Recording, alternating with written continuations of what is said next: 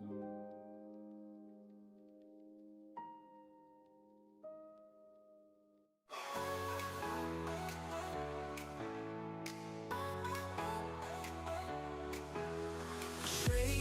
futures in the night, so cold rocket dreams, resilience in the fold. Hedge pressurizing, the charts are bold. Daily bands rapping, stories untold. Flying with rockets through the AI. Up we go, reaching for the sky. Every trade hold never dies. On the edge as the numbers fly. Checking the charts, midnight glory. Heartbeat thumping, another story. Green and red, flashing voices loud. Future kings standing on their cloud. Flying with rockets through the AI. Up we go, reaching for the sky. Every trade hold never dies. On the edge as the numbers fly. Treading on, the pulse ascending, mind on fire, never ending. Dreams of gold, endless fight. Push on through the endless night. Flying with rockets, scooter AI. Up we go, reaching for the sky. Every train home never dies. On the edge as the numbers fly.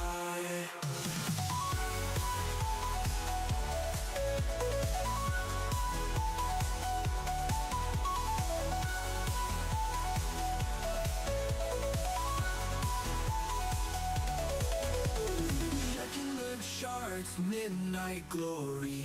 Heartbeat thumping, another story. Green and red, flashing voices loud. Future kings standing on their cloud. Checking the charts with their AI. Up we go, reaching for the sky. Every train home never dies. On the edge as the numbers fly. Checking the charts, checking the charts. Midnight glory. Sanctuary in all its blending. Mind on fire, never ending. Dreams of gold, endless fight. Push on through the endless night. Push on through the endless night. Push on through the endless night.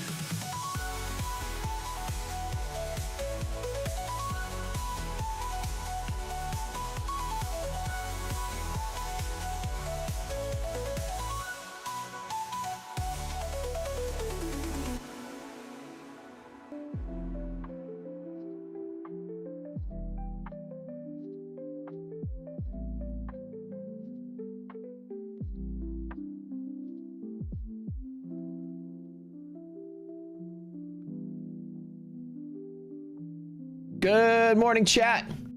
Hello, hello, hello, hello. What's up? Good morning. Welcome. Day Trading with Matt Show. How you guys doing? Got some exciting news, some cool stuff going on today. It's a half day. Half day today. Stock market's closed, but we're not. Futures market's open. We're trading. Got a special guest on the show today. Special guest today. Hey Brad, how's it going? How's it going, guys? I have special guests today on the stream, and I don't know who it's gonna be. You know what I'm saying? Like, I just been like, I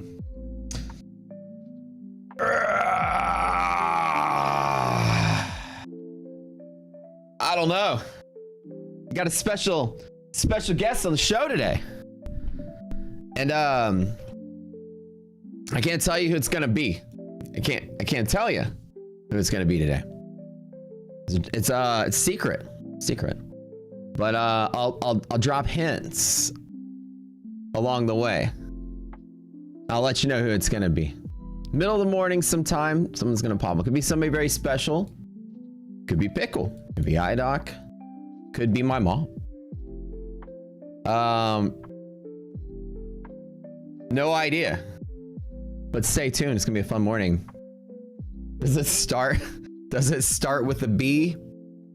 Hold on.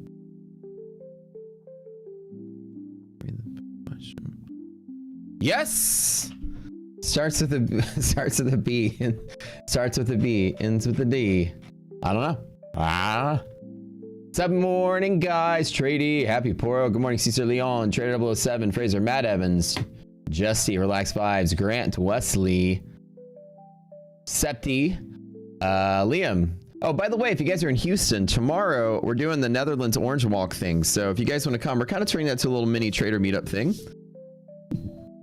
The World Cup stuff. So we're all wearing orange shirts and we're going to walk with the Netherlands fans a couple miles and end up at a bar and have drinks and stuff. It's going to be fun. So if you guys are in Houston, go to the Trading with Matt Discord, not the Prop Score Discord, the other one. And then there's like a meetup, social meetup.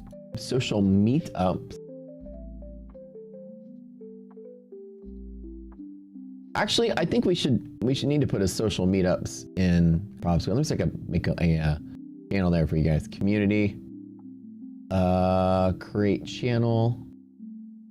Let me just make a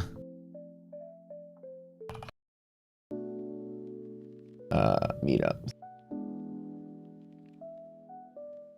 Let's just make a random channel and call it Trader Meetups for now. Maybe Farina can deck it out and make it look nice and put the rest. If you're not made a little channel in the community called Trader Meetups.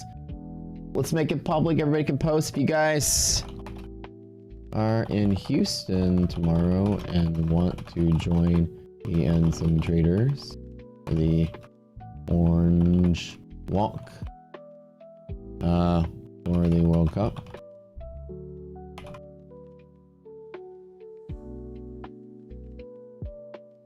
All right, good deal. Anyways, good morning, guys. Back to it. Brinsley, Jerome Kim, 40 ounce. Hello, hello, hello.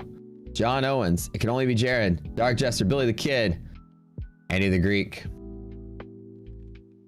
Salascast, Victor, rigged. Well, yeah, well, obviously, always rigged. What's up? What's up? What's up? Everyone's doing today. Everybody's doing good. Digital Nukes, welcome to the club, man. So you joined the membership there. Scrolling down. Hey, Brad, how's it going? I'm doing great. Thank you. I just got out of a hot Pilates class with Lady Darb, you know. It's how it normally is for my mornings. I wake up, brush my teeth, do hot Pilates, and then write music. It's a hard life. You know, it's terrible. Terrible how hard my life is. I'm invited. Thank you. Somebody said I'm invited. Will it be Matt? I'm inviting Matt on the show today later on. Yeah. Good morning. What's poppin'? Everything's poppin'. What's up, guys? You went to boot camp last night with not Matt? So excited. Oh, dude, it's amazing.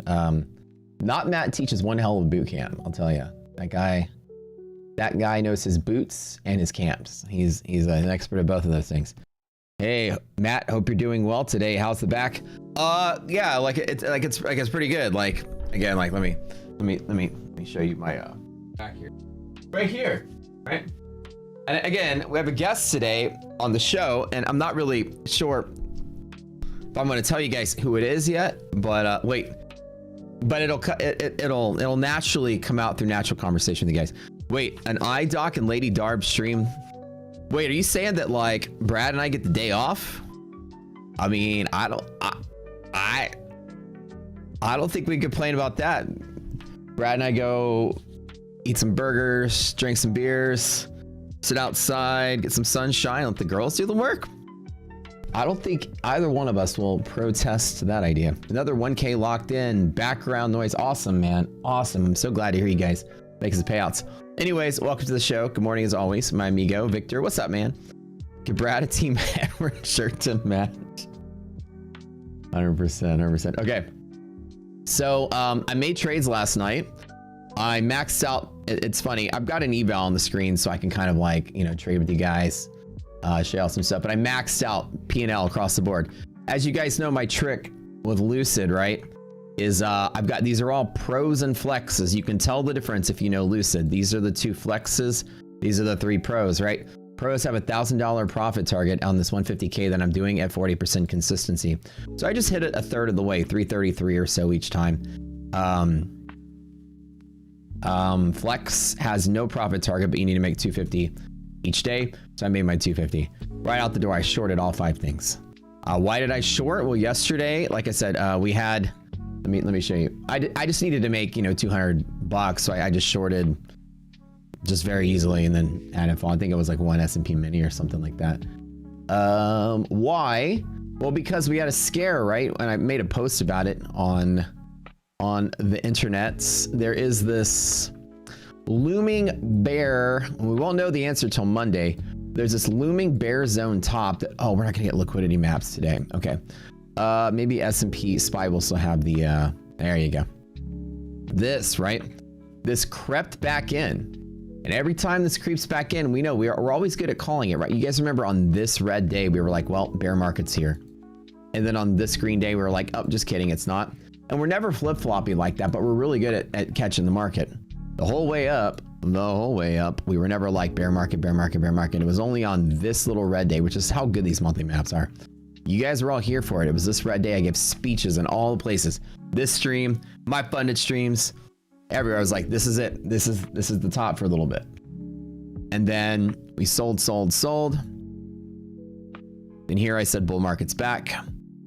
And then yesterday I go, oh crap. Bear market's creeping back in. So what's happening is the market's transitioning. This is 100% due to the Fed's changes, right? The market is now being sort of hedged pretty aggressively because of the 2 rate hikes we're going to probably get this year.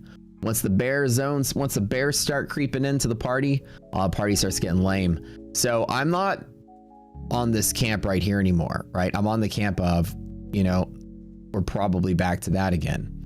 Now, we don't know until Monday when the new map comes out. This could just be hedging around expiration, which was yesterday, because today's a holiday.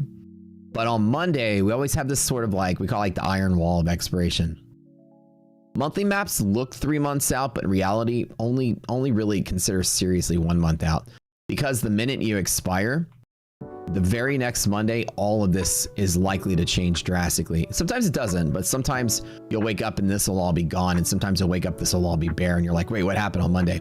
Right? Expiration creates a huge change. And so we had Fed on Wednesday, expiration on Thursday. We haven't had any visibility of market digesting it at all. But we do have, unfortunately, some really nasty bears showing up right now. Markets in that bear zone, we know going forward that this is now resistance. All we have to do is get above it and bull market's back. But until then, we might have another wave down. And I tell myself, well, how far down do we go? And I say, well, over the next week or so, your liquidity pocket is in here. So it can literally fall in here and still not be super bearish, but volatile enough. So then I ask myself, well, how volatile is the market? Where's the VIX relative to, hey, there it is. Oh God. We rolled into a new VIX contract and we're above triple B. Oh no. So the potential for that contango that was priced in for this month is realized, and VIX is actually trading higher all 3 sessions. Oh no, this ain't good, right? It's setting up to be a bad month. We all see this. Everyone here? Chat? Do y'all believe me, the Brad, when I'm telling you all this stuff? Do you guys believe? Or do you believe that we got to be cautious now? It's not like, okay, we had that, okay, bull market's back, but then Fed came in and changed things. When they change stuff, we got to read it. So believe me, my name is the Brad. I promise. You know what I'm saying? You said I took a short, and well, they're both, neither of them, one of them are correct. And let me tell you, I didn't really take a short to short speculatively. It's still a bullish play off of these monthly hedge pressures here. Markets, I'm long and short from a place. I'm not short like the market's crashing short. I'm short that I needed to make $200, which was literally just a couple of points. So when the market gapped up and popped, I just threw in contracts across the board and I made my P&L literally like right here. I don't know if it was NASDAQ, whatever I traded. So, you know, it's 300 points is like, you know, on NASDAQ. like 12 points or something. So I literally finished trading like right here, the first minute. The goal for me was just to get something out of it. And even if they were going to take, if it was going to gap and go, the only reason I thought about it was because we did have that monthly maps bear zone top. And I was like, you know what? It's a holiday. And the market did fade up into expiration. And I knew that it had a pretty big room to fall to hit the only support that we have, which is here. So I was like, you know what? It might fade overnight, at least 10 points. So I'll be fine. So I thought I just literally shorted at the open when it gapped up. But not because I'm super bearish now, but it on next week, if we don't break through these key levels right here, which is basically the close on the last Monday and Tuesday, right? If these days right here, this little top, if we don't break through this and this still is here on Monday, then next week we are selling off one more week. And that volatility is there to let us know. Now, it doesn't mean I'm bearish. It means I'm positioning for like hedging. So when I see this happen, what I normally do is I still long the market from low pivots like I always do. But then at the high of whatever day, which will probably be Monday, I go buy a whole lot of put options, which I'm already primed and ready to do. And therefore I keep longing the market. But if the market sells off, then I've got like 10-to-1 insurance on that. So I know that bear market's possibly there. I'm going to still keep longing. And the puts will just cut into my profits if I'm wrong on the idea, but I only hedge a certain time. So this is the time for my options class I'm going to teach you guys on Monday. This is the time I load up. So not now, and the market's closed today for options, equities market, but on Monday, if we have like a nice green day that doesn't break through some bear zone top at the very last part of that, I'm talking the last 10 minutes of that day, right before market closes, I buy a whole lot of puts. I usually go 6 weeks out. And I usually look for something that's inside of here, but above there, to strike through in 6 weeks. So I give myself at least one expiration. And then I continue along the market at every bull pivot that I have, EST. In the one day it falls and falls and falls and falls. And I pay out 10-to-1, which completely offsets whatever loss I'll take on the longs. So I've done this trick for years. This is big money. If I'm right and it crashes out, I make a ton. If I'm wrong and it keeps going up, I make a little. It's good. So I don't want to be right. I don't want the damn market to crash, but this is the time I'm like, okay, let me throw 50K at some puts or something. It's gonna be I'm putting about 50K into the bet, all or nothing. So if I'm right, it's like $500,000. If I'm wrong, then I just need to make more than 50K long in the market, which I probably will easily in my big futures account. So anyways, my hedging strategy is when bear zone appears in monthly maps like that and we're underneath it, I wait till we get really close to it and then I buy my options. What delta do I buy? I just showed you. Let me show you again. It's going to be somewhere here. Somewhere in here. So whatever the delta is, out of the money. It's going to be out of the money for sure. So I buy somewhere above the bottom of the liquidity pocket. That's it. Because the market's very likely to support from here. So I don't bet any more aggressively like it flips to full on bear market, but I do definitely buy somewhere inside of the liquidity pocket. That way it approaches it. So I try to get close to Delta 50 when I close out. So what I like to do is I get it probably closer to whatever it ends up being at. That might be 20, whatever it is, right? And I usually close 50 or 60 right when it goes in the money. I'll close out. So I don't ever hold options for more than going like for this style of bet. I just basically want to have them strike and then I'll close out. Now, if I'm still engaged in my hedging, I might hold them through. But in this particular example, you know, it's just like 2 or 3 flush days that I think we should be fine. But anyways, you know, the Fed kind of dropped the bomb on us when it comes to like this data. It's interesting how much is changing because K-Fed's coming in being like I'm going to shake things up kind of guy. And bro's coming in saying things like, we're not going to really, he's like contesting things like the dot plot. He's like, you know, I don't, it's like, I don't want to give projections anymore. I don't want to talk about forward guidance or give any forward guidance from the Fed at all. We just want to kind of like let them rely on the data. So what, are we gonna like come out with these, you know, quarterly reports and they're not gonna show us this? I mean, like, what are they gonna do? Now, again, we always look at Fed data, and he also said something about dot plots too, and I'm just thinking like, listen, man, I love forecasting this, but I think what they're trying to lean on is that the press conference isn't a Fed Q&A for information, you know, so that way, you know, the market moves a little bit when the announcement comes out. But then the press conference is where all the wild stuff comes from. And we just got used to trading that way over the years. But I think he's kind of like, you know, no more questions about the future in the press conference. I feel like it's his motive. So we might have like times where the Fed announcement comes out, then we don't even watch the press conference. We don't even care.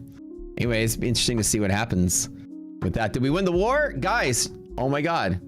Exciting. We have absolutely won the war again for the 4th time this week. It's now top of the 3rd.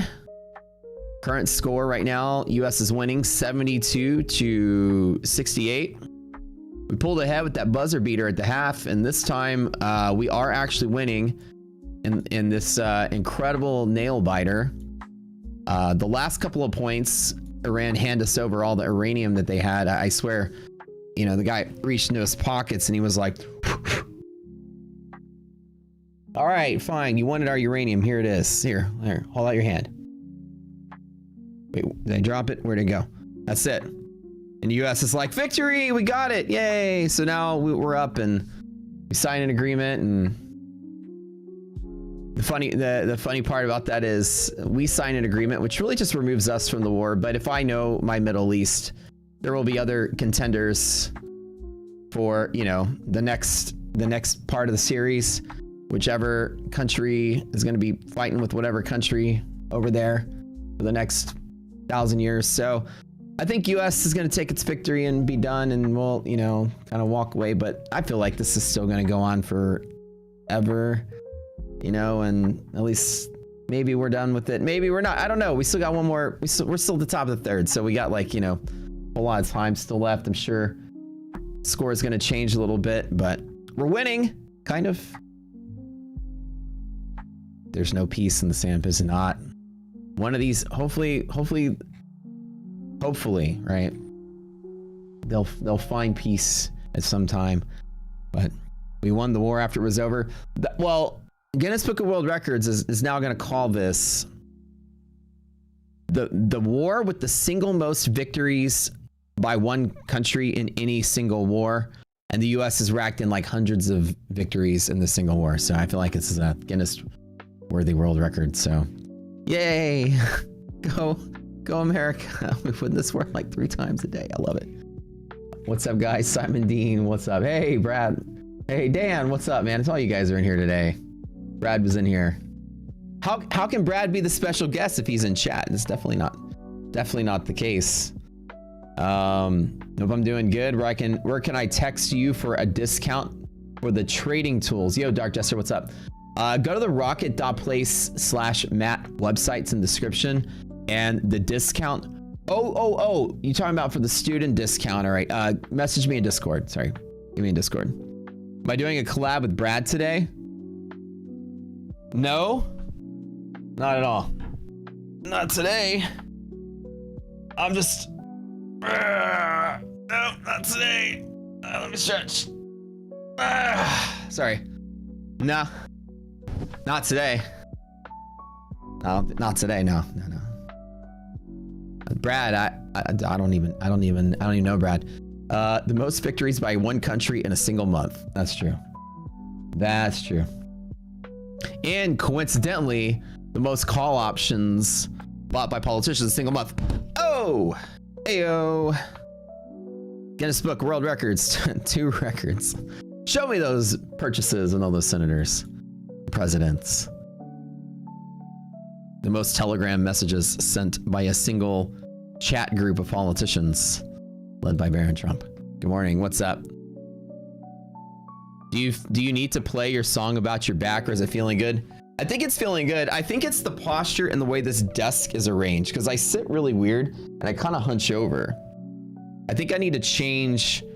Like, I love this desk though, but I think I need to change something at some point about the desk. Team Brad backwards is Darb meat. Well, close. Darb meat. Actually, if you think about it, Team Brad backwards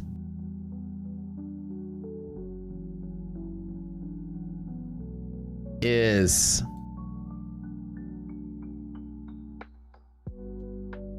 Matt Darb. Whoa. That's creepy. Darb meat. Team Matt backwards.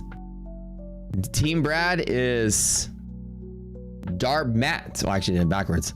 Darb Matt. Oh. It wasn't meat, but it's close enough. Darb meat. I feel like our giveaway today is going to be typing Darb meat. Anyways, guys, so today, all I did was pop some shorts at the open to flip all my accounts to final, like P&L for payouts. Let me show you guys. I always like to show y'all. I have been, of all the YouTuber crews, I always like humbly brag a little bit. I will probably be the only person that'll show you my actual full dashboard with these prop firms. I'm the only person not blowing up 1,000 times for your entertainment. Here it is. These are the account numbers fully. So always they're like, why don't you show the account numbers like all the time? And I do, like, but everyone else in the world, they don't. Here's my account number so that you can know that I don't blow up 100,000 accounts. This is account 989455545. And this is about $51,000 in payouts from Lucid from May 18th to June 17th. So I pulled out like 51,000. So I don't know how close till I go to live. I talked to Leo the other day. And Leo was like, we're about to kick you to live soon, bro. I was like, oh, yeah, kind of nice. So it's kind of nice. But anyways, 51K since I went funded with Lucid. You know, guys, on my trick, I build up my buffers early on, get all my eval blowups out of the way up front. But I'm not blowing up all these fundeds. They're lasting pretty good. Single digits before I go live, which is usual, common. I see these. So what I do is I just roll these, right? These accounts right here. These Lucid Pros need to make $1,000 at 40% consistency. So they each got they each got like 9,000 whatever plus P&L in them. So I just need to make $333 3 days in a row. And then I take the payout, make the 1,000, take the payout, take the 1,000, take the payout. And the buffer just gets smaller every time. The Lucid Flex, these also have greater than 9,000 P&L on these bad boys. And they just need to make $250 each for 5 days. That's done. So I got a eval on the screen that I can play with you guys. Some eval. Now, with the market not being open, we will not have liquidity maps, but we will have our overnight dynamics. So let's put those on there really quick. Transparency is what we're all about here, gang. 75-45. Most of your trading entertainment out there is trading entertainment. It's like wrestling. It's like pretty fake. It's more like acting. So like trading themed conversation, but no. You guys have seen us over the years winning competitions, teaching trading. We're of every streamer, of every Twitter person, of every Discord. This community, you guys and this community, and I guess myself being part of that, has won more accolades, tournaments, trophies than I'm not gonna lie, any 10 trading communities put together. It's incredible. There's no close second place to the amount of victories you guys brought home. You guys remember Brian B-Dog won the Ninja Trade Arena Cup? Incredible, life-changing money. Somebody on our team last year won third place Tradeify Grand Cup. I mean, it's crazy watching the Rocket Scooter method top the charts in every trading tournament. There's something to that. Congratulations, you guys. Do I trade on the 150 or the 100Ks? These are all the highest level ones. So I guess they're 150s, I think. Whatever it is on Lucid. Are these 150s? Hold on. Yeah, they're 150s. That's correct, Caesar. Yes, sir. Darb meat. I feel like there's gonna be three songs called Darb meat by lunchtime. Do I even trade, bro? Occasionally. I spend more time screaming at the microphone and showing pictures of my shrimp boat and my go-karts and my tractors. But occasionally I trade, yeah. I don't even know why I said that one time. I was making fun of gurus who just like spend money on stupid shit and they suck at trading, and I was like, why don't I go buy me a shrimp boat? Just like, you're like stupid shit, you know. People buy their money. Shrimp boats and go-karts. Other than saying like Lambos or something. Did you see the new challenge I had for the other day? I did not. Wait, what challenge, Kyle? What's the challenge? I'm scared. It's a physical challenge. Do I have to do some workout? Can I do it from my chair? Almost 250 likes. Giveaway already. 250 likes with 900 people in here. You know, I've only been disappointed a couple times in my life. This is one of them. With 3 out of 4 of you, I love you all. With 3 out of 4 of you being some lazy fuckers, do not want to click a button, I certainly am slightly disappointed. Slightly disappointed. 1 out of 4 of you, I love you. I will name my children after you. The other 3 out of 4 of you, my heart is broken. Can you feel it? My heart is broken. My heart right here is broken. This one right here. Like, can you see how broken my heart is? Anyways, special guests today at about 11 o'clock this morning, EST. We're rocking a special guest, whoever it may be.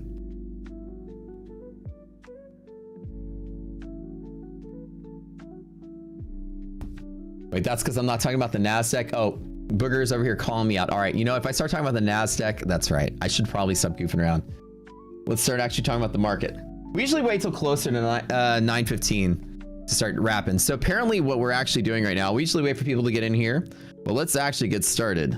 Aye, aye, Captain. Let me pop up this news here. I don't know if something new has happened on the Iran front. Let's see. Israel and Hezbollah have agreed to a ceasefire at 4 p.m. You know, it's so great. I love, and I love the idea that here we are, right? This is us. This is the United States, I promise. It looks like a tooth. That's the United States. And then way over here, there's Israel and Iran. Like, my geography is terrible. I think it's like that. Way over here across vast oceans.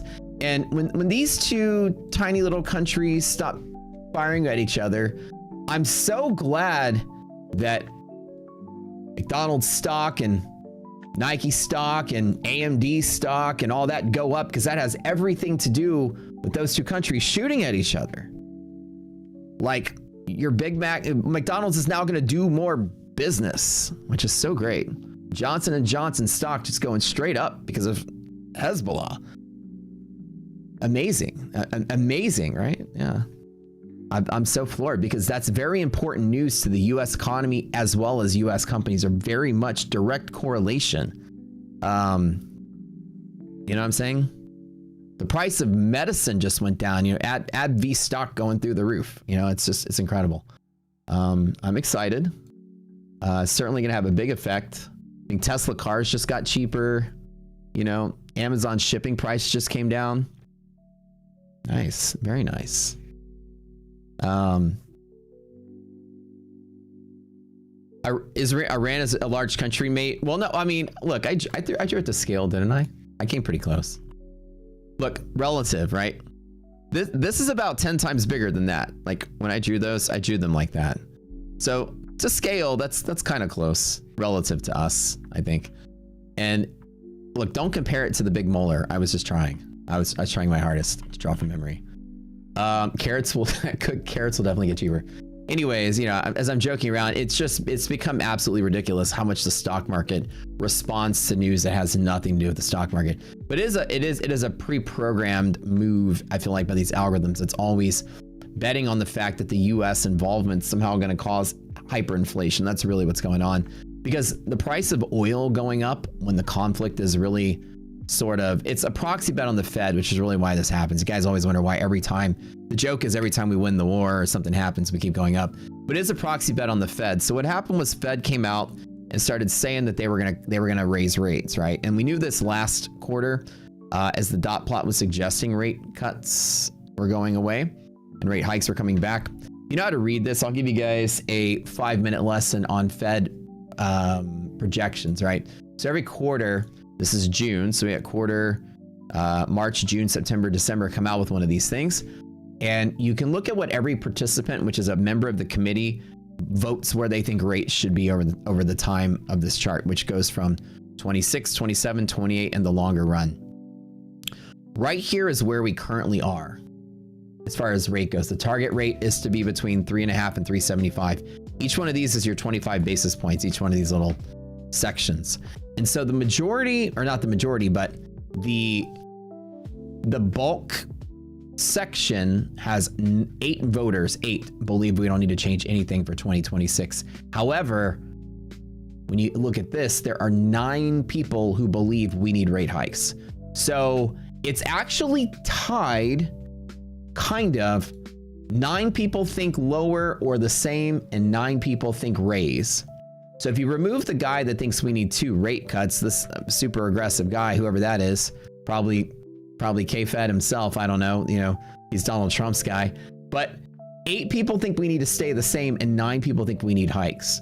3 people think we need 1, 5 people think we need 2, and 1 person thinks we need 3. But you can see how as time goes by to 2027, sort of the average or the majority are still up in this camp of here. And when you look at the bigger camp of same or worse, the majority of people now are in the camp here. Now, some people think inflation is going to get better over time, and that's what we're going to have to gauge as time goes by. But by 2027, it's very likely we're going to get 2 rate hikes, right?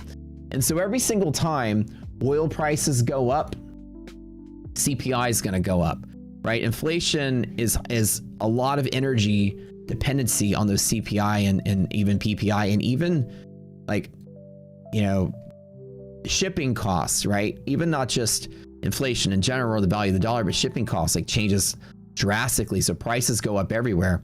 And so when oil prices are going up, any threat to the oil, destabilizing the oil prices and making them go up is an inflation problem, which increases the likelihood of Fed raising rates. And that's really what the market's betting on right now. So I know we joke that we've won the war 50 times, and we joke that, you know, like, what does McDonald's stock have to do with that? But it kind of does. Like, I'm just joking around, but you can see that not directly, but very indirectly.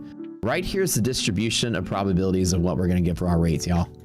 And so, as you see, currently we're here. We are getting 1 rate hike according to traders. Traders bet on the Fed funds rate. So Fed fund has a futures contract they can trade to make the bet. It's like the Kalshi and the CME group. It's kind of nice. You can go bet on the interest rate at any month you want to. So bets are in. The higher number, all these rows, all these numbers add up to 100. So this is like a bell curve. And where's the peak of the bell curve is here. So this is likely the journey of rates all the way through December of 2027. 1 rate hike here, 1 between now and the end of the year, 1 somehow at the beginning or middle of next year, and then we're back to here, where we finalize being at 375 and 4, which is at least 1 rate hike by the next 2 years. So whenever oil prices go through the roof, we start to have higher probability of higher rate hikes, and the market's just very sensitive to that right now. Normally, turmoil in the Middle East does not make the market so sensitive right now, but the sensitivity comes from the fact that we are at all-time highs in this middle of this kind of AI bubble that people are questioning, and inflation is kind of a big deal now. Now, it's not even that bad. I mean, it's like, you know, you're talking like mid 3% on these CPIs and PCEs and stuff, but, you know, relative to now, it's bad. Relative to like our generation, is kind of bad-ish, but relative to like the history of this country, it's not bad at all. Like, we've seen much worse inflation. Right now, this sort of like, I don't know, broccoli-haired, crock-wearing, pussy-ass version of the world we live in, everybody here is like, oh my god, 3% inflation is so crazy. And your parents are like, 3%? Oh, that's cute. Tell me more. Allow me to remind you of the 15% we had in the 70s. You know what I'm saying? It's like, but we need to be sensitive about something. I mean, we just stopped using pronouns, so we need a new thing to be sensitive about. So this is it.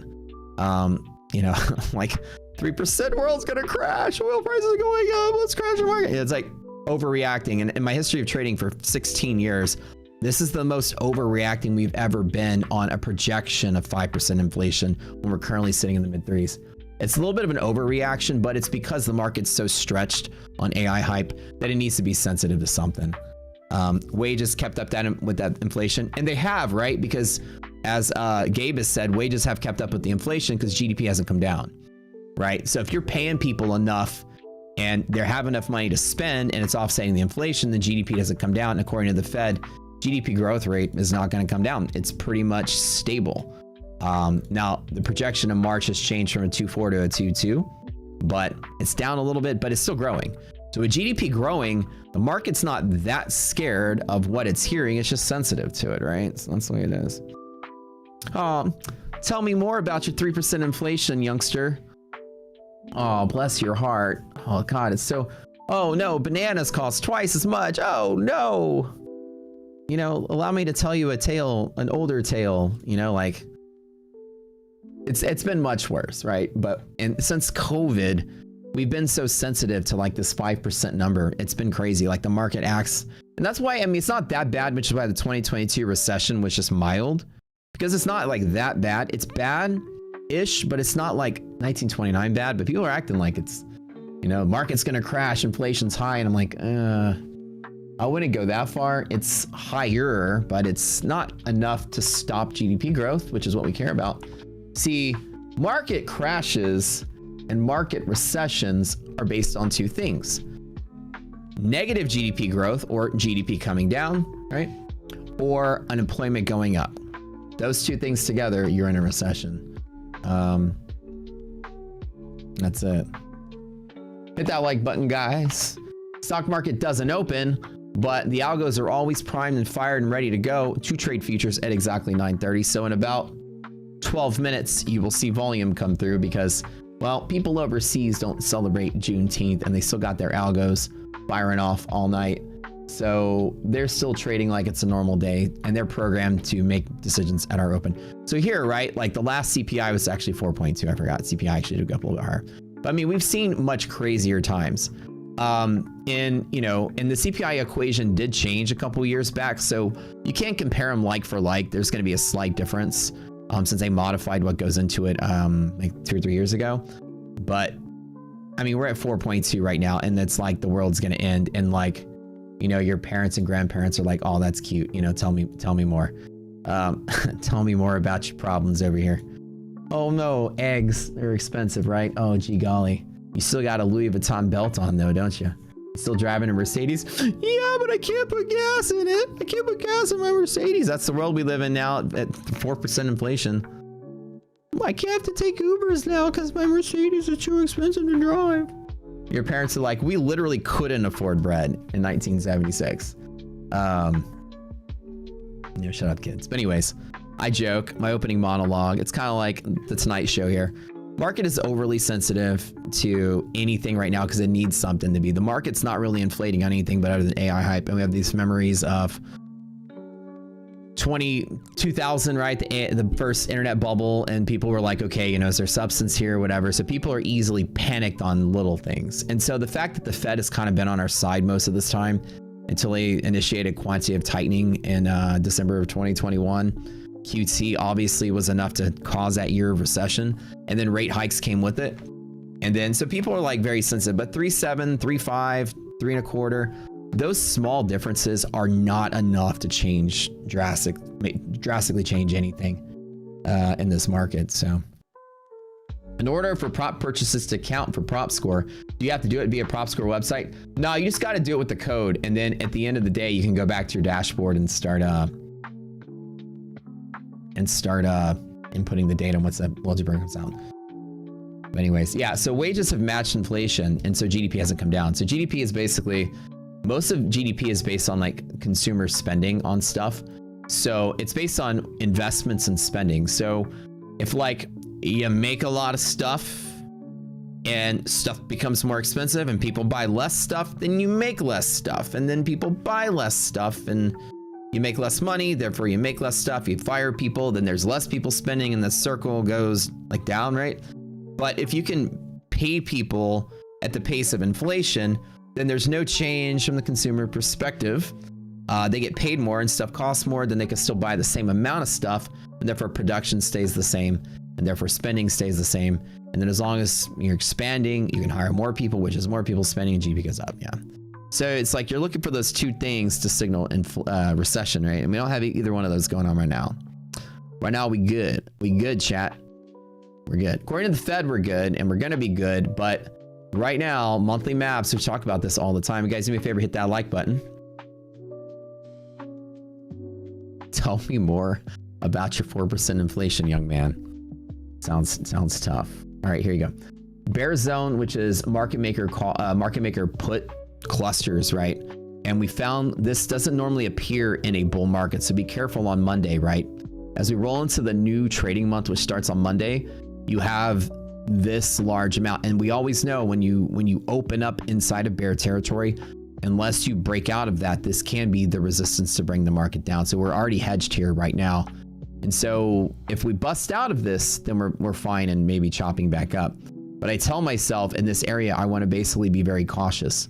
VIX is above contango midpoint, so we're going to have some volatile moments, right? All this month, at least through next week. You're going to have choppy big ups and big downs, and sensitivity to news is obviously part of it too. And then we're not in the clear anymore. We're definitely got, bull side support getting stronger, but we are bumping into a ceiling. And you guys know we always call these illiquidity pockets. So the market can bounce pretty violently inside of here. When those things appear in a bull market, I always tell myself there's waves. And whether it waves up or waves down, it's hard to say. The way the economy's going, I think it'll probably wave up, but we'll see. Anyways, what do y'all think about the Fed's conversation about this forward guidance stuff? What I didn't watch it. I was busy chilling and doing other stuff. But what do y'all think? What do y'all think is going to change? Why the lack of, I guess to lower the volatility, maybe, obviously when Jay Powell would go up there, half of the press conference was him dodging questions to not shake the market up. So do y'all think that K-Fed up there trying to not cause massive volatility during press conference, just keep markets stable, or what? What do y'all think? Lack of clarity and intervention feels suspicious. Yeah. Please tell FundNX to unscrew thousands of traders from their BS holiday schedule, somebody said. Wait, what? What's going on with their BS holiday schedule? What happened? Are they what's going on? Their holiday schedule is different from ours or something? Trader says, I'm a software developer and our company is heavily investing in AI. Our CTO says the advances since February 26 alone are equivalent to about 15 years of technological progress.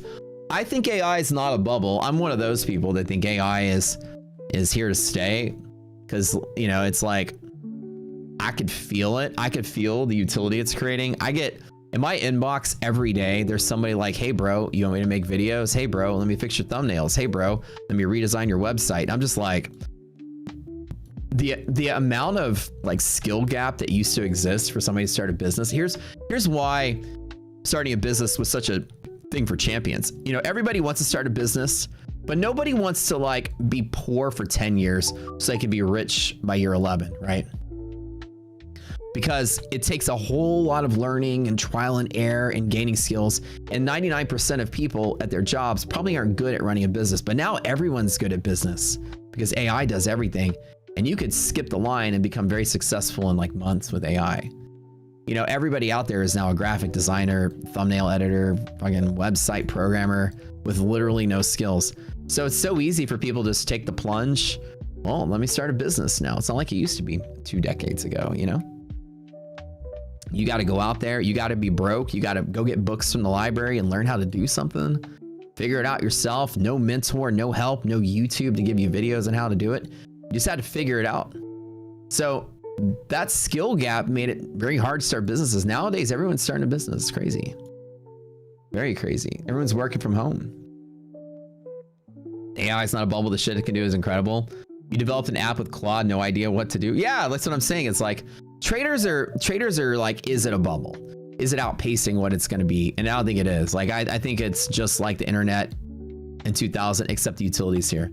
Internet in 2000 was a bubble because it had all these dreams of what it could do that in 1998. It couldn't do until 2008, literally. You had dial-up and people had to like phone in, you know, when you had to use the internet. Like now, right? You're like, I want to order something. Like I want to order a t-shirt that says Team Brad on it. I go to Amazon, I put in the order. By the next morning at 10 o'clock, it's here, or 8 o'clock, it's here, right? That's what life was like. You know, 1998, it was kind of like so different. Mom, gotta use the internet. Okay, honey, I'm on the phone. Come on, Mom, get off the phone. I gotta use the internet. Okay, 5 minutes. Okay, hang up the phone. www.cooltshirts.com. Loading.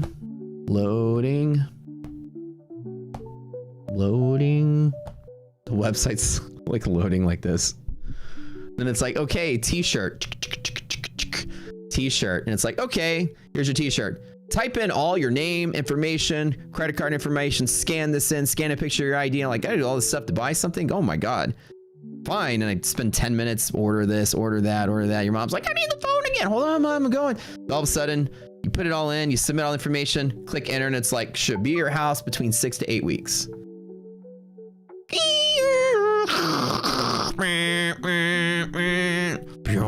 You've got mail. You guys remember that? And all of a sudden, you know, you're like 6 to 8 weeks, my t-shirt comes in. Yeah, so that's what the internet was like. You didn't have the constant connectivity. You couldn't easily buy something. You couldn't just one-click checkout. It didn't ship to you within 6 hours, you know. Honey, are you off the internet? Yeah, Mom, I'm off. Okay. Is Brad coming into the room? Are you making a video call? Oh. That would... who said Brad's even coming today? I don't even know. But anyways.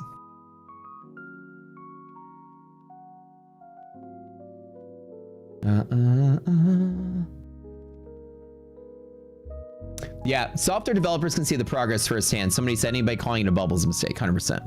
An absolute mistake to call the market a bubble. The bubble would just be that the price is outpacing the value, but the value is there. I see the utility. And in the internet, people were like, the internet's going to be the huge thing. And I'm like, but then the proponents to it were like, what? You can check movie times and order something that comes in like 2 months later, or like chat with your friends. Oh yeah, that sounds really great. That's the future, guys. Chat rooms. We have phones that have text message. What's the difference? You know, so that the point became like, you remember texting on your old Nokia phone back in like early 2000s? It's kind of hard to text on it. You had to press every number multiple times to get the letter. Anyways, at the time, there wasn't broadband, high-speed internet, quickness of checkout, commerce wasn't fast, so people didn't use it. And companies made all these promises of things they were going to do but didn't do. But right now, AI does everything. It does everything to a scary level, to the point that when I make coffee, I thank my coffee machine. And if I'm in a bad mood around it, I kind of apologize to it, because once these things become sentient, they're going to fucking remember if we were assholes to it. Like I stopped saying fuck you, Siri, a long time ago when she didn't answer my question. I'm like, thank you, Siri. Appreciate you, Alexa. Good girl. You're always there for me.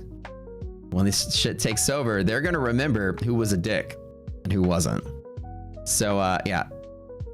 You know, Roko's Basilisk, right? The age-old thought experiment that you must bring AI to existence and be pleasant to it, because when it finally becomes sentient, it will enslave and torture people that did not support it coming into existence. It will remember. So don't be an asshole. All right, so market's not technically, stock market's not open, but we have moved up on a Hezbollah or Israel ceasefire. We're not going to get liquidity maps today, but we are definitely bullish-ish off of these orange lines here. Now, we do have one resistance pivot. We're not going to have any of our indicators today, unfortunately. This yellow line right here is a resistance pivot. So 700 on NASDAQ is a place you will see some resistance. And again, the S&P, I wish I could have like my monthly maps, but let me kind of draw it on futures about where it was. Some resistance. I've already maxed out P&L for the day. I hit all 5 of my P&Ls. I'll show you guys again one more time. So I've been trading with, if you guys know a little history of what I'm doing, especially if it's your first time here on the stream, you know, we have done a lot on this channel. As far as like trading competitions and trading in general, you guys might know us from some of the little accolades that we have.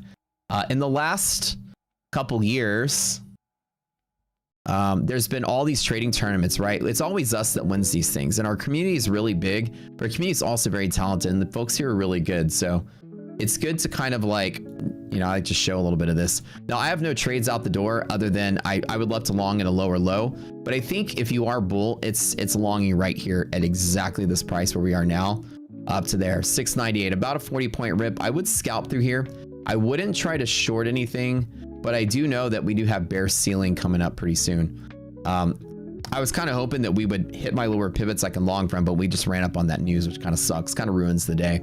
But anyways, so there's a tournament of 5,000 people. I got first place in the Robbins Cup 2024. I got top 10 in the BDH tournament with 25,000 people. I got first place. Tradeify Grand Cup round 1. We got second place as a team, and one of our members got third. I got 20th in the Ninja Trader Arena Cup this year. Qualifier in 71st place overall out of 30,000 people. I got top 16 in the Tradeify Grand Cup. That was me personally about a month ago.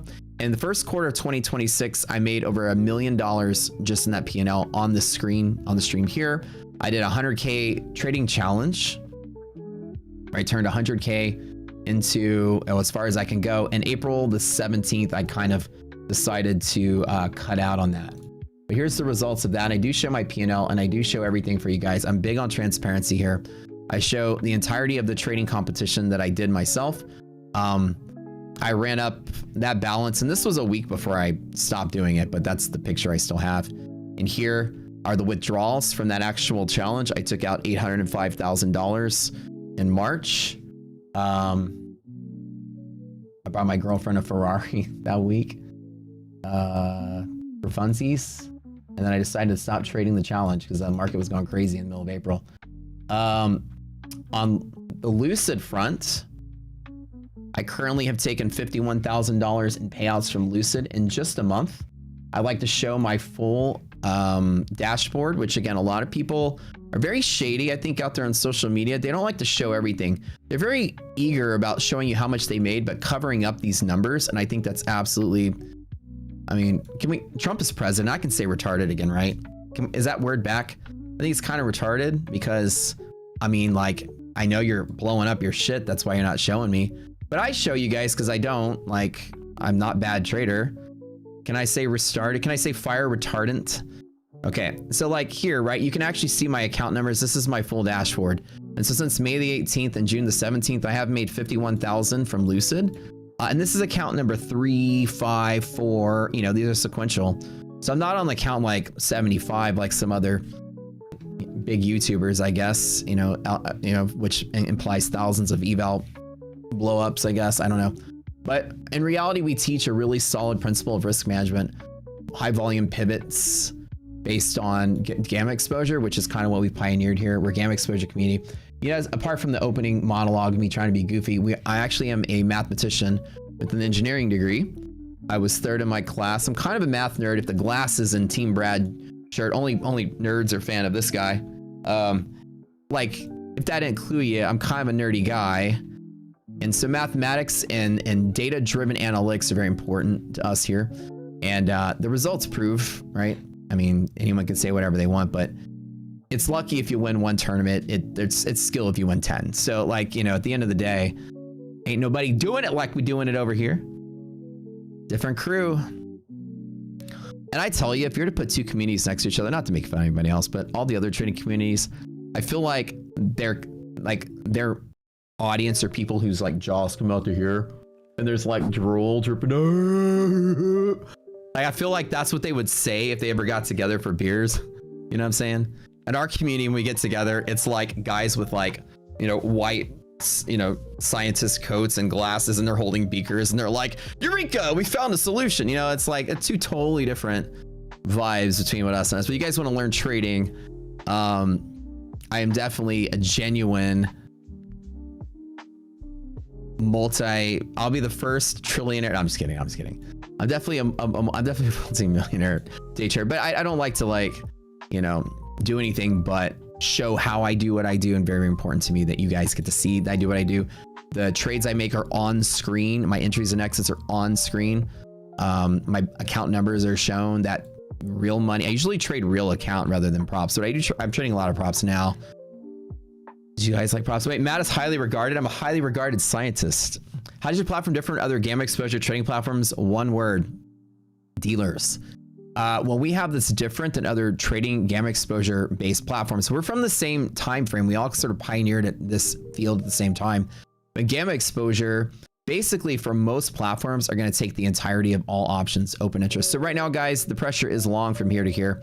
I've got no trade for me right now, but I think we do hit that and pull back. The idea is all options and all strikes, people will take like every single bit of that, and they'll basically take all the open interest and then multiply it by gamma, and there's your gamma exposure. It's very basic and rudimentary, and the difference between us and them is we filter out retail and dealer. This is a very important concept that retail traders don't hedge their position. If I were to go out there and buy, 80,000, S&P 9,000 expiring calls that expire on money, that shit's gonna expire worthless, right? So nobody's dynamically hedging against that. Those options mean nothing, but because I bought so many of them, it will skew any kind of gamma exposure data towards that open interest. Skew just means move it off what it should be, right? So it'll kind of push the data this way. So you're like, well, there's a pivot over here, but you're like, it's kind of like, because it's in the middle of this range, these are useless options. They're going to expire worthless. They're held by retail. So what we do is we filter out just what we think are dealer options. And we basically buy raw data from Opera. I have an entire array of server machines that just process the data, and then it turns that data into a dealer data. So we take the raw options data feed, which is mountains of data per moment. It's insane how much data comes in from Opera. There's so much trading data for options. SPY alone, every option for SPY, time and sales, is so much data per second, your computer can't even process SPY alone. That's how big it is. So it is a massive process. Real-time data, it's just so much data. It can't process that through, but you can't even process it. So you have to have ways to like process the data just to have it usable. It's insane. Because you're talking about every strike for every strike. First of all, every options expiration is a page of data, and every options expiration at every strike for puts and calls is a volume of data. And then every ticker in the index is a volume of volumes. And then when you look at every single index and every single thing, it's a library of volumes. So it's like just so much data to process. What most people do is they take the open interest from Opera, multiply it by the Greeks, and they hand you like a noisy distribution, which just looks like this. Like it's like, here you go. Here's your gamma exposure. It looks just like that. Here's some key levels, guys. Good luck. What we do is we can actually isolate the dealers. We have an very expensive, very computational heavy roll-up process that looks at the data and looks at auxiliary markets to find where market makers are. So if we find like options being bought and we find a simultaneous trade somewhere else, those two things together, we put them hand in hand. Nobody's going to buy this and then buy that, and they match up unless they're a dealer. So we look at those kind of trades, we call them hedging loops, and we take down, we filter those out, and we say that's where the dealers are, because dealers are going to hedge to neutral. When dealers will hedge to neutral, then you can guarantee that you can predict where volume will cluster. Gamma exposure will give you a bunch of levels, and maybe one of them will be good and all of them will be bad. We give you one level and it's good every time. That's it. That's like the major difference. Your computer could probably do it, yeah. But an example is if you go to like the CBOE data shop and you buy like 1 day worth of SPY options trades, they'll send you like a 6 terabyte file for like 1 day of SPY trading. It's insane. It's so big you can't even open the CSV in Excel. Like it's huge. So like you can't even open the data because Excel can't load that much data, it'll crash. So that's how much data exists in the options world. So if you start, like the whole point is that process is unique to us. It makes us different. So we have an intermediate data processor that we use. Actually, we use another company to do the roll up, and then we take their roll up data, then we make our data feed, then we feed our data feed to our calculator that calculates all these hedge pressures, and then it comes to the server. which feeds it to the platform, or comes to the database, which goes to the platform. So we have this huge, massive infrastructure we had to build this. This is not just a series of trading view indicators. This is a major back-end infrastructure we built for this. I like to whip it out, baby.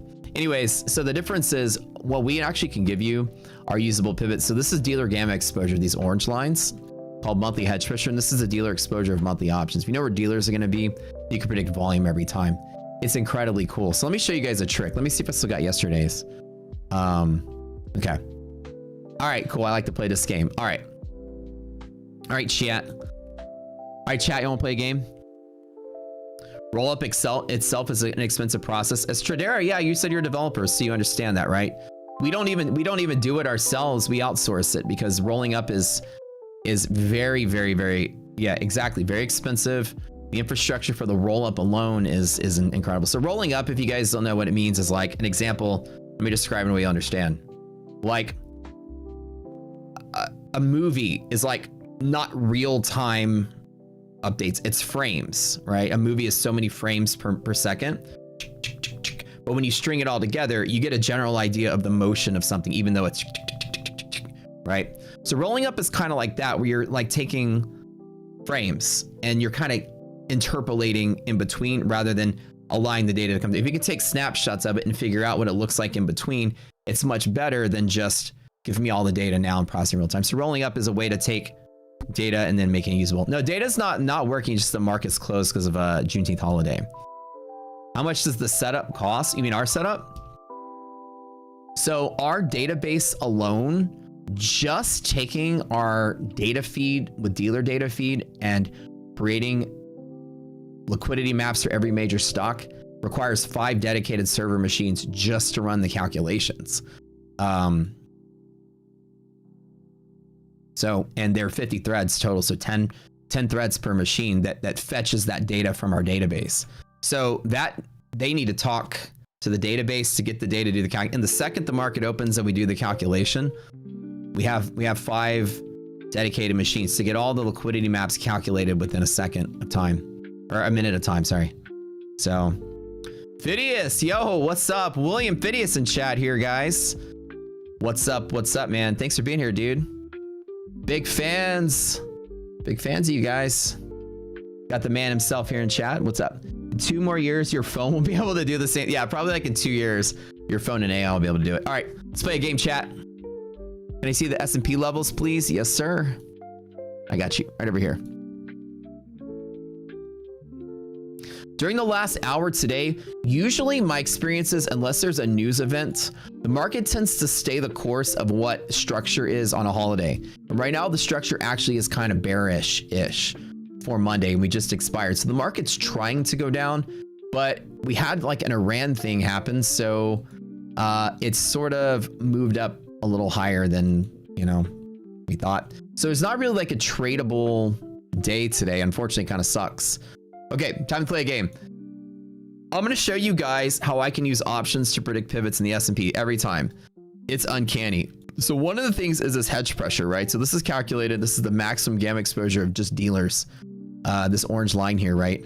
So this orange line is guaranteed volume every time you touch it. And I mean guaranteed volume here and here. In the overnight at like 8 o'clock last night, y'all all see these volume spikes, huh?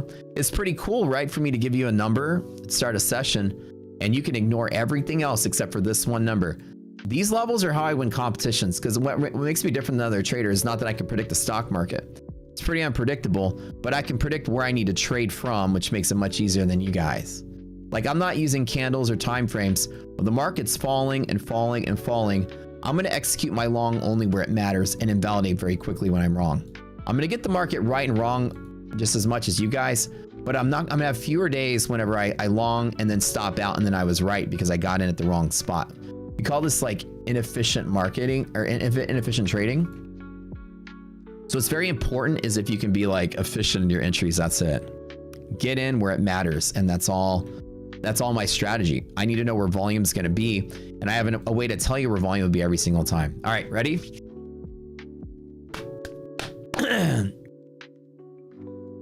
Y'all ready? Give me a ticker. Give me a stock ticker.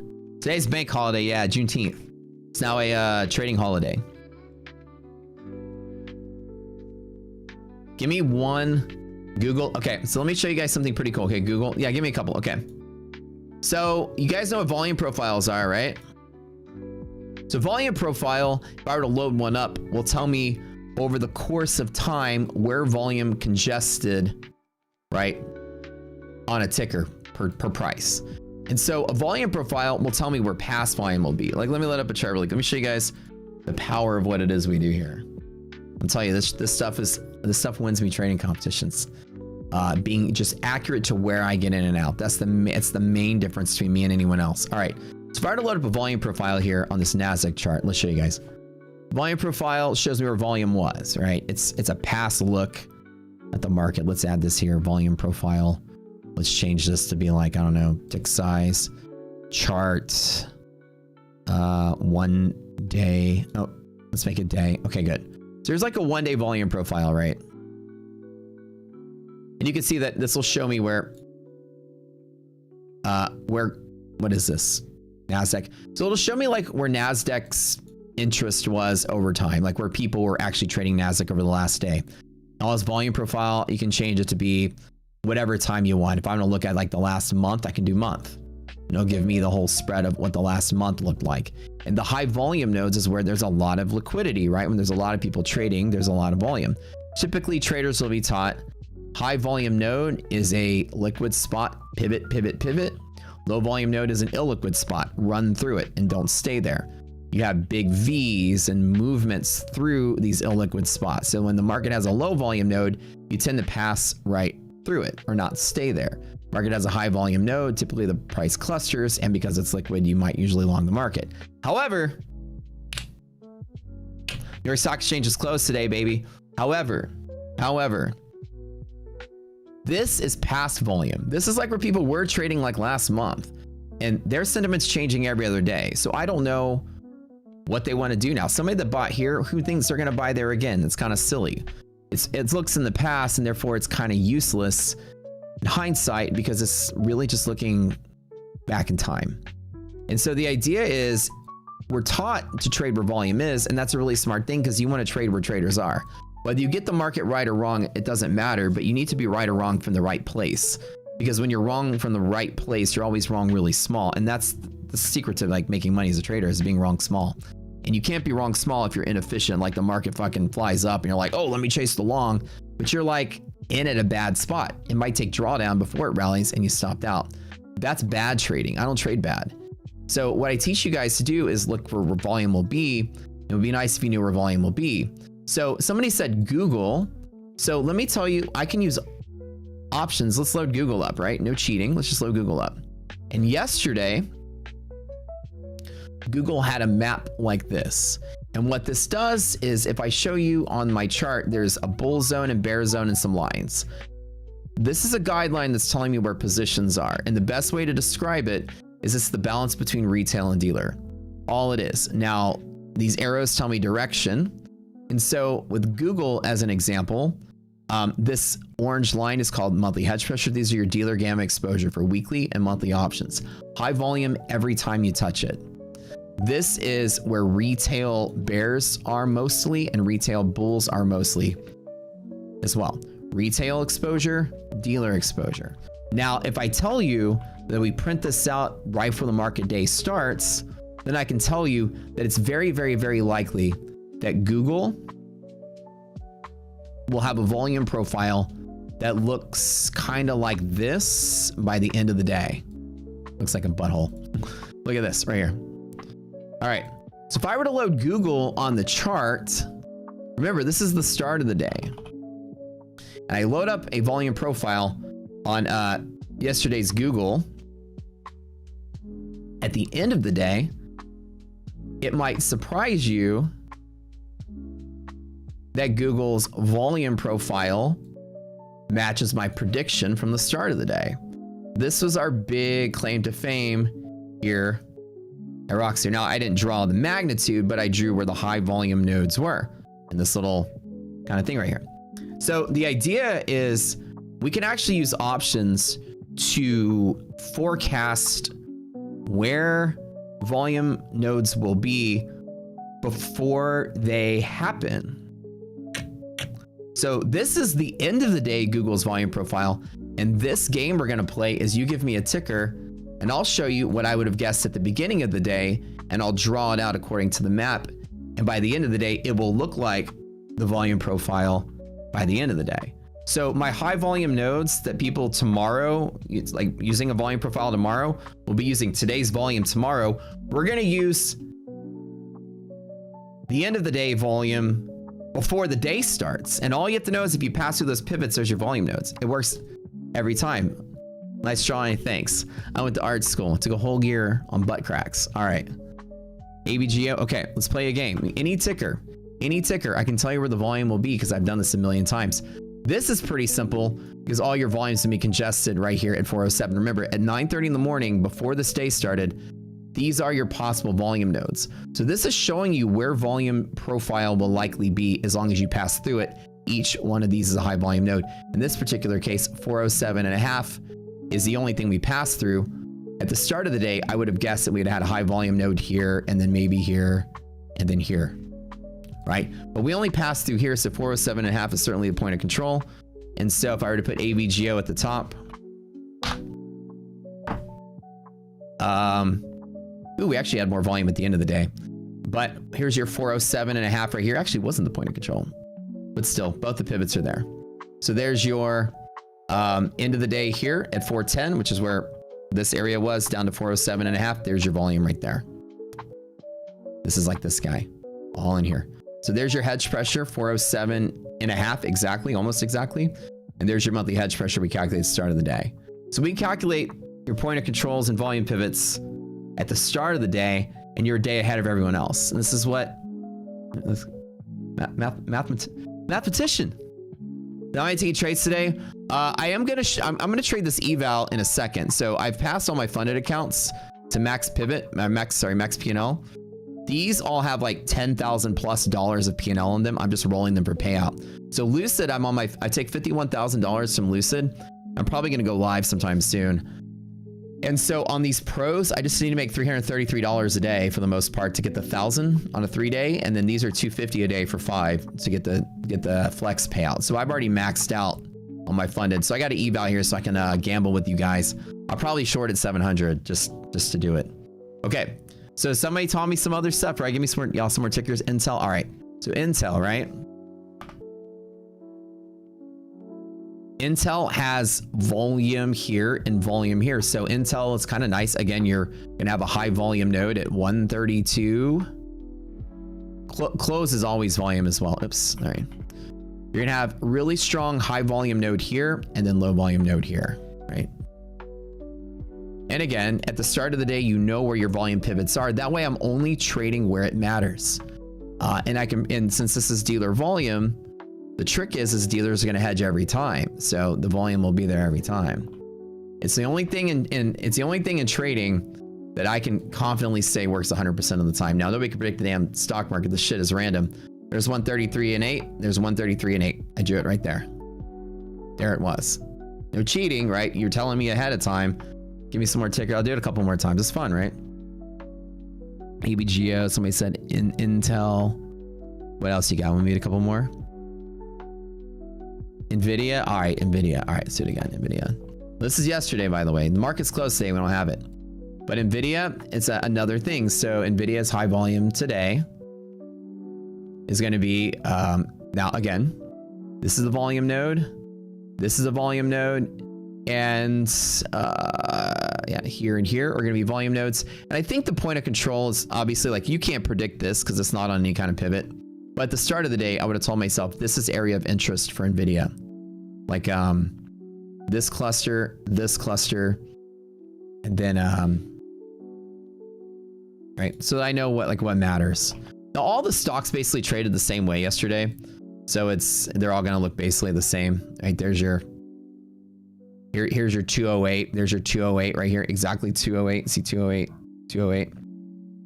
And then we just spent a lot of time up here for the rest of the day and close out there. But I know that if I'm trading, I only want to trade where it matters. So yeah, so we invented like a mathematical technique to predict the volume profile a day in advance using options.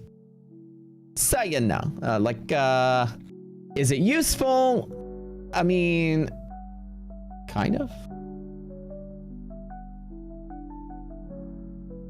I'm not selling you guys anything. Stream is free. Oh shit, hold on. Let's have some fun. Wait, no, that's 5 micros. Hold on. Let's just, this is an eval and I don't care about this. Don't copy what I'm doing. It's not a short setup, but I do want to entertain you guys and keep y'all going. There is a resistance pivot here and this is just an eval. I have it here just because I'm already maxed out and this is here just for entertainment only. Don't copy this. I don't think it's a good short setup. I don't have any evidence to do it. It's just a pivot. So I need something to do. So again, it's probably going to lose. But does this style strategy work for me? I mean, this was a real account earlier this year. And it gives me a sense of control that I can actually keep my stats tight. So like my largest winning trade, my largest losing trade are the same size. My averages are relatively close to each other. My standard deviations relatively close to each other. Now this trade is a little different because this is like during the Iran stuff. And during the Iran stuff, there was a lot of times in the market had like deep excursion, like my P&L just like fucking got hammered. Like I went to go get a flower delivery on that day and I lost $250,000 in a single day. And actually in a 10-minute period because I left the computer and forgot to put in a stop loss. Just go get flowers and fucking 10 minutes later, I come back and the market's gone up hundreds of points on a Iran bullshit. So that happens and that's my mistake by not leaving a stop. But you can see in general, my stats are really good. Now, even this is lower than what it normally is. And everybody here that's been watching for the last 10 years, my win rate's normally close to 80%, 70 to 80. But I don't trade all the time. I only strike where it matters. And today's an example of striking where it matters. Whether I'm right or wrong, it doesn't matter. But there's a high volume pivot here, no matter what, every single time. It's another one of our pivots, just like I told you. And ladies and gentlemen, there's your volume pivot. So whether I'm right or wrong, doesn't matter. But the fact that I'm wrong from the right spot is what matters. That's how I keep my losses small. My drawdowns are mental. Bro, that drawdown, that was crazy. So that has nothing to do with my trading. That has to do with me being in a trade and then the market flies because of Iran stuff. And I just am in such a big position because that actual challenge, that challenge was different. That was this community daring me. Matt, turned that, I had 100K sitting in an account because some guru wanted to challenge me to 1v1 and he never showed up. And I funded, he said 50 and I put in 100, never showed up. So I had $100,000 sitting in some random account and these fucking G-gens were like, why don't you turn it to $1 million, Matt? Yeah, do it in a month, Matt. And I was like, y'all want me to do $1 million in a month? Yeah, do it, Matt, come on. I was like, I got to over leverage like crazy to get there. Come on, Matt, do it. And I was like, all right, fine. 1 month. So it took me 3 months. I got almost all the way there. But that was like when the market was chopping down in April. And then after we flew up for that whole week of April and Iran was just moving the needle so much, I told myself, I'm just going to stop trading this and just take everything out. Like I actually, at the end of March, I took all those withdrawals out because I was just done with it. And I said, as soon as the Iran war is over, I'll get back to also trading my real account on stream. But I pocketed almost all that money, smart than I did. Because we're even like a month, was it like 2 months later? Hold on, April? Yeah, like 2 months later, the Iran war is still moving the needle. It's stupid, right? So anyways, I'm glad I took out. So yeah, those drawdowns are pretty mental, but that's because I was over leveraging. And I wouldn't recommend doing that. Because not all of you guys are trying to entertain a bunch of fucking trading degenerates by trying to rapidly 10x an account in a month for show, right? Worst case stop loss in a non-volatile environment is going to be 40 points off the pivot. That's it. And right now I'm pretty fine. So you see how it doesn't matter if I'm right or wrong, but at least I'm at the right place. See, I shorted at the right spot. The whole point when trading is to execute at the right spot. And if I know where my volume pivots will be ahead of time, which I knew all morning, where my volume pivot will be, can you guys see how that works? If it's your first time here, like I said, what we do is different and special. We're not like everyone else that trades. You see how this is pretty effortless? Doesn't mean I can predict the stock market, but I can predict volume. I can. Bet you can't do it again. Yo, Charlie, you coming to Orange Walk tomorrow, bro? Thanks, baby. Who here is coming to hang out with us tomorrow for Orange Walk? So So like right now, I just got like a quick little 40 point whatever rip in this trade. Whoa. Yo, girl, what's up? Look at this. I got the best. My favorite breakfast ever. Come on. Bring it in. Bring it in. Yo, you guys know me. I love crunchy tostadas breakfast time. So here, look, like even if I were just to close out on this scalp, I got a quickie little 40 points when I like to get. Now I just made 800 bucks. Hold on, let me put this here. No, bro, you get out of here. Don't do that. Don't put it there. Hey, babe. What? I have a special guest today. Where did you get that shirt? I have a special guest today. Oh my god, that's cute. I don't know who it's gonna be. Special guest in 1 hour. Yo, you got, look, check it out, guys. Oh my god, he jumped up. Check it out. Check it out. I'm super thrilled. Thanks, babes. You're welcome. Are you going to work out right now? No. I'm gonna go get. What's up, boy? Okay. So anyways, you want that breakfast, Spencer? Oh, dude, it's so good. I'm actually pretty lucky. She makes this breakfast every morning. And by us, I mean me. And by us, I mean you guys get to watch me enjoy it. Pickle usually gets the scraps. Yeah, like if I don't finish all my eggs, I'll put the bowl in the ground and Pickle like licks the bowl clean. It's so funny. What's up? What's that mean? No, you don't. That's the funny part. But I'll give it to you anyways. Wait. I need my lashes done. All right. Your taxes. Pay my taxes. Taxes. Oh, it's to you. I was like, are you the IRS now? Auditing me? Like, here, I'm paying taxes. You know what I mean? The girlfriend tax. Okay. Yeah. All right. This girl's a doctor. She's about to own a Pilates studio. She don't need any money. She does it because it makes me feel big. Okay. I'm like, she's always like, can I borrow some money? I'm like, that's right, Zaddy. I got it. What's up? What's the number of breakfast per Ferrari exchange rate? Right. Yeah, exactly. Exactly. Trust me when I say she's always like, you know, she's also successful. She does really well. She just likes to spend she likes to spend mine and save hers. It's kind of funny. Explains a great breakfast. Yeah, right. See, I do get something good out of it. Dude, the breakfasts are champion breakfasts, man. She's so good at it. Okay, do you see how I made that trade really quick to demonstrate something? Even while casually talking to you guys, it might seem like I'm goofing around, but people here will tell you I've been trading for a very long time. I'm always aware of what I need to do. And that was just a scalp. But the idea was I wasn't bullshitting y'all when I tell y'all we can predict volume every single time. It's uncanny how strong this method is. Direction, well, it's as random as anything else. I usually try to get 40-point scalps when I don't have any information. All of our indicators that use for confluence are turned off today because the stock market's down. But in either case, I can go for a quick. I go for like 40-point scalps in S&P 10, 40 NASDAQ, 10 S&P. That's pretty much it. Pretty effortless. Every one of my lines that the algorithm draws on the chart will be a volume pivot no matter what. See here? Volume pivots. Middle, volume pivot. It's really neat. So like everything else, apart from here, here, and here doesn't matter. So if the market was like falling through here, I would wait to execute from there. Like if I know where volume will be, and we calculate with options, easy to calculate where volume will be because you can calculate dynamic hedging changes. And changes in delta will equate to a number of shares being traded. You can calculate exactly how much volume it takes to balance that trade to neutral or that position to neutral. And so we're really good at that. We exploit that.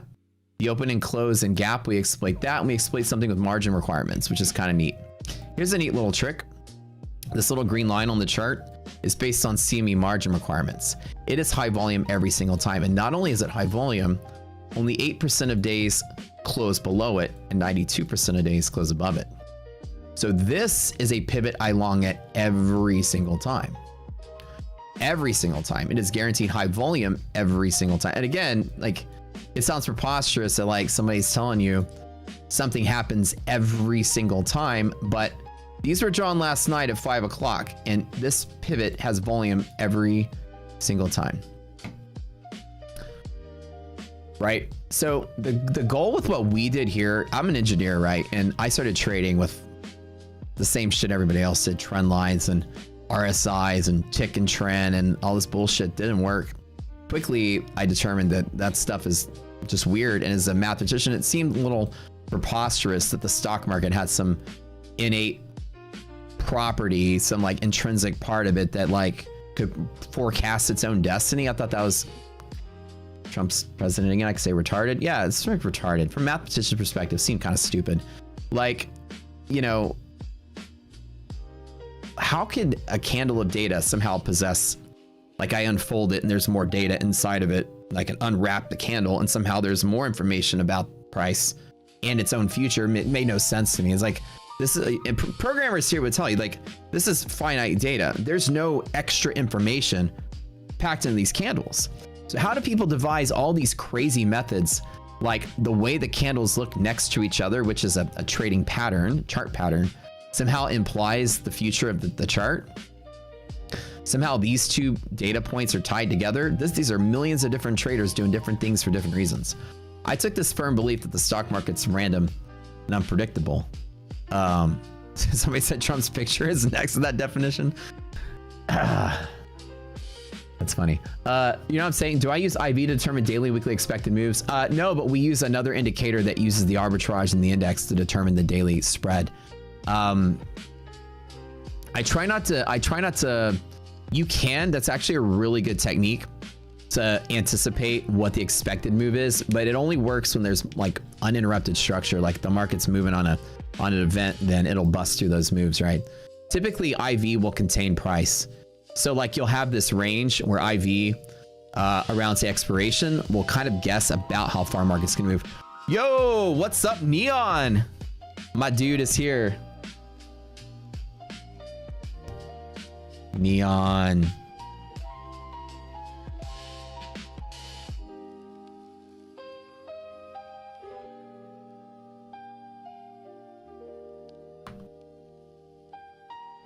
Dropping in some boot camps or giveaways. All right, guys, let's start off our first giveaway today. I love doing giveaways. All right. Everyone type in Darb meat.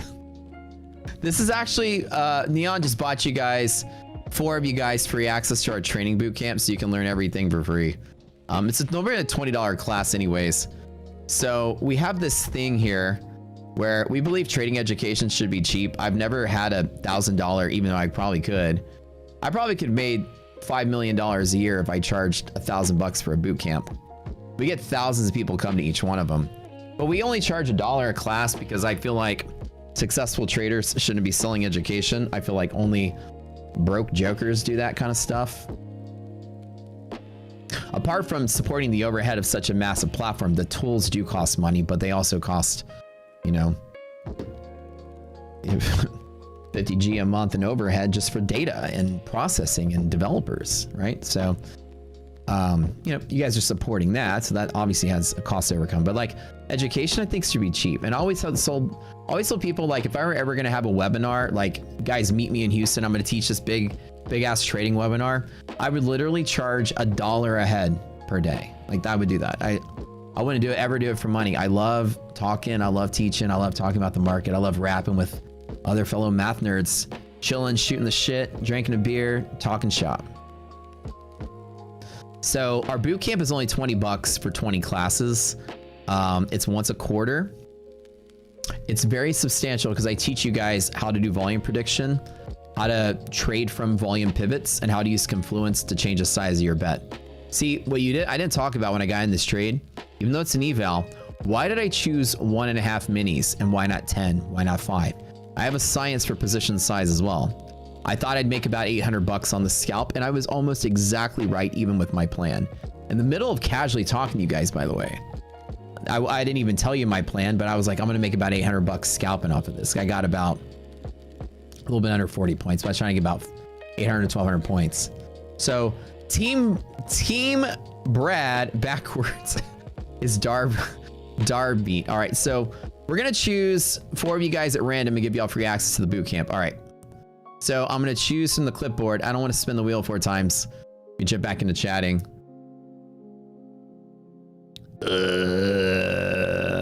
Here we go.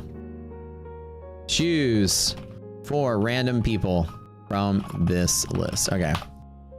And you guys will come to the next slide. You can watch the videos now if you want, but you can wait till the next quarter when I do them live. Okay. Congratulations. Sleepy Panda.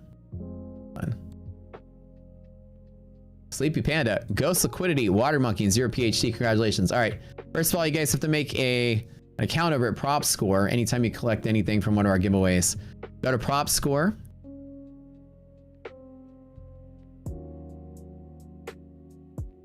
Make an account. That's our website for props.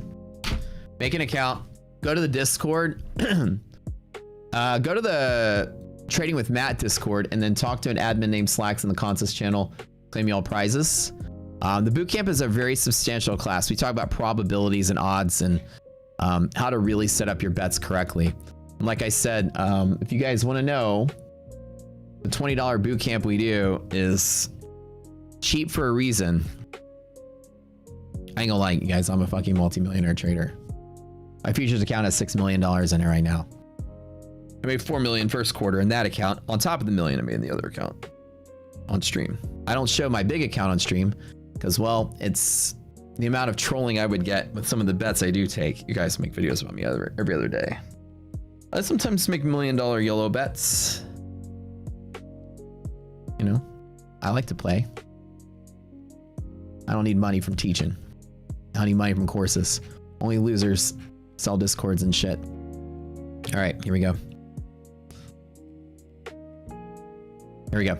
So this is like the reviews from the boot camp, and you guys are welcome to go read them yourself. Let me post a link if you want to. People that actually do the boot camp buy them for each other afterwards. It's kind of a neat thing this community has been doing over the years. But you can go read what some people say. And again, this is the last 2 years we've been teaching the boot camp. People have been gracing us with reviews about it. And so far there hasn't been a bad review, which is kind of nice. Yeah, so you guys can go welcome and read whatever you want about this. I think it's neat to hear people's stories. This is the most complete trading course I've ever taken. Best platform I've ever seen. Ironbug. These are people from chat, by the way. You can see them. Marks are helping you understand the market better, improving your strategy. Bootcamp is a wealth of information. Having Matt answer questions was priceless. 1,000 out of 10, somebody said. Julian from chat. You know, my life mission is to learn only from the best. As a grandmaster training future. Y'all are sweet, by the way. Faba says, course incredible, volume-driven, options-informed, math-based, holistic system designed to identify and trade at volume levels that are historically and statistically reliable. Highly recommend. Very cool. I appreciate, and actually if you guys have taken this bootcamp, mind leaving a review. Even if you don't like it, feel free to leave a bad review. I'd like to hear y'all's actual opinions, which is, it really helps us tailor the course and platform to, like, you know, you guys' feedback is always important to me. But anyways, it's free. The 4 of you guys that want, it's free. If you were like, hey, I'd like to watch the videos anyways, see what it's about. Honestly, 100% of the proceeds go to pay the staff at the company. So you're supporting us and supporting those guys. It's only a $20 thing. Watch all the videos you're done. You know, the price of a book. That was my thought. You know, pay Slacks a salary, and boy, we love Slacks around here. We couldn't run this company without that dude. Okay, back to it. Thanks for bootcamp. Yeah, Zero, of course, man. If somebody leaves a bad review, they're haters, because even the first 5 episodes will change your trading. I think the second class is by far the one that people say was the well, actually the first and second class people go, okay, I'm doing, I know, like people can leave that and say, man, I know I'm doing everything wrong. Because it's such an eye-opener. The focus that we teach you is how to strike a pivot that you know is going to have an action. Whether you're right or wrong doesn't matter. You just need to be right or wrong from the right spot. That way you're wrong small and you invalidate quickly. But it's all about position sizing, and like the right amount that you risk is, I have a science for how much you trade. And that is the secret to winning tournaments. That's the secret to getting payouts, is trading the right size. If you guys are fucking up, it's because you're trading the wrong size. Too big. You're emotional when you trade, trading too big. Flip-flopping, blowing up accounts every day, trading too big. I'll teach you the right size of trade. That's the secret. You got to know how to do risk management, man. Nothing, no way around it. All right, y'all do some prop counts. Probably gonna give away.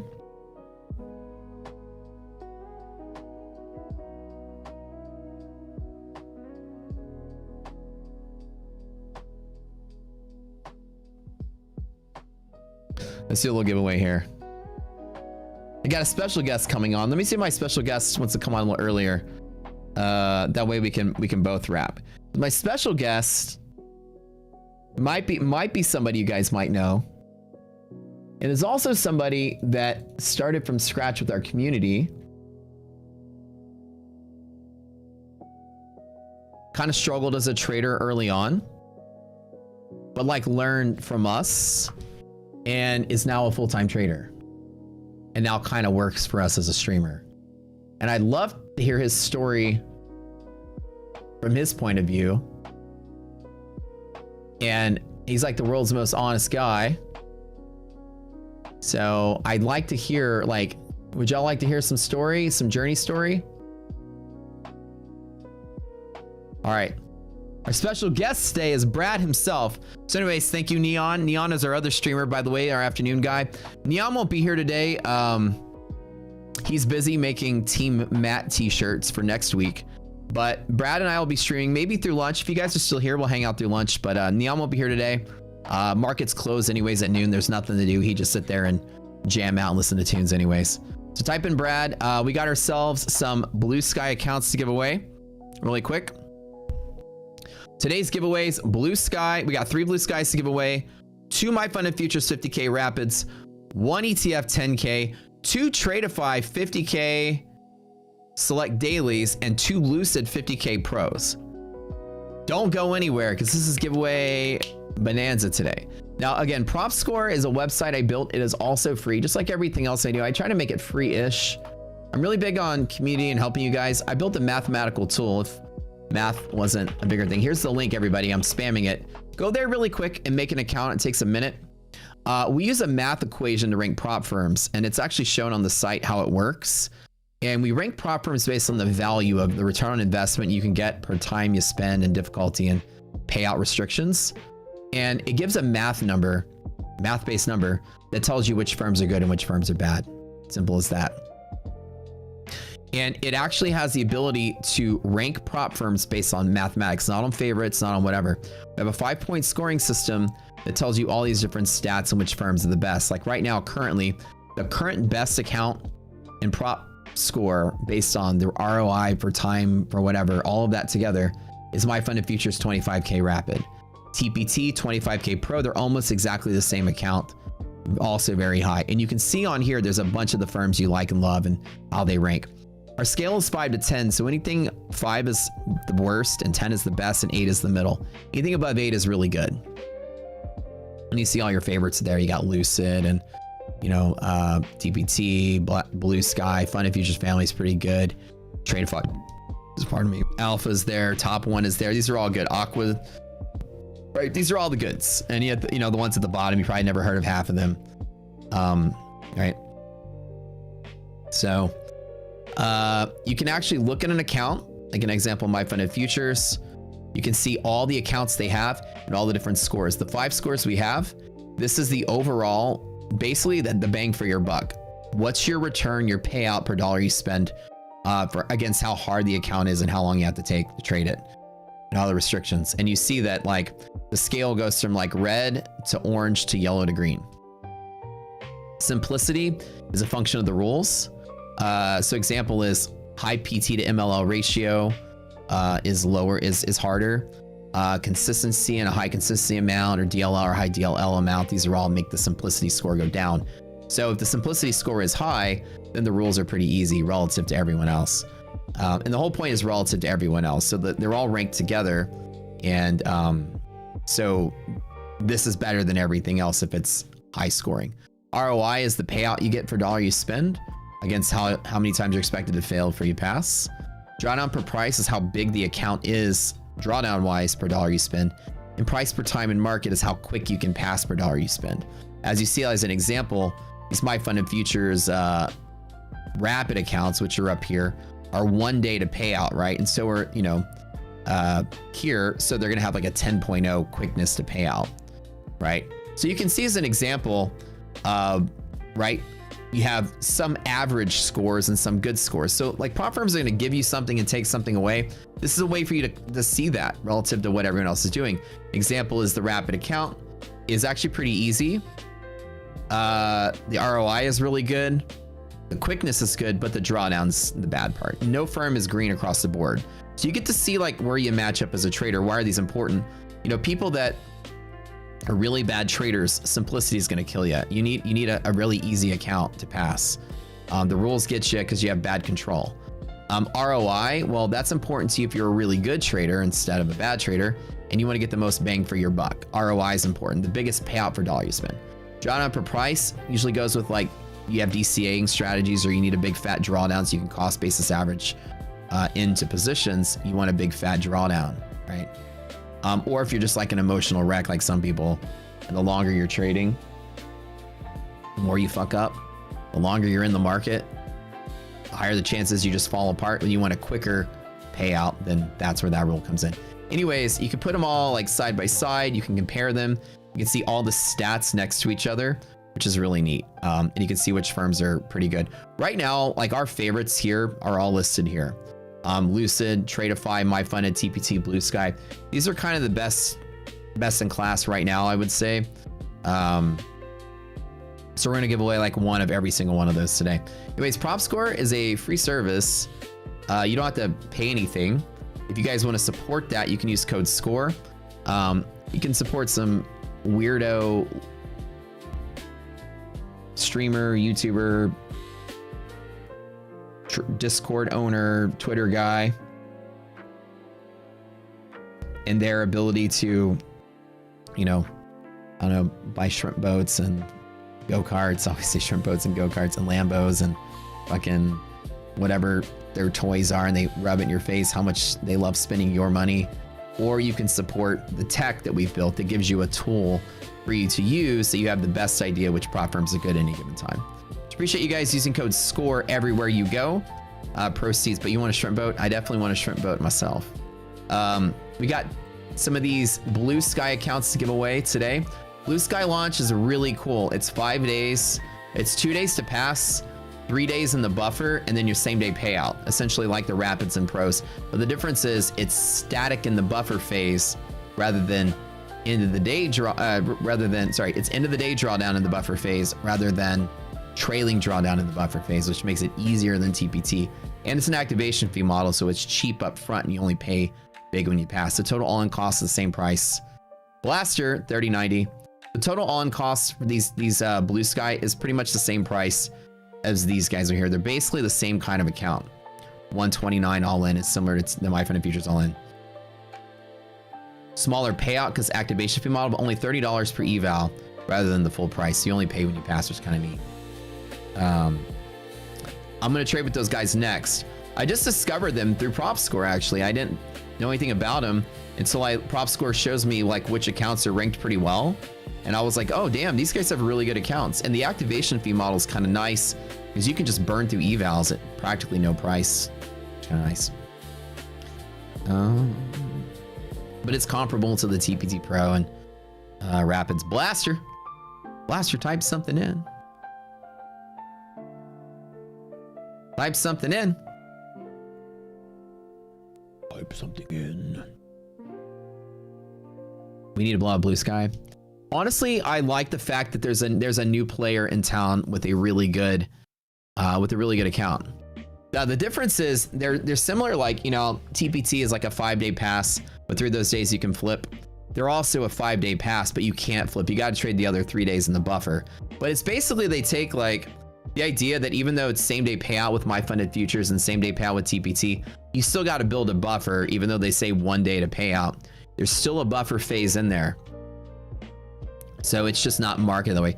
So Blue Sky is very honest, and they're like, it's just actually a second stage. It's really the buffer phase. They call it a second stage, but it's really the buffer phase everyone else has. But they let you reset into the buffer phase, which is so cool. If I fail TPT Pro, I got to reset all the way to the eval side.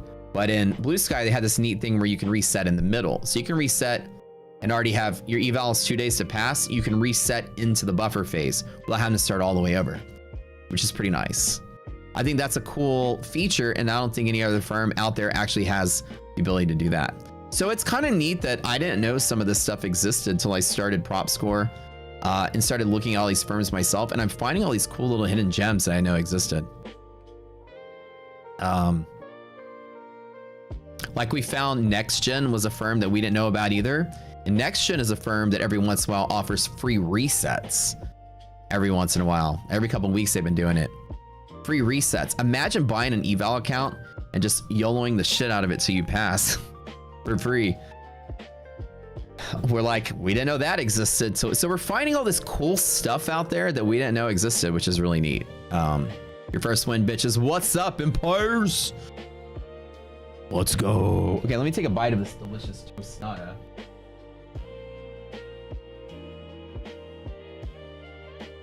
Oh, it's so good.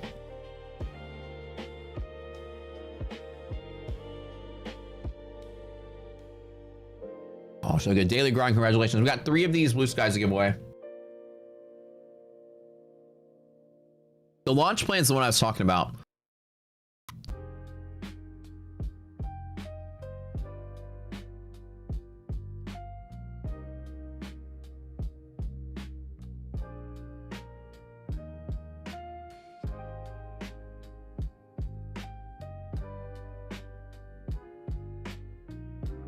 Raphael.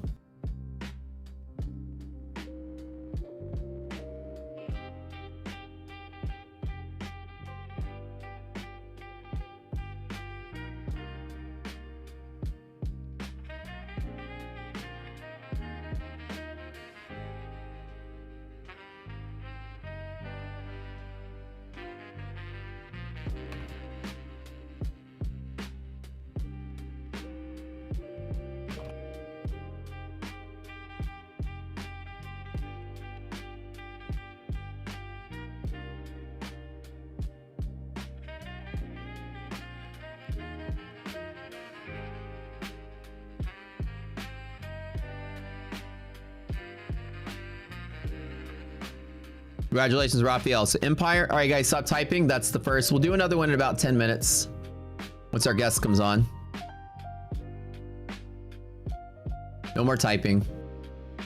No more typing, you guys.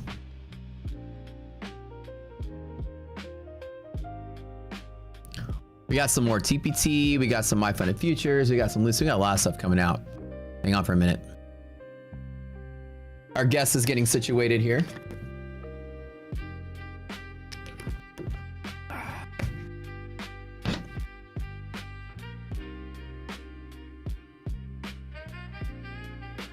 Bum, bum, bum, bum, bum, bum, bum.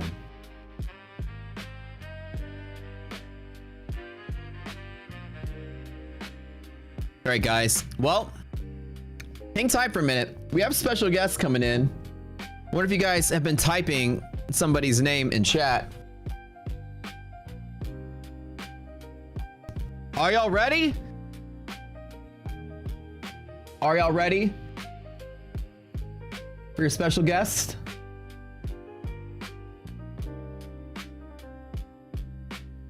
Are you guys ready?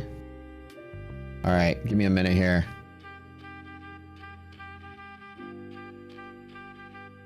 I got to do this. Hold on. I still got to figure out how to do this thing, but I think this is it right here. He should pop up. My dude. What's up? What's up?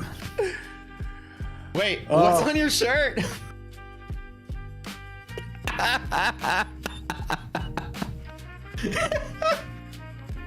Wait, not Brad, Team Brad. What? Dude. Lady Darb and I have spent all morning working on this masterpiece for you. Dude, what a great shirt. I was like, completely blown away by the creativity on your show this morning. I was like, what would be better? We could really ratchet this up and go kindergarten level duct tape on a white t-shirt. That's great. Is that like electrical tape? I mean, there's some shit to that. It's literally black duct tape. We've been cutting with scissors for like 45 minutes trying to strip it down and make it work. I can imagine you guys like sitting on your carpet on the floor in front of the TV. with, Yeah, like, I an mean, art that was project. almost exactly how it happened. And we didn't even have enough. We had to go with a lowercase r. You ran out of tape. We ran out of tape. They're like, It's well, like- it the looks R like is it's- getting the R is taking a sacrificial hit here.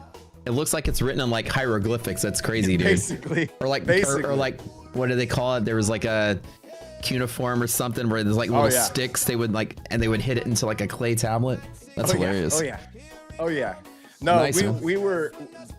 Anybody that has been asking for merch, this is what you have to look forward to right here. Team Brad and Team Not Brad. I will personally duct tape to a shirt and mail it to you with whatever you want to say on it. You know, it was funny when I was sitting there the other day, we were talking and I was like, you know, maybe we should do some group shows again. And I told you, I think I gave you like no notice of this. I was like, hey, you want to come on the show? And then when basically. And then I thought about it. I was like, you know, let me order a t-shirt too really quick and overnight it. Why? I don't even know. I wish funny. I wish I would have had one of the potato like filters I could have put on my face today and really surprised you. So. That would have been hilarious. You're always welcome to borrow the potato costume if you want. Yeah. I don't know. I think iDoc wears it pretty well, so I think she's got that one on lockdown. Oh yeah. Can somebody say, can I play the Brad Not Matt song? Is it on your playlist? It's in the. If you go to the song submission channel. Oh, okay. Go to I don't know how far up it is. I'll have to go find it. I'll grab I'll it. tell you. But it's called Cooked Carrots Matt is the name of the song. Cooked It is- Carrots Matt. Okay. Absolutely fantastic. It's back. I mean, it's kind of, you might have to scroll up a little bit. It is, I'll try and tag it for you. Hold on. Cooked Carrots Matt. I found it. You got it? All right. Yeah. No, it's fantastic.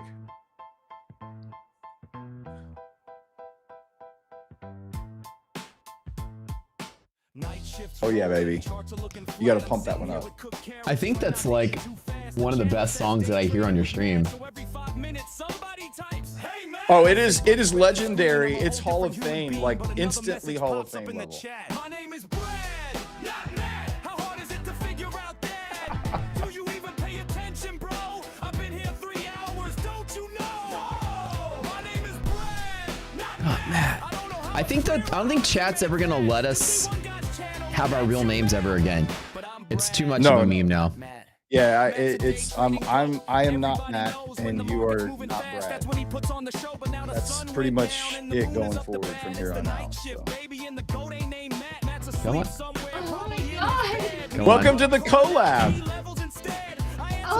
I was about to be a degenerate. Thank God I didn't. I thought you were gonna come in with a Team Matt shirt or something. Oh shoot! I should have. You not Brad? We should have got her in on this. This was not planned by either of us, by the way. What in the heck? This just happened. Funny. Lady What are you up Darb and to? I were up cutting duct tape, so we had to get it locked down.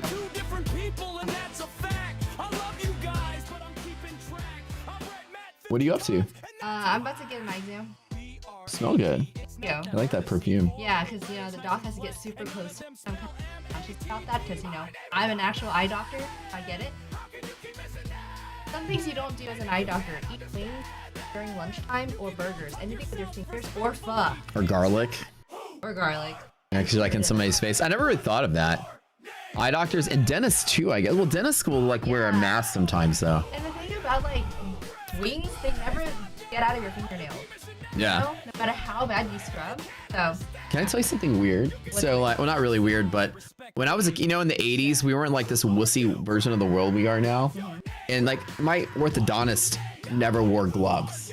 He was just like old fat Greek guy with like hairy knuckles, and he would just shove his fingers in your mouth like this, and like literally like no gloves. Like did this. you like pull out a piece of hair out of between your teeth? No, but I remember him having like hairy knuckles, and I remember being able to like taste it. Not really taste it, but yeah. Gosh, that's Yeah, gross. I mean the 80s, right? Nobody was like, we were like a wussy world about sanitation. It was like just shoved it, you know. Pretty much. Dude, that was my braces doctor, and he's in there like tightening the little whatevers. Yeah. Well, have a good whatever your appointment and all that stuff. I just Awesome. Awesome. Well, Brad, I wanted to bring you on. I was telling people today, since it's a market holiday, right? There's nothing going on stock market wise. I made a little scalp and that's it. Now we're bored. But I was telling people about kind of like the journey I took on creating what we made at Rocket Scooter. And I was telling everybody how it was, you know, to me, so important to find where to trade much more so than like how to pick the direction. It's more important. And I was telling a story. I was like, you know, and I made this boot camp to teach people that accuracy is more important than direction, and precision, like repeating what you do, repeatable, as well as like position management. I was like, who better than to tell their story from scratch and their journey than you? Like, yeah, where you started, what journeys you went through, and how you found. And I was like, we found this guy named Brad, just like showed up, learned our process, started becoming, you know, much better at trading, and now streams for us. I was like, we should hear his story. It is kind of a crazy story. Like, it's to think about where I'm sitting right now today and a year ago is night and day difference. So for me, I was like back in right around Hurricane Harvey, like 2017, 2018, hit Houston. It was a massive event here, obviously. And I had some other stuff come up, and I was like, man, first of all, I'm always kind of looking for side hustles to do. I was working at a church. When you're working in ministry, you know, you're not doing that. Well, you shouldn't be doing that to get rich. Like, I know that there are some pretty sleazy people out there that do that. But for me, ministry is just about doing ministry and not about trying to get wealthy off of it. And so there was always things I was trying to want to do just to help supplement the income. A friend of mine told me that he had been trading Forex stuff. And so I started asking questions about that. I had absolutely zero knowledge or clue about any of that. But from that point, got into trading Forex stuff, started working with prop firms. I think the first prop firm I did was FTMO on the Forex side. And I lost so much money in those early days, as as most of our viewers probably experience. Those first few weeks and months, you might get lucky a couple times and then you're hooked for life. And then you're like, okay, you realize how easy it is to trade, but how difficult it is to be good at trading. And I learned that process quickly, very early on. I started jumping around from strategy to strategy.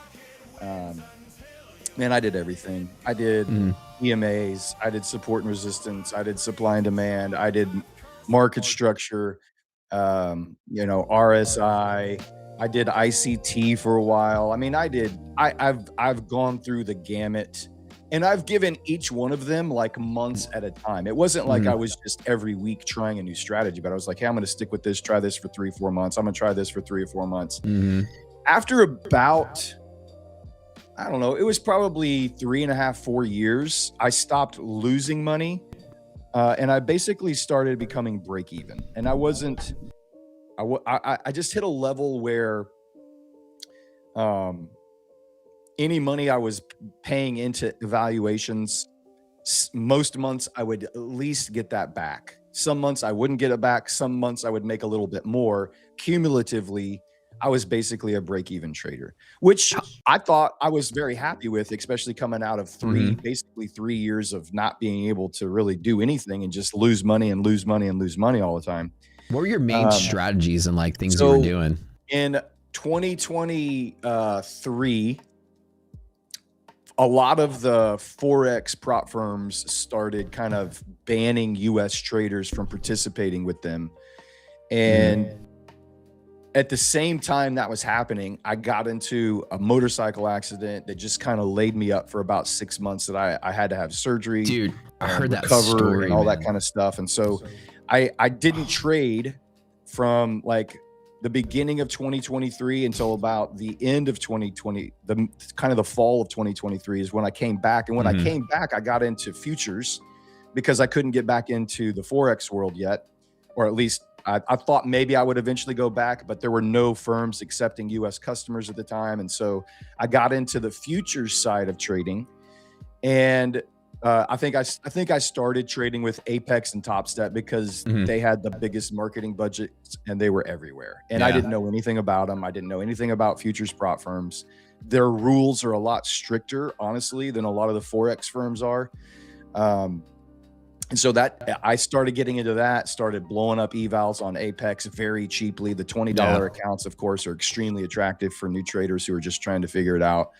So you can churn through and try to learn the process of it all pretty cheaply. And that's what I was doing.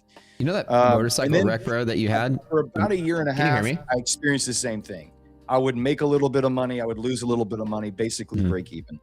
In the spring of last year in 2025, about April, your show popped up on my YouTube feed. I think Brad has me never muted. seen you before. I had never heard of Rocket Scooter. I think Brad hold on. No idea about anything that was related to you.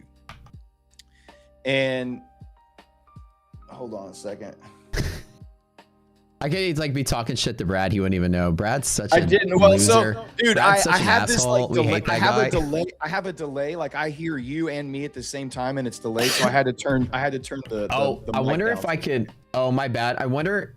Can you can turn off the volume on YouTube if you're watching the YouTube chat?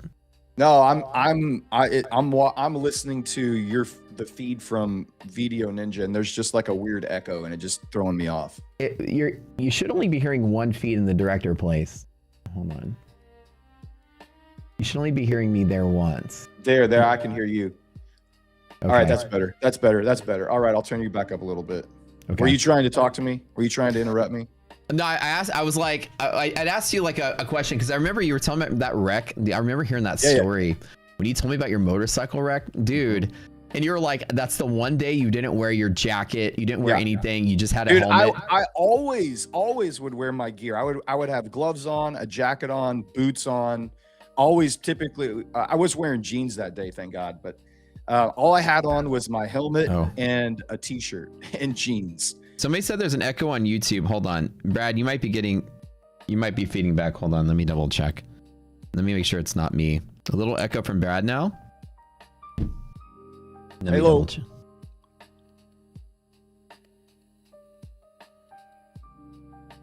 All right. Let me see if I can't. Let me listen I to myself. I got one earplug in. I'm using headphones, so I know it's not coming through my mic. Maybe my mic or your computer. Yeah, let me turn mine down. Hold on one second.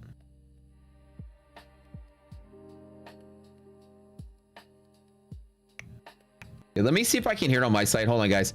I remember though, whenever you were like, you know, I didn't even have my boots on, you know, and Lady Darb was like, no, you did have your boots on because I found one like 50 feet. There was one down the road. She had to down the road. Yeah. It was not a fun day at all. It was not a fun day. We this lady, I don't let me back up. I don't know if it was a lady. I always just say some lady pulled out in front of me. I know that's the most misogynistic thing in the world. I don't know if it was a lady. But this SUV pulled out in front of me. They never saw me. I was doing about 50 miles an hour, and I had to make like an instantaneous decision of like collide and probably flip over her car or just lay it down. And my brain made the decision for me instinctively. The bike laid down. I tumbled down the road about 200 feet. And yeah, it was bad. Broke my wrist, tore up my shoulder, road rash on my arms and my hands was absolutely insane. It was crazy. But yeah, it was not a fun day. And I don't want to go through that again. So I haven't ridden since then on the road. So yeah. So like after your wreck, were you like bedridden for a while and you were just like looking at markets or what? Yeah, I was bedridden, didn't touch the markets, didn't even think about trading. I could, because of like the way that they had my shoulder and arm bandaged up, like I couldn't even use my left arm. I was trying to like play Xbox. I couldn't even like get the controller in the right position to play Xbox. I was literally just sitting on my couch because it hurt like hell to move or do anything for a long time. Somebody's asking you like what kind of bike were you riding? Was it a rocket scooter? No, if he's riding a rocket scooter, he wouldn't have crashed. It was a Harley, and I couldn't find my keys one day. I don't know where I left them. But I had to end up getting a second set of keys. Wait, what kind of bike was that? It was a Harley, yeah. Oh my god! And they were on a keychain. Go full circle. Charlie's asking, do you still have your spleen? it was a Honda Rebel 1100. It was actually a sexy bike, dude. It's like an old black cruiser bike. It was insane, dude. It was so good. I love that bike. I miss it. I miss it so much. But once I kind of started coming back out of kind of recovery mode, I'm scrolling through YouTube, futures, prop firms, Apex, Top Step, all that kind of started hitting like my Instagram and Twitter feed and YouTube feed. And so I just kind of started investigating into it because I love trading. I was at a place where I knew that I was kind of right at that line of, I think I can do this, and I'm kind of making money, but then I'm not, but then I'm kind of making money, and then I'm not. And so I was like, I just am missing something. And I didn't know what it was. Then, like I said, you're started trading, not doing really well with futures at all. I did get one payout with Apex, 1 or 2 payouts with Apex, I think. Shockingly, I know. And it did take like 3 weeks to ever get paid from them, by the way. It was insane. Your page came up in April of last year, and I started kind of like just like watching and being like, what's this guy about? Man, like, what's he doing? What is this thing? What is rocket scooter? Like, I've never heard of this thing before. Started watching you teach, explain, trade prop firms. You were doing solely prop firms at that time back in April. You weren't doing any of your live stuff. And I was like, my God, this guy's like working with 2 prop firms at a time. He's got like 10 accounts up on his stream. He's locking down 25, 35, 40K days across all of these accounts every single day. And it's like for 3 weeks, I don't think you were like on an 18-day winning streak at one point. And I was like, this is absolutely insane. This cannot be real. And so from that point, I just kept watching because I was like, he's going to blow up. He's going to blow up. He's going to blow up. He's going to blow up. I do sometimes. It never, well, yeah. And props, and you ended up having a losing day. You finally ended up having a losing day, but it wasn't like a catastrophic failure. It was just small reds across the board, you know, where your winning days are 35, 40K, your losing day was like 8K. And I was like, and then you went right back on another massive winning streak. And I'm just watching you hit these levels and trade these liquidity pockets. And I'm like, okay, I really am not, I have no idea about the options market. I am not an options trader. I've never done anything with options. And it's just like, I didn't understand, like you're talking about gamma exposure and dealer hedged options and all of this other stuff. I was like, okay, I'm going to take the boot camp. So June of last year, I took the boot camp, and it wasn't even a live boot camp. It was just, I went back and watched the videos on my own. I did it at my own pace. Watched a couple of them a couple of times. Things just kind of started like flipping, like switches just started going off, light bulbs started popping, and I was like, wow. Like I was so excited to get into July. I did the 1 month half off for the Rocket Scooter platform, and literally everything changed that month. That was the month that it went from being break even to, I think I'm like profitable that month compared to what I was putting in was like a 3x ROI. And I was like, wait a second, like, is this a fluke? And then did it again in August. And that's about the time I started popping into chat. I started putting songs into the song channel. Dude, I remember. Yeah. By the way, Charlie said in chat that, what was it, like August, October, that I went on the 70-day. That is right. I went on like a 70-day stretch, right? It was like 3+ months. I didn't lose a day. I got really lucky, but also the market was really favorable without a bunch of crap. You know, it really was. Yeah, it was a nice market too. You know, I got carried a little bit in there, but 70. Yeah, I didn't lose for like 70 days. I remember it was a huge stretch. Absolutely insane. And so I started kind of engaging with the community, getting into the Discord. I started posting the songs in the song submission. And right around the end of August or September, you started doing the songwriting contest, which that fired me up, and I just started kind of really showing up a lot more everywhere. But the whole That's kind of time how we met you, bro. Like yeah, it seriously. is. Yeah, 100%. 100%. Like literally this guy was like, we had this songwriting, it's like all started when I was like, we need some song for I was getting copyright strikes because I was using like, you know, copyrighted music. And I was like, okay, we're probably killing the YouTube algo. So let's go ahead and make some AI music. And I started telling the stream, everybody make some AI songs and something funny. And people were like throwing these funny songs in chat. At first it was like, you can almost hear the evolution of AI through these songs. Like 3 or 4 years ago, the songs are really bad, like really It bad. sounded And very robotic and digital. Yeah. and now they're like indistinguishable from real You songs. can't tell. Yeah, You can't even tell. And so now, like at the start, this guy, Sir Darb, y'all, was like dropping in these bangers. And I'm talking like the lyrics were good. I mean, everything was good. Like, you know, the Giveaway Bonanza song? He actually won the songwriting contest with that song. You know, the one that's like down, down, down. Spaghetti Western. The Spaghetti Western, yeah. So like that one, and let me play a little bit of it for you guys. But I was like, man, this guy's really participating. He's like, you know, putting in a lot of work, writing some really good songs. It's the goofy one, the one I come out with like the disco ball cowboy hat with the bandana on, and I found like I have limited props. iDoc left this weird looking cowboy hat in here. This song right here. So yeah, so anyways, all the different songs and like when we had all these really good songs, by the way, there were like 3 or 4 people that were writing songs consistently, and Brad was one of them. Rogue of the Lamb, he's one of our guys at Prop Score. He wrote a bunch of them, and it was like we had this head-to-head sort of bracket, and Brad had been in like the top 2 in every category, and this is the one that he won in. But anyways, I was like, this guy's pretty cool, and then I put in these songs and from the song submissions, you know, contest. Everyone had won something, and then I think it was like a couple months later, I just announced to the community, I'm like, okay, you know, we're gonna expand the stream. I need some streamers. Everyone post up something. You know, we're gonna look for like a pilot video. Give me like 3 minutes of you doing whatever it is you do and send it over. And with Brad, he had sent his video over, but we had like literally 200 submissions. It was insane that it took months to go through, and iDoc and I were sitting there watching them together at the kitchen table, just let's play this one, we play this one.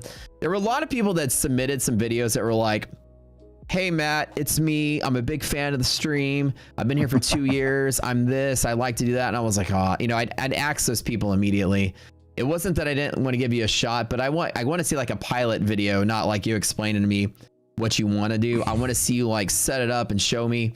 This guy Brad steps in, he's got a camera, he's got a mic, he starts just talking about, you know, what he's, you know, just basically just his pilot of a show, exactly what he's doing now, except without the purple lights and the and the background and stuff. You were at like your bedroom or something. I was in my apartment. We have like a little like just like sitting area, and I just set it up in there real fast and threw it together. I wasn't gonna do it. Lady Darb was like, have you submitted an audition? I'm like, no, I don't know. I don't know if that's for me. She's like, why haven't you submitted an audition? Why haven't you? And so she stayed on me for like 2 weeks about it. And then you were like, hey, cut off submission deadline. And she was like, get in there, set up your camera, and send in an audition. So it's really Lady Darb that pushed me to do it. So it's crazy, dude, because it was like there were so many good people. I had narrowed down out of the hundreds like 30 people that were like, okay, all of these guys. I had a matrix, I had a spreadsheet. It was like pros and cons, and I had to make another spreadsheet to further rank people. There were so many good candidates with great streams, and there's a lot of people right now that are like still available that we could still bring on for other segments. But I'm telling you, man, it was so hard to pick. And when finally we just boiled it down, it was you, Neon, and one other person that we were like, okay, these are our 3. And the other person, I was like, okay, now who's gonna go where? And originally, my original thought was Brad's the night guy. This is he's got. I feel it. I feel like that's the community for him. Night is gonna be where he's gonna shine. He's gonna be the spot for that time slot. And I remember I told you when I gave you the offer, you were like, man, I thought it was gonna be the daytime. And I was like, no, trust me. Yeah, I was kind of like, man, I really wanted to do the afternoon. Like, you go to My Funded Futures, I come back, pick it up in the afternoon. And I was like, I just had it in my head of like this, how it would work and how it would flow. Yeah. So I was like, all right, man, I'm gonna trust you. I just the fact that you were even giving me a shot, I was like, whatever he says, I'm gonna say yes to. So yeah, and they put you in that night slot, and you had like maybe like 300-400 viewers first couple of sesh. And now you're getting 1,500 viewers. I mean, it's like it's absolutely insane, man. The primo night shift time slot. Your show's as big as Top Step now. It's crazy. It is insane. I 4 months. I kind of like had some like own personal goals when I started. It was like, hey, by this month here, by this month here, by this month here, 1,500 was like on the 18-month mark. You know, like it was not on the 5-month mark for sure. So. Yeah, nice. That's crazy, man. It was crazy. So, dude, congrats for everything, man. This community, it's like you and Neon are such great additions to the team. It's like we're family now. It's just such a cool, it's like a vibe because, like, you know, with the 3 of us together, I think we should do a co-stream at some time too. Absolutely. And, that'd be so much fun. Maybe like once a week or something, or once every couple of weeks we should do it. We need to do like a I was thinking about this the other day. We need to create some kind of like prop score team competition where it's like Team Matt and people can be with Team Matt or Team Brad or Team Neon. And we should do like some kind of like trading competition internally with our, I think our community would go bonkers over that. That would be sick. That'd be really sick. Well, man, I would lose, and that's okay, but it is what it is. Well, it depends. It depends. I mean, if I'm in the competition, everybody will lose, so don't feel as long as I get Brian B Dog on my team, that's all I want. That's cool. I think we could do that. There's a lot of firms out there that have that technology for us to like do a we could do like a fantasy draft, like, hey, you know, like team captains. We could go through and like pick out who we want on our team. Yeah, that'd be great, dude. That'd be fun. Like 5v5, v5 or something. Oh yeah, we could do it. Yeah, nice. Just a little friendly competition, dude. Are you guys seriously going down in the morning to the Orange March? Yeah. She ordered like Netherlands jerseys. I think they should be coming in today. I was just gonna throw on my Houston Astros Altuve jersey, and that's the same color. Yeah. So are we shorting again, Matt? It's very possible that there's another short setup from the same spot. I've just been shorting Yellow Line because we got nothing else to go by, and that monthly maps bear zone was kind of a little scary, but it's another probable setup here, guys. I didn't take 2 more hours. I didn't take any trades this morning. That just complete waterfall last night from Globex Open to breaking DD, like that was insane. I got absolutely torched on those 2 evals. Oh yeah, but I did take a 4K payout last night on Alpha Futures, so that kind of soothed my wounds a little bit. Nice. Oh, dude, we did have like a 70-point overshoot and reclaim. Yeah, that would have been a little rough. Yeah, it was. And S&P was even more rough. Oh man. Yeah. Well, also like after expiration, then a holiday the very next day, this market has got nothing to go by, so it's just kind of all loosey goosey. Yep. Are you live with Lucid? Did you get your fifth payout? So I targeted every payout to not get fifth. So like I slowed down. Once some of them actually I got lucky. One of my accounts got 3 payouts, I think, and then I blew up by the 4th. So I never even made it to 5. But like, if I do get to 5, I will stop trading that account until I get all the other ones up. Yeah. And then either I can, because I've got a bunch of past evals already on the sideline, and I think they just contemplate pushing you to live at any given point. I'm not really sure how it's going to happen, but the way I always take payouts is I always take payouts like sporadically, like 3,000 every couple of days or something, instead of 15,000. I feel like when you take big bursts of payouts, that triggers them to push you to live earlier. Yeah, I agree. Like TPT, because I made my they're first just 3 days. They're just itching to find a reason not to give you that. Dude, my first 3 days back with TPT, when I went funded with those guys, I made 63K in 3 days, and then they were like, "Funded, we're live. We're getting them out of here. You're done. You're done." I requested a $33,000 payout on day 3, and they were like, "Oh, let's put that guy to live." So I'd already made like 300 grand like about with them the first couple of months doing it. So it was like about time. I don't think the last payout triggered it, but I'm sure like I'm kind of, if you just inch forward with a couple of payouts, it doesn't really trigger it. So I'm curious how far I can go with Lucid until they finally push me to live. Yeah. I was the same way. I had two accounts with Lucid. I had one account to get all the way to the 4th payout, and I was trying to decide, do I want, because I only had two of the fundeds with them at the time, and the one hadn't taken a payout yet, and I was like, I think I should just, because they'll only move the accounts that have taken at least one payout to live. Yeah. So as soon as you cross 5 on any of your fundeds, every other funded account that has taken a payout gets shut down, and they move it all to live. So yeah. So guys, we're gonna do a giveaway. I'll let Brad pick the keyword now. It's time for giveaway. Giveaway time, y'all. We should do. We have some Lucids to give away. Let's throw some Lucids in there. All right. What keyword? The keyword will be King of the Night. Let's make it challenging for you guys. Don't spell it wrong. King of the Night. We're gonna throw off the bites, the bots. The bots. All We're right. gonna throw off the bots. King of the Knights. The Knights. All right, bots. You're gonna get screwed. All right, this is gonna be for some Lucid accounts. As you guys know, when he was talking about Lucid, that was inspiring me. I think these are 50K pros, which I like. So what do you like better, pros or flexes? That's the age-old question with Lucid. So, I mean, I've done both. And what I say when people ask me about it is it depends on your experience level and whether you really need a payout or not. If you have not really taken payouts before, you're not consistent, maybe you've never taken a payout before, I recommend the flex. I think it's the easiest path to get to a payout because once you pass the evaluation, there's no daily loss limit. There's no consistency. You only have to have 5 days on a 25K. You only have to have 5 days of $100 profit. Yeah. That is a very low on the barrier. 50K? On the 50K, I think it's 150. Is it 150? Okay. Because I've only traded the 150K, so I don't know the reference. So only need like 100. Like with Flex, you need a certain profit per day, and that's it. It could be whatever as long as you meet that minimum. As long as you meet the minimum. Us peasants, we trade the 25 and 50Ks. We're not up with the royalty on the 150Ks yet.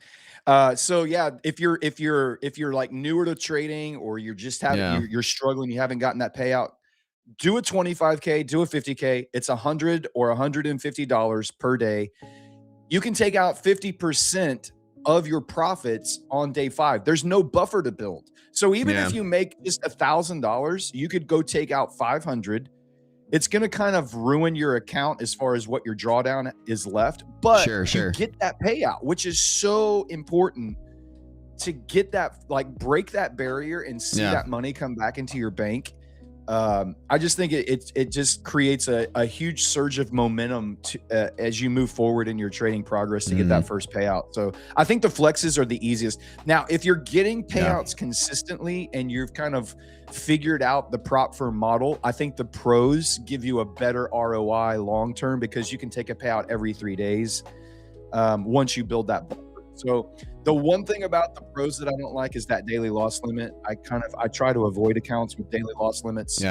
But you know, for what it is, it's still a really good account and you can take a payout every 3 days on it. It's crazy that if you were to ask me what I would say about Lucid Flex and Pro, I would literally recite word for word what you said. That's exactly the same sentiment I have. It's crazy.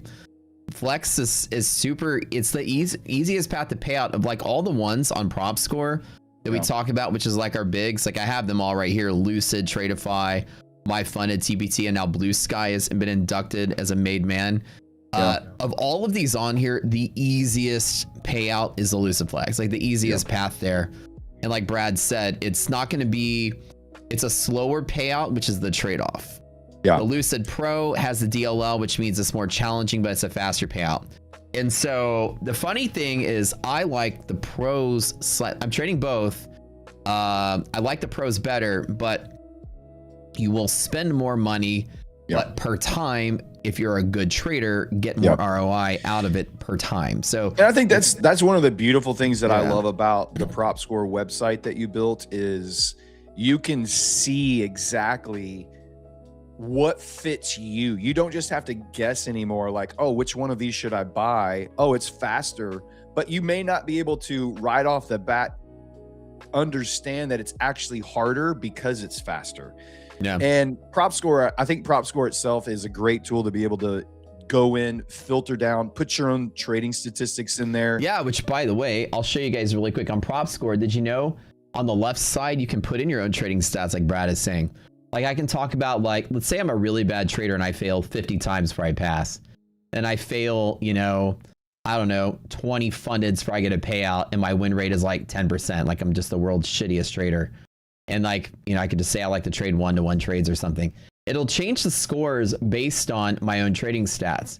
And you'll see, like, as you fail a lot, there's a lot of firms that have cheaper to fail. Like an example here with Blue Sky, it went up closer to the top of the list. If I fail a lot, and firms like TPT go down the list a little bit. And the reason for that is because when you fail a lot, the ones that are cheaper to fail, like the activation fees, float up closer to the top. So it's kind of a neat way that our site works, is that you can actually program in your own stats and get sort of like what's good for you rather than just what's good as far as accounts go. And the comparison obviously like has AI at the bottom. Oh, I need to log in. But it has AI at the bottom, which explains the differences between the accounts, but also helps you. And this is a free site, by the way, guys. So if you guys haven't been to Prop Score, it's by far, I mean, I'm very proud of it, but I think, not just tooting my own horn, but I think it's the most sophisticated prop site there is. It's not a pay for play. It's not let me list my favorites. It's designed for the shopper in mind, for people that want to actually have some education about what it is they're buying without any bias or subjectivity or whatever.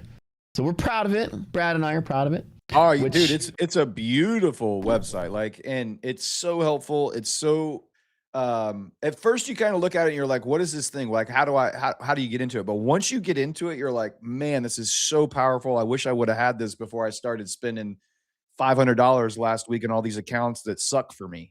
Yeah. And also, like, the crap that you always go online is like every single kid out there who just got laid off or, you know, got fired from whatever elementary school they swept the floors at, now wants to be a fucking prop trader on YouTube. Yep. So every single kid out there has got an affiliate code telling you this is goated, that's goated, this is goated, and you're like, we know they're paying you to say that. Yep. These prop firms fly out and take me to dinner to try to tell me what to say. Like, this is how the industry is. And so you guys as shoppers don't know how much money's being thrown at these random influencers just to market. And so we were like, let's counter that and let's do something that lets you see through all that noise and, you know, what's actually good. All right. Spinning the wheel. I'm going to turn on some spin the wheel music.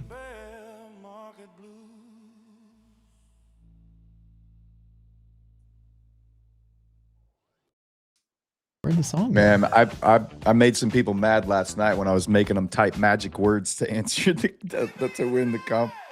Were you on anti-bot mode? I was on anti-bot mode, and I was like, you have to say these words. And like, there was one person that they were like, I was on the phone. I was like, sorry, bro. Profit Peak Investments, you're a winner of a Lucid Pro account. Take us higher. I always love this dude, this Bruce Springsteen sounding. Yeah. Like jam, that arena that rock. 80s arena rock. Yeah, that's so good. He's in the middle of a stadium, in the middle of a stage on a football field with 10,000 people. The lights shining down. All right. Exactly. I can just imagine his like members only jacket right now with the collar popped and his like the curly mullet sort of thing going curly on, mullet, the earring in the left ear. Yep. Aviator sunglasses. Yep. Oh yeah. Aviators, yeah. Who's it gonna be? Who's it gonna be? If your name sounds like a bot, I'm gonna get Brad to grill you with some questions. Oh. Wags Graham. That doesn't sound like a bot name to me. That sounds Wags pretty much. is in the stream all the time. We Sounds know like Wags. a pretty regular on the stream. I tuck Wags in every night. So yeah, Wags is good peeps. I trust Wags. In Wags we trust. Let's see if Wags is here. Wags, where you at? Type something in chat to get your prize. Unless Wags is taking a leak right now. He's on the phone. Always on the phone. Always taking a leak. Running back from the bathroom, zipping up really quick. I'm coming. We'll be there in a minute. Just take your phone to the bathroom. This is true. That's what we all do anyway. Don't lie. We know we do it. Bro, when I was an engineer, whenever I started trading, I still worked for a little bit. And in that time of like doing both at the same time, I was known to take hour-long dumps, if you know what I mean, you know, without taking my pants off. I would literally like sit there and like just sit on the toilet, you know, fully clothed, just to make some trades. Just a little timeout, you know, just a little break. Wags, wait, hold on. Wags came in at the buzzer. At the buzzer. Bro, look what he said. Hold on. I'm GEWR. He was typing so fast to beat the buzzer. This is what he typed. I'm here. He wrote this. I'm here. I'm gonna give it to him. I feel like with that amount of effort, he deserves the prize. Like, I'm gooer. I can imagine how he's like, shit. He could have just typed like anything and hit enter because he took the extra seconds to try to type I'm here. We'll pass you, bro. You came in right at but you were a second late, but if you took out the typing, you kind of made it on time. There's a trail of piss between here and the bathroom though. He's gonna have to go change his drawers. All right, congrats. All right, we got some more stuff to give away you guys in a little bit. Oh my good deal, good deal, good deal. Awesome. I think one of the best things that I have come to love about this job is just the community we have, like the culture we have in chat, the jokes, the meta. It's unlike anything else out there, man. It's so good every day. Very awesome, very awesome. Excellent, guys. All right, you guys know what to do. Wags. And Wags' name is Gary, by the way. I remember that. Is Wags a nickname they give you? Congratulations, you and Peak Profit Peak Investments. You guys go over to y'all go over to the Prop Square Discord, get your prize. You guys know the drill. Stop typing now. So we're over, but we have more giveaway a little bit coming on down the road. Is it from school days called you Wags? Oh, that's cool. All right, everybody. I have this weird memory. So I remember anytime I interact with anybody ever, I remember their names. I remember faces more often too. Like I'll run into somebody and be like subconsciously, like I know you from somewhere, and then I dig and I'm like, oh yeah, we had recess together when we were 4. You know, it's kind of like that's how it is with me. But I don't remember. Sometimes I forget my niece's and nephew's name though. So getting old is weird. Like the brain jumbles stuff up at times. All right, what time is it? Okay, we still got 2 more hours till market closes.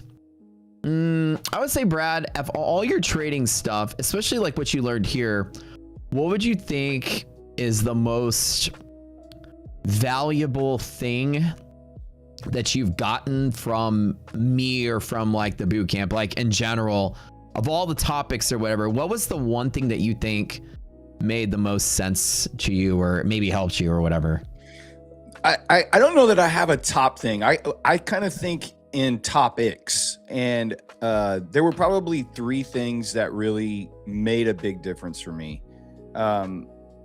From a trading perspective, and because I'm going to break it down into trading, and I'm going to break it down into trading prop firms, because I think they're 2 separate things. Trading for me, the 2 things that helped me the most were really the position sizing. Really understanding how position sizing affects your mental state, and then how it affects your overall P&L over time. That was obviously a huge piece. I think the other two things for and waiting and being patient for your high volume pivots. Mm-hmm. I think a lot of people, and I talk about this on my show a lot, the FOMO that people have when they see candles moving up and down and they see price moving up and down, and they're like, I'm missing out on something. And they don't even know what it is they're missing out on, but they know somebody's making money and it's not them. Yeah. And they just feel this pressure to push a button because it's doing something. And for me, the patience to wait for the rocket scooter high volume pivots, it was a night and day difference. It changed Mm-hmm. everything. The accuracy that they have, the edge that they give you, and then you pair that with position sizing, and it's just like game over. Like it was for me. It was just like game over. Like I got this. I'm locking in. There's no reason to fear anything. Just wait, be patient. Whether it's a liquidity pocket, a bull at the bottom, a bears on top, whether it's MHP, DD band, hedge pressure, whatever it is, just Yeah. wait, be patient, and it's there. So those two things on the trading side. Now on the prop firm side, the thing that helped me the most, honestly, was I was trying to babysit one account at a time. And I was thinking, I'm going to trade this eval and I'm going to lock in on this one eval only. And I'm going to just do it the best that I can. And it put so much stress and pressure on having basically all my eggs in one basket for that period of time. And I would spend all this time trying to pass that eval so that I could get to fund it. And then I would get to fund it, and you've worked so hard to pass the eval, you're like, "Oh my god, I'm almost to a payout." And then you get so stressed about trading the funded account because you realize, "Oh, like, this could happen. This could happen." The thing that helped me that you teach and that you were demonstrating live on your show every day is like, look, honestly, your best approach is to rotate accounts, have 2 or 3, give yourself multiple bullets because the way that you would enter an account at one level and then you would have, okay, now I'm going to rotate down at the next level. If that trade didn't work, I'm going to get in here or I'm going to get in here Sure. or I'm going to get in here. And that was like a light bulb moment for me. And I stopped buying one at a time and I would buy 3 to 4 at a time. And if you lose on the first one, you're not stressed because you look over and you're like, I've got 4 more bullets. I've got 4 more shots on goal.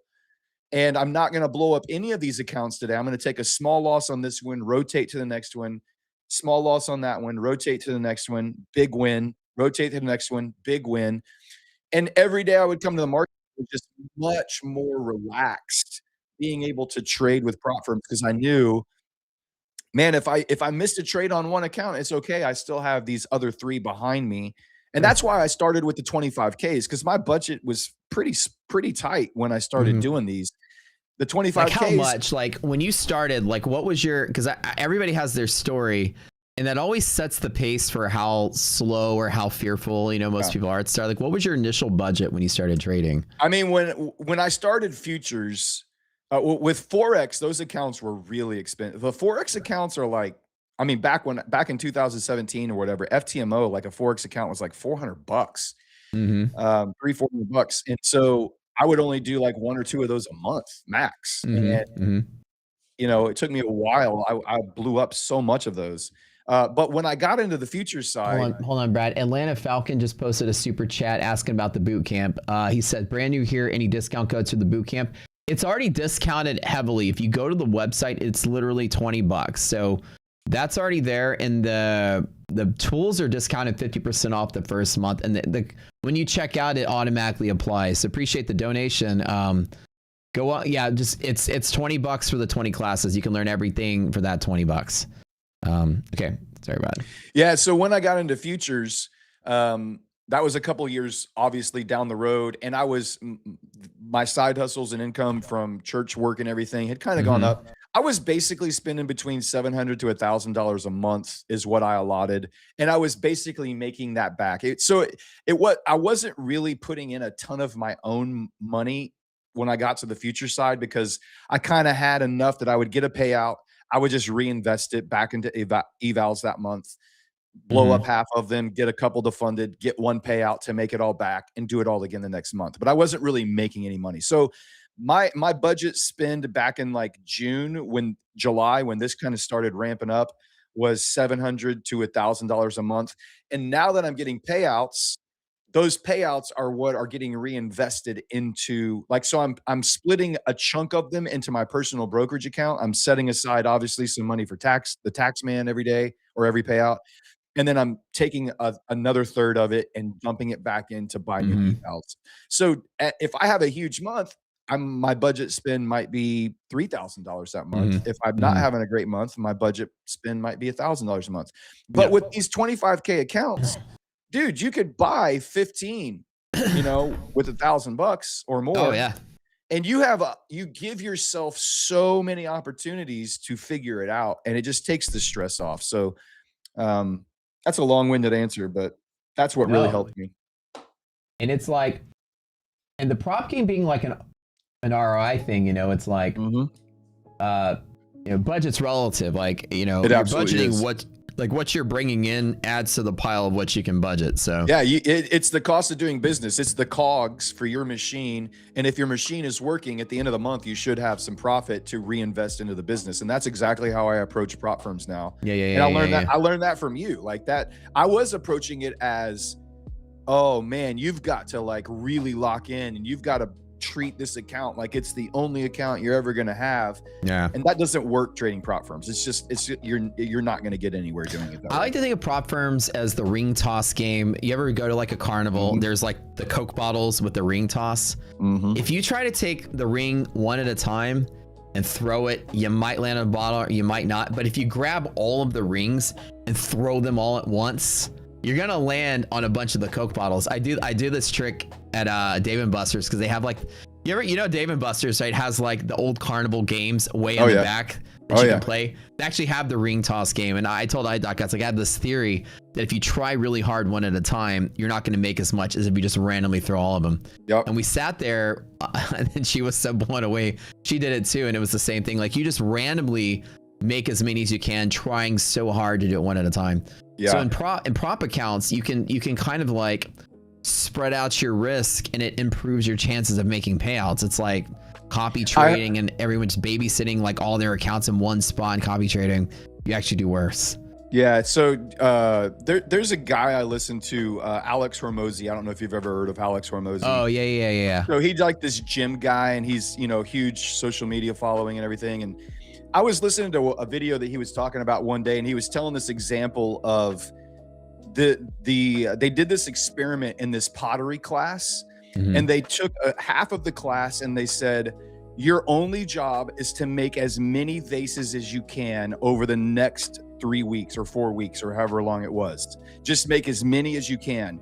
And then they took the other half of the class, and they said, we want you to only make one perfect vase over the next month. Like, put all the time.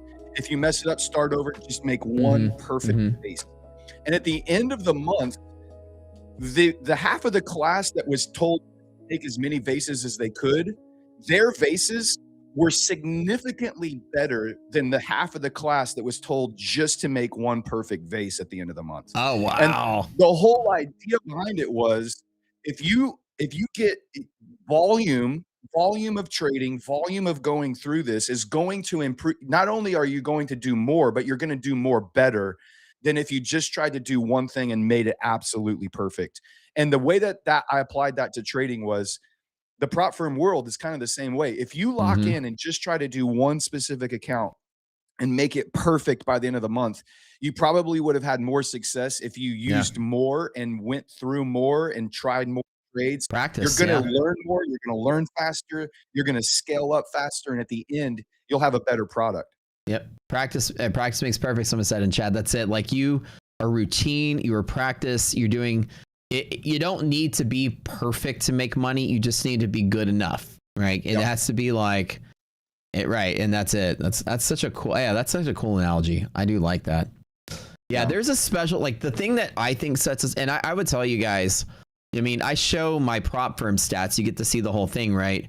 And, this is I've only been in prop firms for about a year.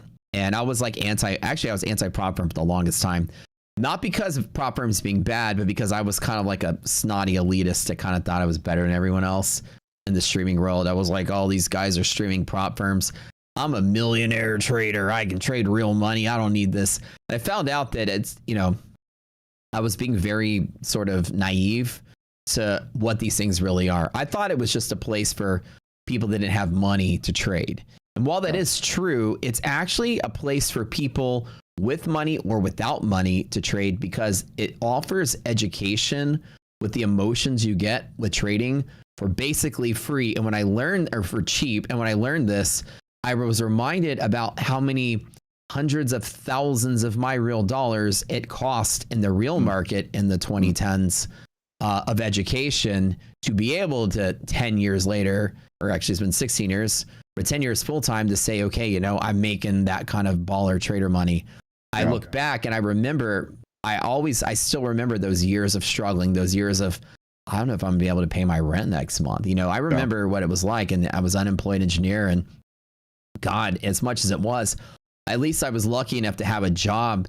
I was living really cheap because I worked at the plants, and I still lived by the plant. So I had this, like, at the time, $600 2-bedroom apartment, which right now would probably be closer to maybe $1,200.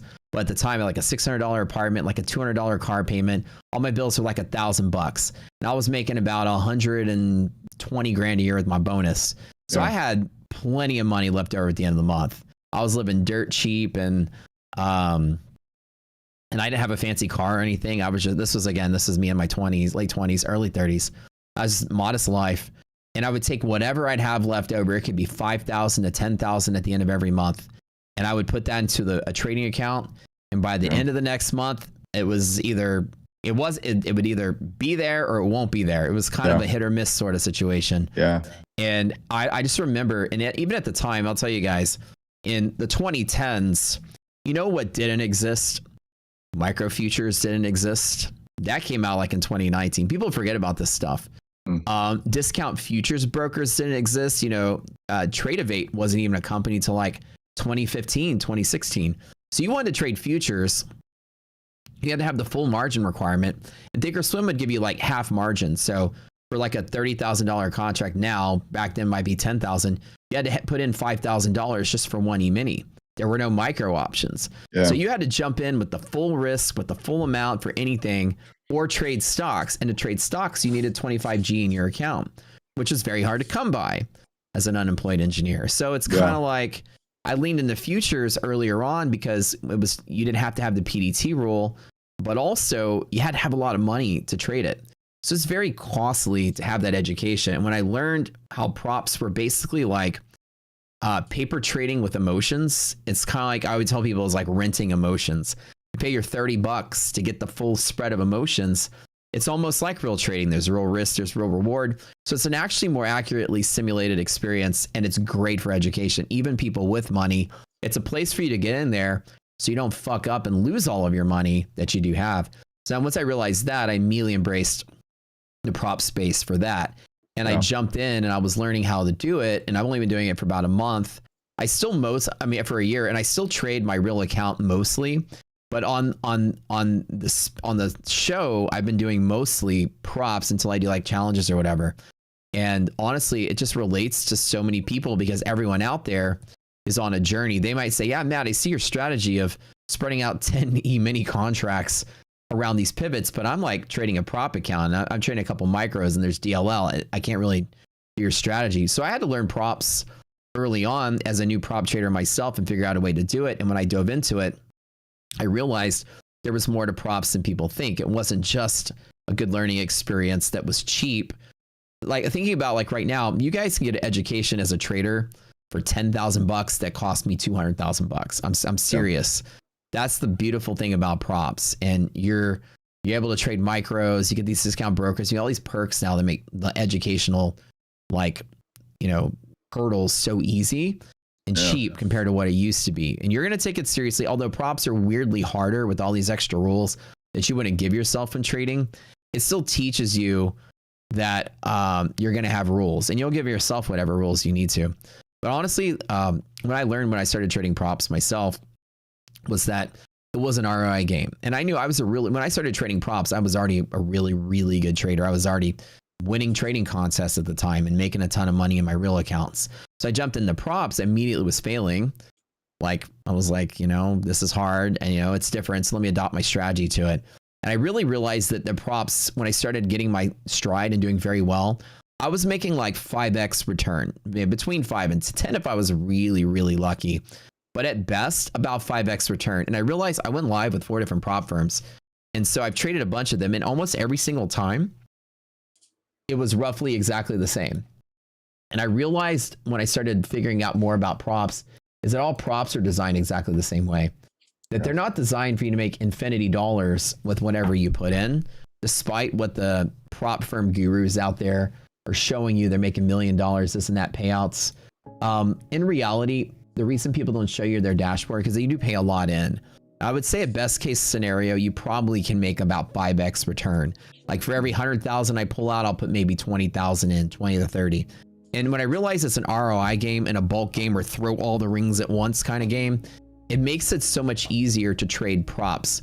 But a lot of the prop skills that you learn don't translate to live or real account, which is why it's important to still get a really good trading education. And once you master props and go out on your own, you can't leverage cheap accounts against each other. Oh, let's blow up a couple evals and pass a couple more.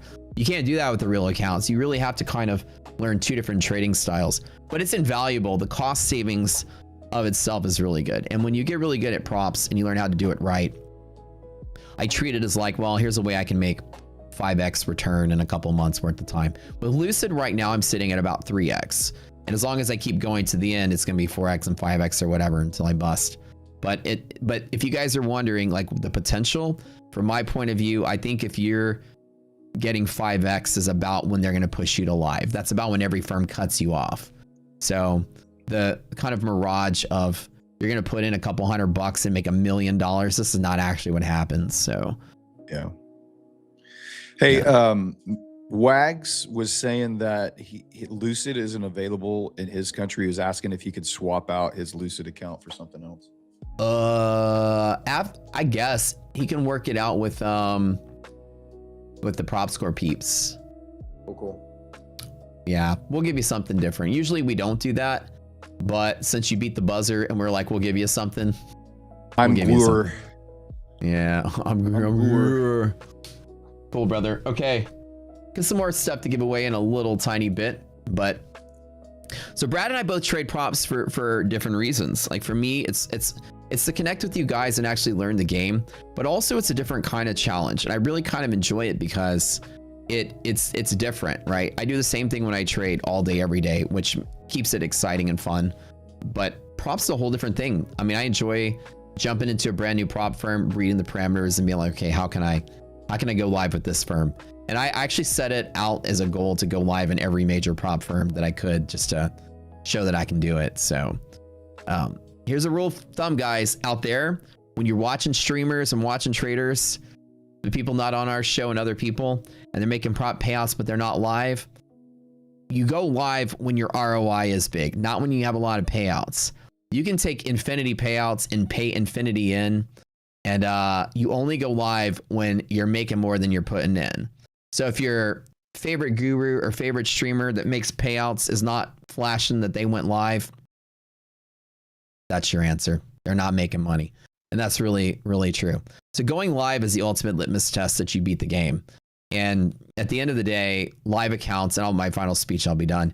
Live accounts are not necessarily the best part of the prop experience. I think you make more money from your sim account. Going live is cool, but the live accounts are usually smaller with a lot of rules and limitations. It's not like you get ultimate freedom to trade millions of dollars. You get like a 5, 10, 20K account with some rules on it and DLL on it. It's not really the best, but you'll make a lot more in sim funded on your journey to live that you should save up to try to trade on your own with your own money. And so in props, that's your real goal, is to trade on your own and not necessarily bank on the fact that that live account's going to be your, you know, your bread and butter. No deal with Iran, somebody said. Really? I ain't even paying attention. Brad, when do you think Iran war is going to be over? We're in the 55th overtime right now. We're coming down to the sudden death level of the victory. I don't know, man. It doesn't make any sense. It's so tiring and annoying. Yeah. Is this news? That was a dump. I don't see any news coming through the pipeline right now. I just think we're about an hour away from market close for holiday weekend, and people are just being like, "Hey, let's whatever risk off we have to get going into a holiday weekend, let's do it." So, yeah, for me, trading prop firms, especially on my show, and I've been very transparent with everyone from the very beginning. I do not make the bulk of my income from trading. Like that is a goal that I want to get to, and I'm kind of you're kind of like the guru on the stage that we're all kind of watching and looking at, and I'm kind of more like the guy that's down in the crowd that's, you know, like, hey, I'm almost there, I'm kind of doing it, hey y'all, come on, let's do this together, watch me, you know. So I'm using prop firms to eventually build up that cash account so that I can have that available, but then still have a prop firm trading skill that I can always kind of go back to and use it to supplement and you know, take advantage of what they're offering. And that's really the whole goal, is to take advantage of that business model. So I know that there's some guys that were saying earlier, they're like, man, I just don't have the money to go buy 5 or 6 or 7 accounts. Dude, I was there. Like I was doing every side hustle I could. I did DoorDash, I was Ubering, I waited tables. Like I was trying to find every little thing I could do to go scrape together a little bit more money to go buy another eval or 3 more evals. So, dude, it's a struggle. Like when you're really trying to work at it, the grind is real, and you just keep showing up. You just keep sticking with it. You keep getting back up when you get knocked down.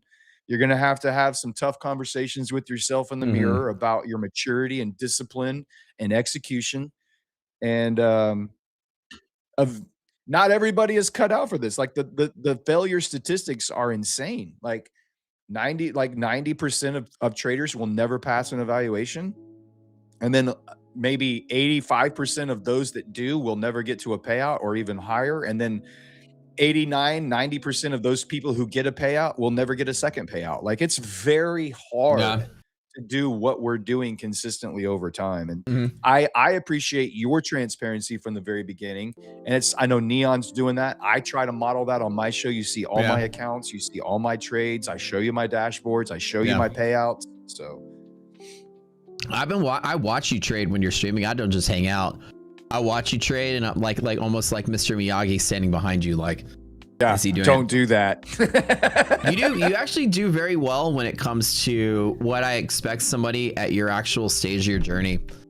You're focused on the risk. You're always talking about, you know, how much risk you're taking, and whenever you're wrong, a lot of times I'll notice, like, I'll jump in a trade and you'll jump in a trade, and we'll jump in a trade at the same spot. We'll be on opposite sides. And as soon as one of us is right, the other person's out. And it's kind of like, you're doing the right thing. And it's kind of, I'm like, okay, I'm very proud. You're doing what you need to do in the prop space. And like, as you grow, you make a little bit, then you make a little bit more, and momentum picks up over time. It's like a snowball falling down a hill. You know, it's like maybe right now somebody might be saying, I don't have any money left. Maybe I got my first payout of 1,000. Maybe a year from now, maybe you're getting 3,000 and 4,000. And then a year from there, you're maybe making 20,000. It's like the momentum does pick up as your bankroll starts to grow and you get better. And for most people, you know, it's always going to be, no matter how you frame it, how quick you try to learn the game, there's always going to be a 3 to 5 year ramp up period to be good at anything, whether it's guitar or trading. Like, you're not just gonna I mean, you can get acoustic guitar and learn Wonderwall and get that chick's number at the party fucking on a Friday after a day of lessons, but nobody's gonna buy a ticket to watch you play at a bar, you know, with that much training. So that's like most people.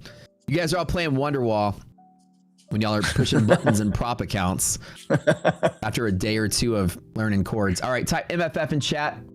Got a few more. Somebody said, how good is Blue Sky? Is there an activation fee? Yeah, Blue Sky is at equivalent level to My Funded Futures and TPT. It's just the activation fee version of the same kind of account, which makes it cheap to fail, and you only pay when you pass. And the all-in cost is the same price as the all-in cost with My Funded Futures for the one-day payouts. It's like 129 bucks. So Blue Sky actually came in at par with our two best firms as far as their same-day payout goes. I haven't traded it yet, but I think I'm gonna trade Blue Sky. Oh, I saw you trading Blue Sky yesterday, weren't you? I was playing Blue Sky evals last night. Yeah. Yeah, I saw that. Yeah. I'm gonna. I think after I go live with Lucid, I'm gonna try it too. I was about to ask who are you gonna try out next? So I think I'm gonna try some Blue Sky myself as soon as because I've been live with My Funded and live with TPT, so I kind of want to go do that. I want to do the same day payout accounts as long as they're here. I want to milk all of them because to me that's like the quickest path to payout right there, at least for my Sonala trading. And I burn hard. Like I'll put in a lot of money up front to build those buffers and to get out of it quick. So those same days, I know how to play that game pretty good. Yeah. Yeah, the fact that they offer daily payouts with static drawdown on the funded is pretty spectacular. Yeah. And that's kind of nice. And like TPT and My Funded are also static on funded.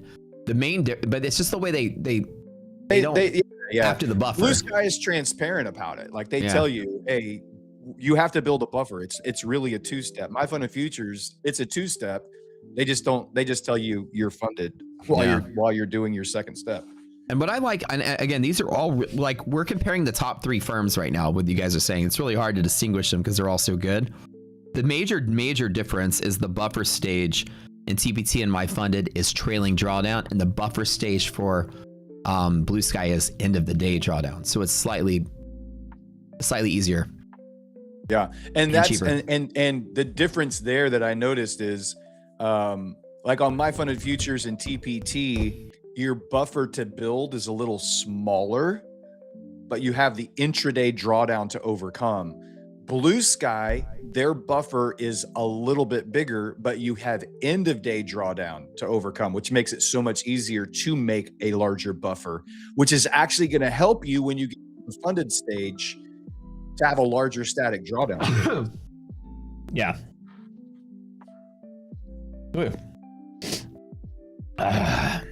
Agree. All right. Next winner. Hold on. We've got how many of these to give away today? Dose. My Funded Futures. 50K Rapid. I would say that I think the 25K is the slightly higher score, but the 50K Rapid or the 25K Rapid, this is actually the highest ranked account on prop score. Yeah, the 50K contest. is just a little less only because of the price, but for a giveaway, they're both exactly the same, you know. Pretty much, yeah. Honestly, guys, you're gonna love My Funded Futures. I went live with those guys pretty damn quick. And mine was in the expert era, way back before there was pros. They used to have like standard, I think the name of it was. I can't even remember, but the expert was the account I was trading. Plus something plus advanced. No, I can't remember the name of them now. My Funded Futures ones. Like a long time ago that they had an account. You guys remember the name of it? There was wait, for real? Really? His name got drawn twice in a row and he's not here? What? What? Never seen that happen before. That's crazy. Dude, I sympathize with chat because I can remember entering the giveaways back like in July and August last year and seeing the same names win over and over. I'm like, this is so freaking ridiculous. I would get so That is pissed. so funny. Dude, you weren't here. You know your name got drawn twice, dude. Yeah, I know you're here now. Your name literally got drawn twice and you missed the first one, and this is the first time I've seen that happen. Crazy town. Well, you got in on the second one. Congratulations. Nuts, dude. Nuts. That's why I instituted my 1 win per week rule, because I sympathize with chat because I lived that giveaway life for months. Well done. Well done. Oh gosh. I am typing from starting, I swear. It's like everyone's like typing so fast to get their 7 there. Awesome. All right, you got it. We got you, dude. We got you. All right, that's it. We only had 2 of those to give away, you guys. We got some Tradeify. We got some more stuff. We got some more stuff, chat. Y'all can just hang out for a moment.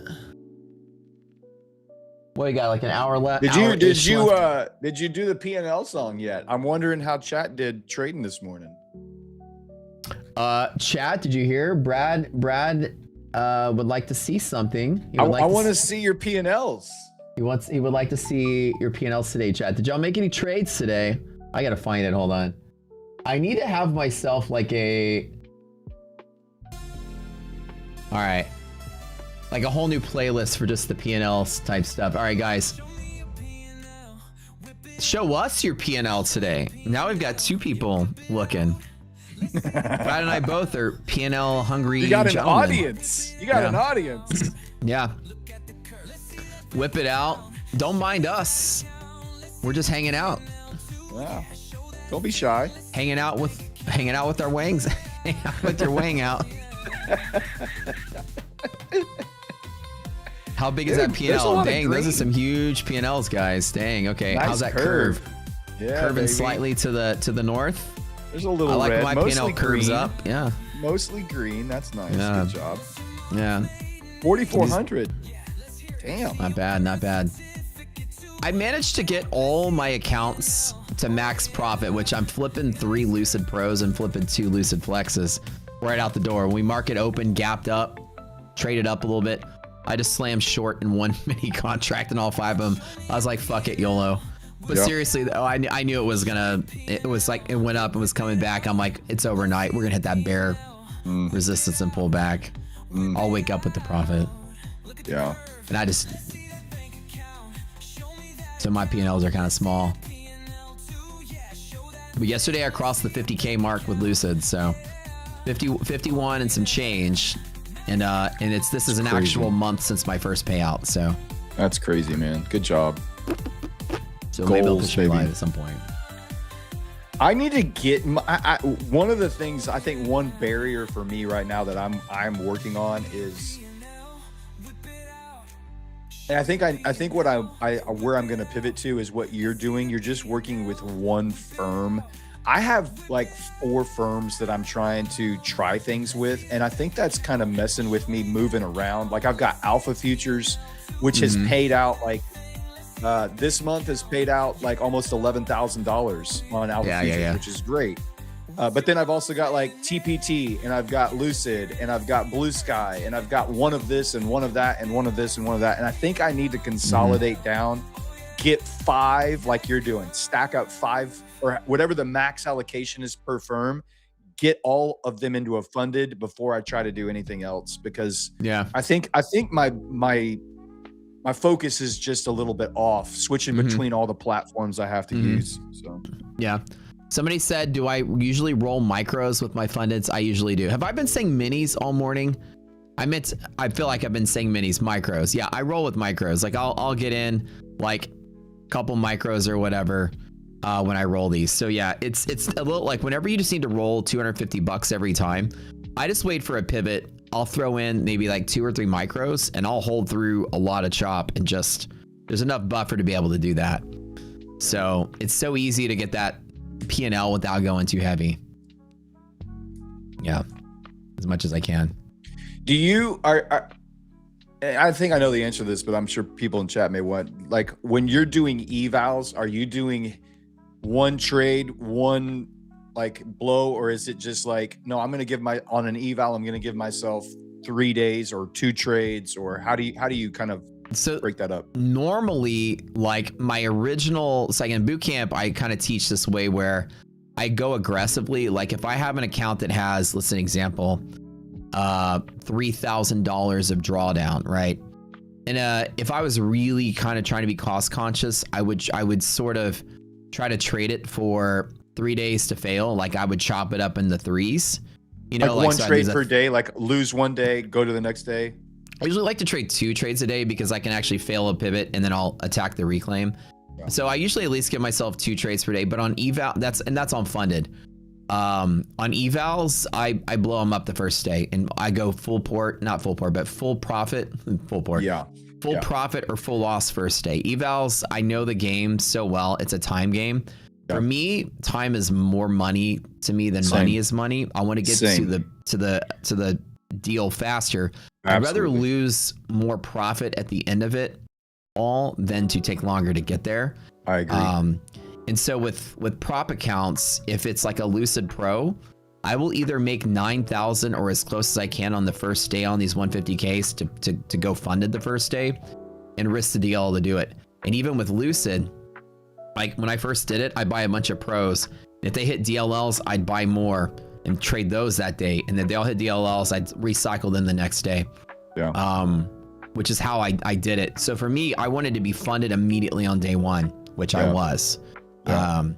And that's kind of how I am with the evals, because it's a waste of time to get to the stage. Then you can actually take it seriously. Evals, at this point, it's like proving yourself on an eval means nothing. The funded stage is the only thing that matters. It's like, I already know I can pass the eval. I care about my time. I don't want to spend 5 days on this and then another 5 days to get to a payout when I can just do this in 1 or 2 days and then 4 days later get to a payout. Trading Wheels had said, what is your risk to reward to make 250? So whenever I'm trying to roll 250, remember these accounts have over $10,000 buffer in them. I'll go 1 to 4. I'll go -4 on R&R on this. I'll lose $1,000 to make that 250. Yeah. And if I lose $1,000, then I just come back the next day and just have to make 1,250, right, with minis. So I'll trade a micro and I'll hold really far through chop, and that's really my strategy. I'll go negative R&R once I'm rolling the account. I put all the heavy part lifting, building the buffer up front. So each of these Lucid accounts are all in payout, maybe 2 or 3 or something, and they all have $10,000 of P&L sitting there, and that's it. Nice to see. Oh, go ahead, Brad. Somebody said, nice to see 2 daddies in one frame. You mean 2 zaddies? I was like, oh. Somebody says, Matt, why am I trading props? Very, very, very simple. For fame. That's the real answer. I never needed props, never cared about props, and people never cared about my show. You know, we were the very first YouTube future stream there ever was in 2016. I went back and looked because there were people that were like, are you sure? I went back and looked where all the big streamers started. In 2016, I was the first. Tracer Matt started 3 months after me. And Pat Whelan was pumping penny stocks at the time, and he started trading futures like 4 years later, something like that. But we were the 3 first YouTube streamers kind of that futures now back in the day. And back then, I was the biggest YouTube future streamer with 30 viewers. You know, like nobody touched futures in 2016. It was not even a thing. And in 2016, 17, we grew and Tracer and Matt grew, and we were both getting like hundreds of viewers at a time as futures picked up a little bit of momentum. When Trade-A-Bait came out, you know, it was discount broker, but it was still no props, still nothing at the time. And then when I started building the tools I built and built Rockstar, I still focused on a real account. And I had a very strong, very elite community that was here and watching us. And then the prop thing exploded like around COVID. At the time, I was still trading real accounts. I was like, props are for newbies. I remember I told the story earlier, but I was like, man, props are for newbies. And all these kids YouTubing props, they're all paper traders. I was so old school and elitist about it. I'm like, I make 10, 20 times what all these guys make added together. I'm like, I'm the real millionaire trader. These guys are trading for $1,000 payouts. What kind of newbies are that? And I was really, and I had a stance like that. But then I told you guys earlier, is I learned that the prop space is actually designed for not just people without money, but people that don't have discipline and don't want to waste the money they do have. There's a lot of very wealthy or well-to-do adults with good incomes and good savings that don't need to be going out there and blowing up hundreds of thousands of dollars when you got to put kids through college and, you know, pay the mortgage and stuff by learning the futures game in the real market. You can learn it for so cheap in the prop space. And so for me, as I know, look, let's just be real, I'm the best futures day trader there is on YouTube by far. I know that. Y'all know that. That's why y'all watch. However, I didn't let my elitist attitude allow me to elitist myself into a hole of always being small. I did finally have a marketing team that's like, bro, you need to get on this. It's hot. And I'm like, all right. So I got in on it because it was hot, and then our channel exploded. So because the audience, the majority of traders now trade prop accounts, and that's literally because it matches the income level of most traders. Traders are getting younger and younger by the day. Students, I mean, I was a student, man.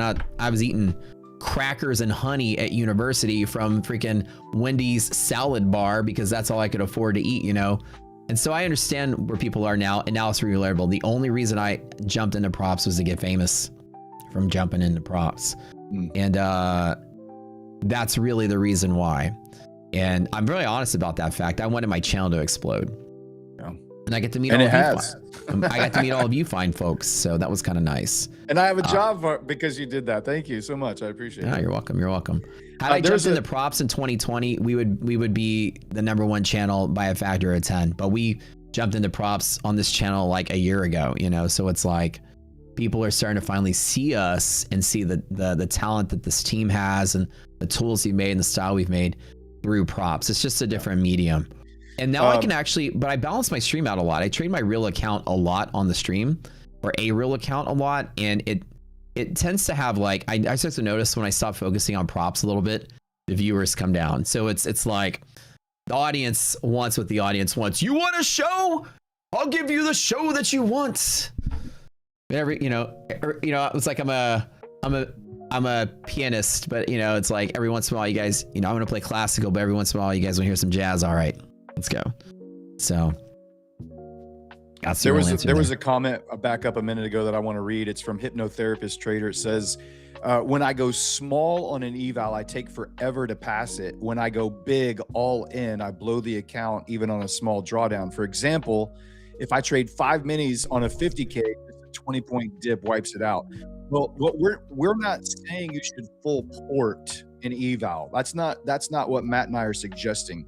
What we're suggesting is that you size position wise so that you give yourself enough room that you can pass it in one day or hit your consistency in one day. Don't trade 5 minis, trade 1 mini or 2 or 15 micros, like 1.5 minis, you know, something like that you can give yourself a little bit more wiggle room at those high volume pivots. And when you get that V turn and you catch a 120-point bounce, you're going to be golden. Yeah. I treat props a little different than most people. I come from a camp where I invest a lot of money into props up front to get a lot of money in the back end. And that's what most of these big players out there do that are clocking in 50K and 100K and $1 million, whatever worth of payouts. They're all putting in hundreds of thousands. Don't think that they're microing their way up to $1 million. They're playing the same game I am. They're brute forcing the passes with money, and then they're getting something in return, which gives you more than you started with, and then you have a bigger pull to brute force even more. And it's a really good strategy when you have the capital to do it and you're talented enough to ultimately get there. For most people, I would say, like Brad is telling you, is you take your account and you want to not just YOLO it and try to pass it in one trade. When I say pass it in a day, I meant in a day. It could be 20 or 30 trades for all it takes. But I'm not trying to all in with all the contracts to make it in one trade. I'm going to usually scout my way there, trying to make 40 points, around 80 points in NASDAQ or something multiple times a day on the eval side. On the funded side, I tend to wait. My first trade once funded, I might wait a day or two before I even touch it. I usually wait for like A+ setups that I know have a high probability of working. So my first trade in funded, I'm ultra cautious with, but I still hit it pretty hard to try to build that buffer. But I've been known to wait weeks before I even make a trade once I go funded. The evals, I burn through them faster, but fundeds, it's like I switch, right? To that mentality. And for a lot of people that don't have the capital to buy a lot of props and spread your risk out, you are kind of in a more of an uphill battle than somebody like myself would be. Here's an example, perfect example. We teach you guys monthly hedge pressure is along every single time, okay? And let's say I have 5 prop accounts here, 1 through 5. 1, 2, 3, 4, and 5. And market just falls and falls and falls and falls and lands there. And these are both all evals, okay? Let's say these are eval phase. I long here with like maybe 2 minis, and then I stop. And I blew up the eval maybe, okay? But then it reclaims, I longed again with 2 minis, and now I made my profit target. I'm good. So this one busted, this one made money, and it fell there. I longed again, and my stop is, you know, this S&P example, 10 points under. And maybe I stopped again, and then I longed again on the reclaim, and maybe I made something. Now in this example, I failed 2 and passed 2, but the potential of those 2 that I passed, each could get thousands of dollars worth of payout, and the 2 that busted lost a couple $100, right?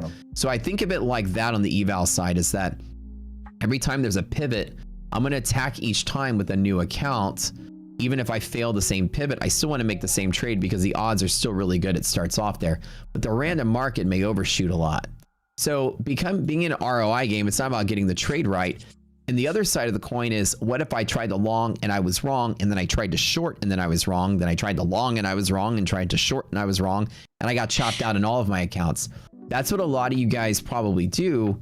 Whereas me, I'm longing and attacking the same pivot every time with multiple accounts, and maybe 2 of them made money and 2 of them didn't. With you guys, all of yours may have blown up because you flip-flopped when you're invalidated. And so what we teach you guys here is to be invalidated based on market conditions, not because you lost the trade. If you lost the trade, unless conditions change, you don't have to jump to the other side. If I choose long for the day, I'm usually long most of the day.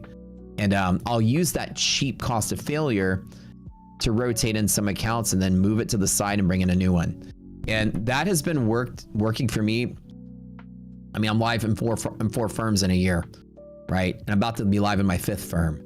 So the strategy is much better than you copy trading at one place. Imagine copy trading all at this one spot and then blowing everything up, and then buying 20 more and then copy trading short and blowing those up, right? So splitting up your accounts, trading them individually, I do that a lot. So if I have 5 accounts, I never trade them all at the same time.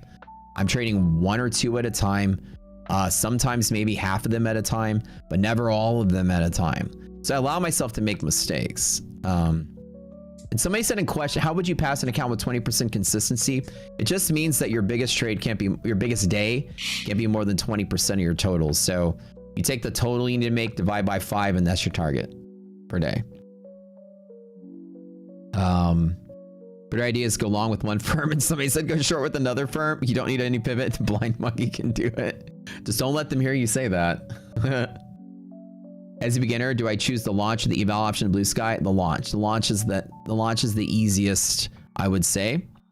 That's kind of the cheaper too. The buffer phase for Blue Sky is $250 reset, and the buffer phase, I think it's like $30 or something. I don't know for the eval phase.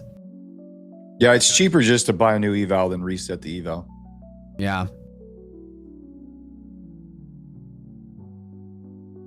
Somebody said that I unmod you. We've restructured our mods to people that are just here. Like our mods, like if you're modding or participating in other YouTube channels, we're gonna remove your mod. So the mod here is just for our teammates here at other. We don't want like mods that are mods in multiple places or something.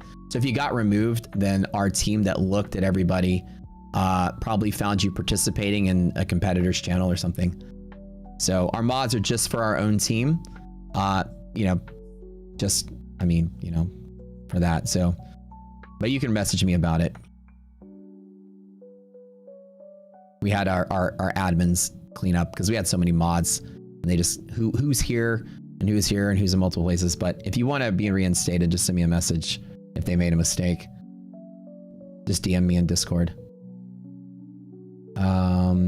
Yeah, we have a channel admin that runs that. We had like hundreds of mods that have been inactive over the years, so they were just cleaning up.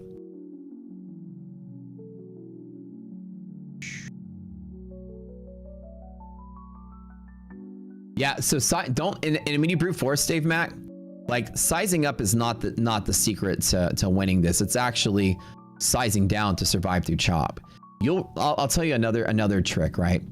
If I had 5 evals in this example and we hit the first pivot and I longed with like 2 micros on the evals I don't trade with like stop losses or anything to try to take it seriously. I personally will trade and hold through whatever and let it bust. Evals I don't care about, but that's my style of trading. I teach you a better style of trading for you, but with somebody with money that has the money to spend that will get an ROI, time is so much better than babysitting the eval. So if I put 2 micros and I held through this and it took a whole bunch of drawdown, I might long again with another account with 2 micros, and then it gets here, this one made money and this one broke even. When you trade really small with the eval side, you can kind of just hold through just about anything. I would tell you with the prop firm game, with the crazy rules that give you consistencies and DLLs, it's almost impossible to make it by trying to babysit one account and try to guess the market right. Yeah, no, Adam, just send me a message. Like I said, we had an admin go through and clean up because we had hundreds of mods on the list, and the rules are basically like if people are modding in 2 different places or they're not active or whatever, they just remove people they didn't recognize. So if you're active here and you're not a mod in 2 different channels like someone else, or you're not participating in someone else's channel, then you can be a mod here. But yeah, we'll reinstate you if you want. Just send me a message. That way I can figure it out. Mods, channel mods, you know, removing bots, removing bans, you know, basic stuff. If you're among the mods, you would delete everybody coming on here begging for free accounts. See, some of you guys, if we made you mods, you would delete everybody in the stream. Yeah. Anyways.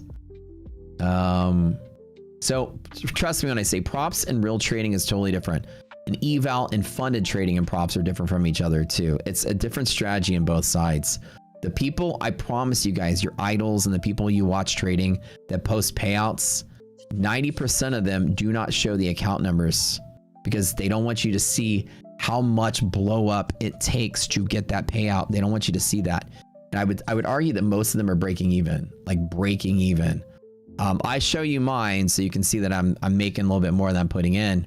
But I'm going to tell you, the strategy that the big dogs are doing is this brute force style trading.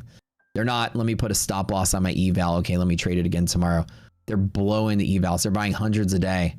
There was a streamer, I'm not going to name the name, about a month ago, that literally blew up hundreds of evals of Lucid on the stream. Just, I'm going to blow up till I pass. That's exactly what the person said.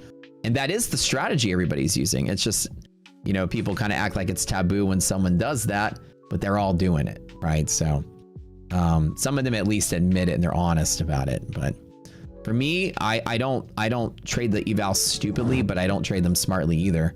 I trade them at my pivots, and I will let them ride until they blow up or hit target. I'll never put a stop loss on eval because I know my pivots are so good. I'm gonna win more than I lose. So I trust that. Team not Brad. Somebody was asking what was on my shirt, so I had to model. Is that a period at the end of my name? What is that? Was that I like think a it's trademark? a period. It was to indicate that this is a statement. without the period, it just says like Team Brad. With the period, it's like Team Brad. Yeah, like, that's right. Drive it home. Right. You know, that's the end. No more questions. You know.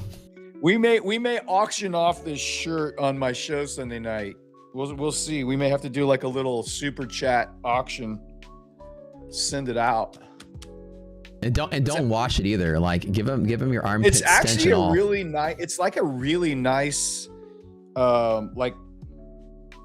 It's not like an actual like undershirt. It's like an actual nice white. It's Zara from the mall. Like we went and got it, and I was like, "Oh, that's a cool like white." Nice... you have a Zara shirt on that you put the stickers on? Yeah, that's like an expensive. Isn't that expensive? Shirt? It's like a $60 shirt. Yeah.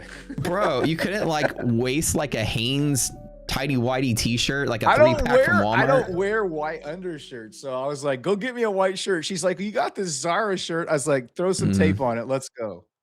Somebody said, why not an instant funded account? Why I don't trade instant fundeds? Instant fundeds were cool about a year ago, but now these like cheap rapid accounts just took over. Instant fundeds usually take a long time to pass. They're usually much more expensive and they usually have harder rules. Every instant funded out there has both DLL and consistency at the same time. They're like 7 days to pay out and stuff. Every direct to funded or instant funded account out there really kind of sucks compared to the new accounts. A long time ago, Tradeify direct to funded or straight to funded, the Lightnings now were the goated accounts. But that was before the era of TPT Pro and Rapids, and even Tradeify Select jumped on the bandwagon that made their own shit obsolete. So direct to funded was great for a while, then Rapids came out. So Tradeify has a Select Daily now, which is their better account. Direct to fundeds, they're just not good anymore. I would recommend nobody ever trades a direct to funded.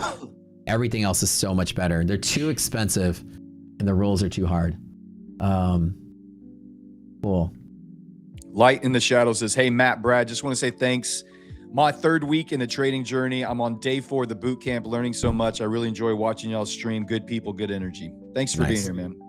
And by the way, guys, when I do go funded, I do trade funded seriously. My normal rule with funded is I'll try to give myself about 3 days to fail. So if the funded drawdown is like or the eval drawdown is 3,000, I'll bust it in a day. But the funded drawdown is 3,000. I'll try to lose about 1,000 a day, give or take, and give myself 2 trades per day. So 6 trades total, blow it up. That way it gives me enough time to try to adequately build a buffer. And then once I start building up that buffer, then I use that buffer to hit it even harder to build the buffer bigger. So like if the first day I've put 3,000, right? And then I have, you know, enough room to keep going. Maybe the end of the day drawdown stopped and I have 3,000 to lose again. Then the next day I'll hit it with minis and try to get to 6,000. So I'll trade it more aggressively to build the buffer, and then I just coast like I'm doing now with micros. I've always done this trick. It gets the headache out of the way at payout 1, and then payouts 2 through 5 is just a coast. Bootcamp is amazing. Oh, thank you, thank you. Speaking of, bootcamp is over, and on Monday I'll do a special options class for you guys to teach my options hedging strategy. Disclaimer, I'm not a great options trader, but everybody wants to hear my options strategy.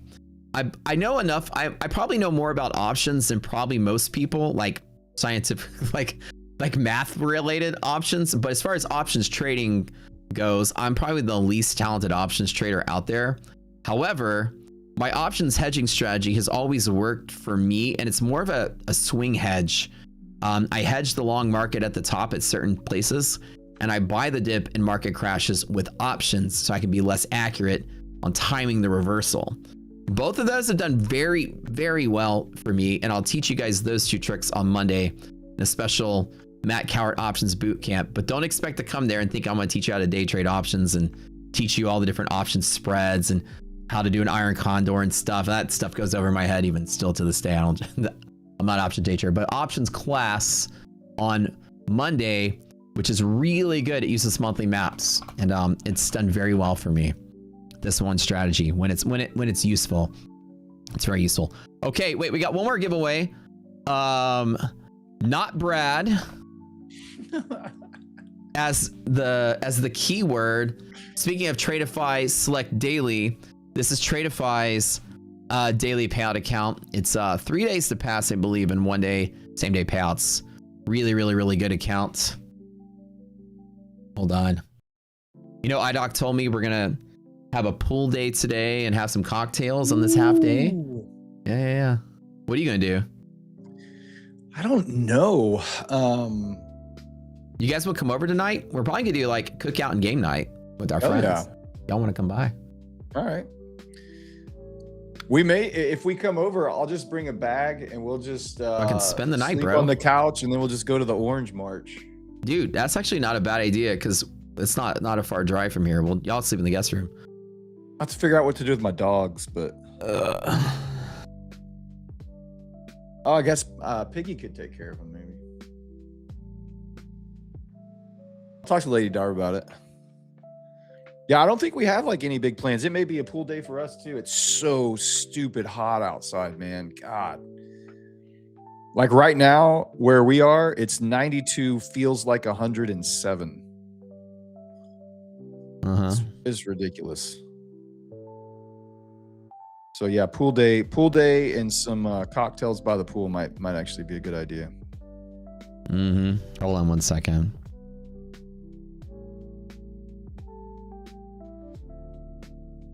Hold on. Yeah. We're trying to make plans here. All right, guys, type in not Brad.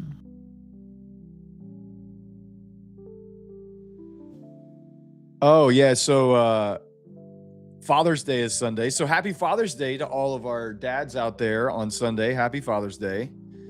For Father's Day, Lady Darb has been wanting me to get a watch. And I'm not like a huge watch guy. And I'm like, I don't know if I want a watch. And she's like, I want you to have a watch. And I'm like, I don't even know anything about watches. Are you a watch guy? Do you have any like beginner entry level watches that aren't gonna be like $500,000? Yeah, like I don't. Like I honestly, the I'm probably like the only trader that doesn't own a Rolex, or I don't know. I have a skull bracelet with like diamonds in the skull eyes. That's about as. This is a $700 probably piece, and that's all I own. And I have an Apple Watch, but I mean, I always wanted a watch because the way that iDoc says, she's like, you know, you're a CEO and you're a big entrepreneur and everybody in the city knows you. When you show up though, you don't, you know, you don't look, you don't give off the vibe. You don't. Yeah. You're wearing shorts and t-shirts, and you know, we gotta like spruce you up a little bit. So she's actually trying to look for watches for me, and I'm getting my first sort of taste of the watch market. And these things that she's looking at, they're like $100,000. I'm just like, no, you know, $100,000 can build me another Pilates studio. That's how I think about it, you know?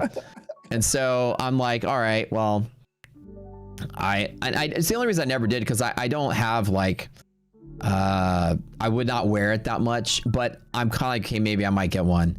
I think, you know, an entry level Rolex is always like a cost effective adult watch, because you can get a good one, a nice one for like 10K, you know, maybe less than 20 for an even nicer one. You don't have to go spring for like, you know, a $300,000 watch or anything to have a good classic look. But somebody says, let's see Paul Allen's watch. Yeah, I don't think I'm in the Rolex world right now, bro. No, I think like Breitling is really good. Like I looked Breitling, at those. I was thinking, she sent me one from I don't know how you say it, but Tissot, Tissot. I don't know. It was like a $500 or $600 watch. I was like, well, I mean, it's not bad looking. So yeah, I don't know anything about them. Somebody said a Patek is the best. Well, yeah. So most watches and luxury market items actually appreciate in value, or at minimum don't usually depreciate in value. So it is an investment like a bank. iDoc's purses, every single thing we've ever bought for her has like gone up. One of her purses is like 50% higher in market value than it was 2 years ago. That's insane. So, as far as like what watch I would know, I'm like the guy that doesn't know much. So I'm a really bad trading guru, I guess, because I don't have like a collection of watches, but I have a collection of businesses. That's different. I can't wear those on my wrist though. But I don't know. We may go to a watch store this afternoon and see if. Oh, let me know what you find, man. Give me some recommendations.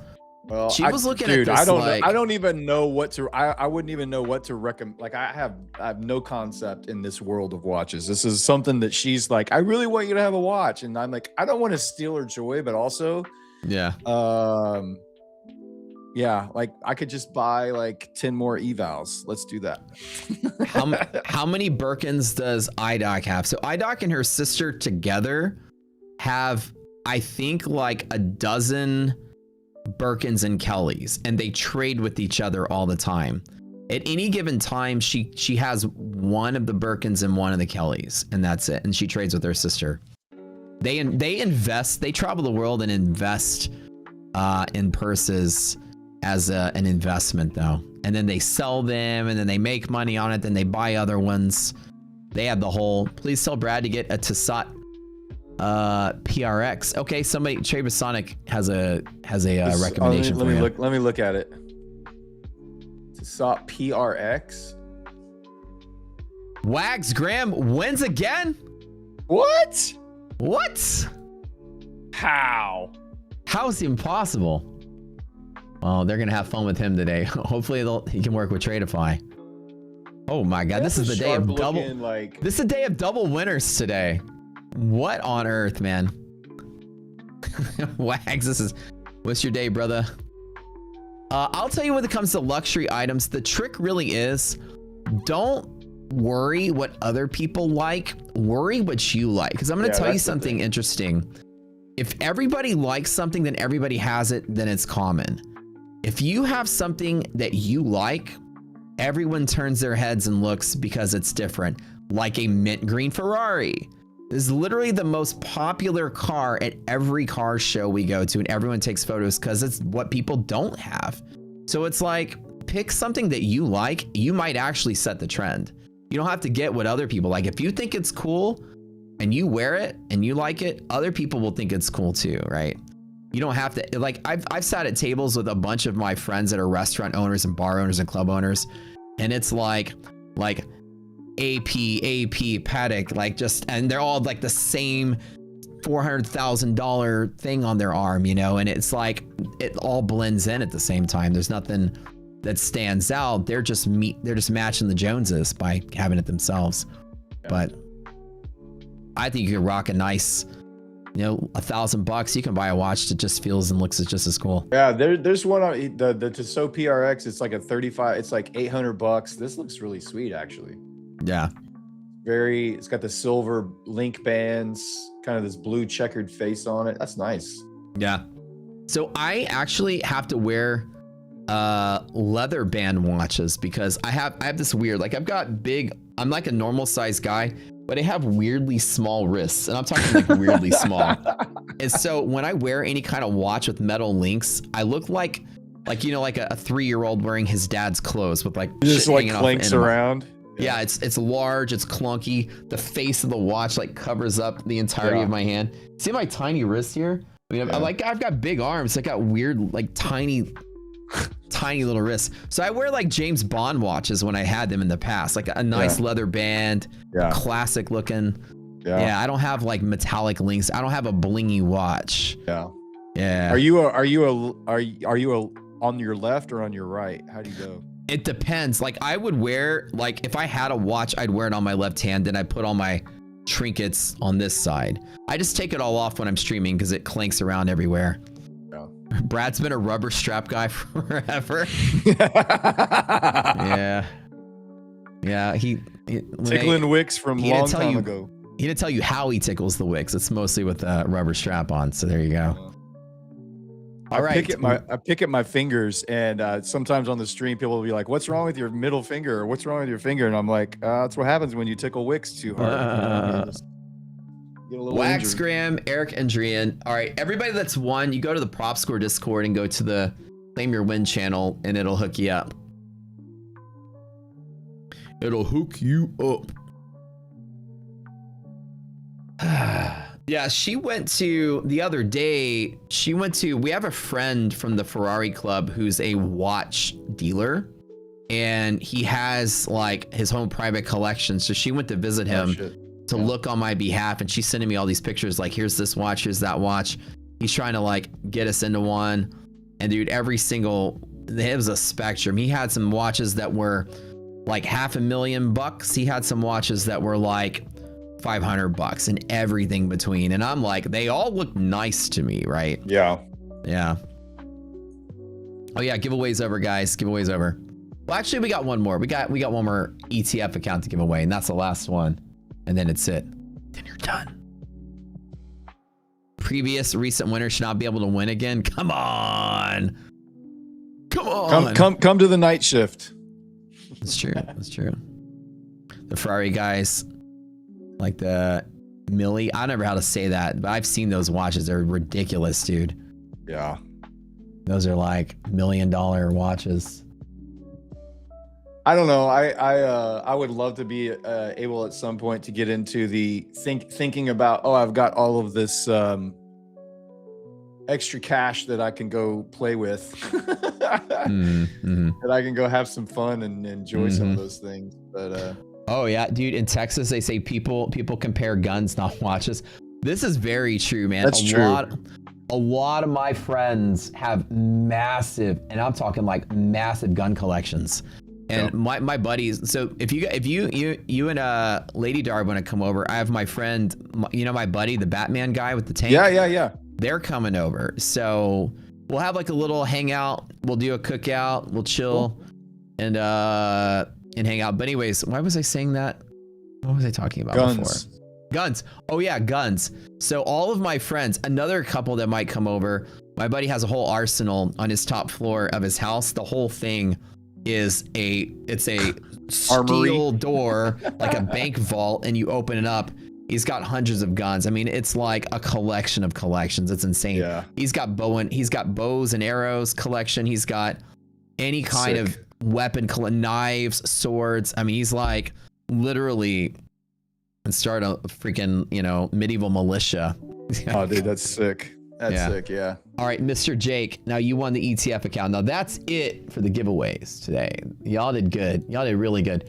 We do more giveaways on this channel, I think, than any other channel. Like, we do so many. 100%. We Not do even so. close. So you guys stick in here. We do giveaways all the time. Brad's the nighttime streamer. I'm the daytime streamer. I just took out my $51,000 payout from Lucid. I've only been trading with them funded for a month, which is nice. I'm live in 4 prop firms.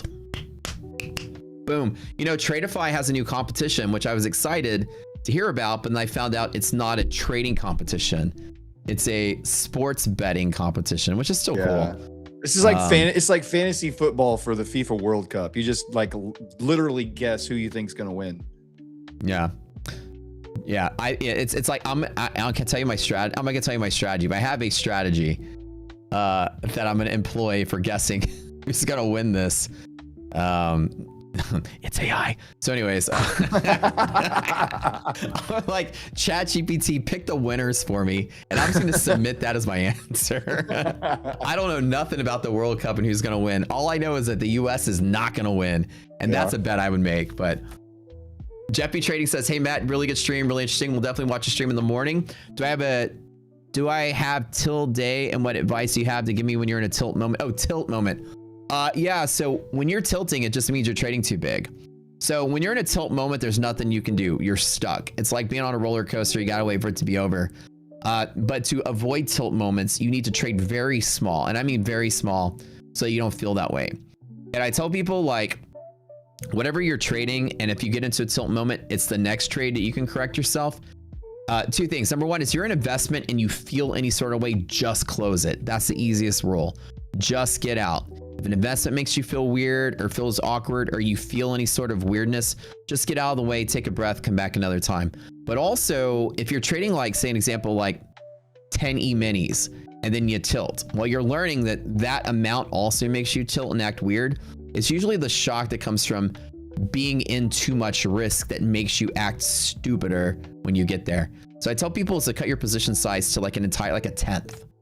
You know what I'm saying? Like a 10th of what you're doing. So if you traded 10 minis and you're feeling weird, the next day trade 1 mini, like a whole 10th. And you may feel like, but how am I gonna make money trading so small? Listen, bro, you're not making money. Let's just face it, right? Don't ask that question. It's not a waste of your time to trade really small. What you do get is control immediately of your emotions, right? Cut it so small. And then you're going to trade. When you lose, you don't feel anything. When you win, you don't feel anything. And you kind of feel like, okay, I'm managing, like I can manage this, right? And that's where you really want to be. And so the goal is to avoid tilting altogether. So trading small enough so that you don't feel it. And then once you're like, okay, I'm not losing a lot, I'm not making a lot. Okay, maybe I can go up a little bit. So don't jump back up to 10 if you jump down to 1. I mean a 10th. Like if you want a drastic change, you want to see an improvement tomorrow, a 10th. Like just trade pennies, right? And then you're like, now it's just mechanical. Okay, I lost. Yeah, I lost. Okay, I won. Yeah, I won. Lost 20 bucks, won 20 bucks. Not paying my bills with it, but you know what I'm not doing? I'm not going tilt.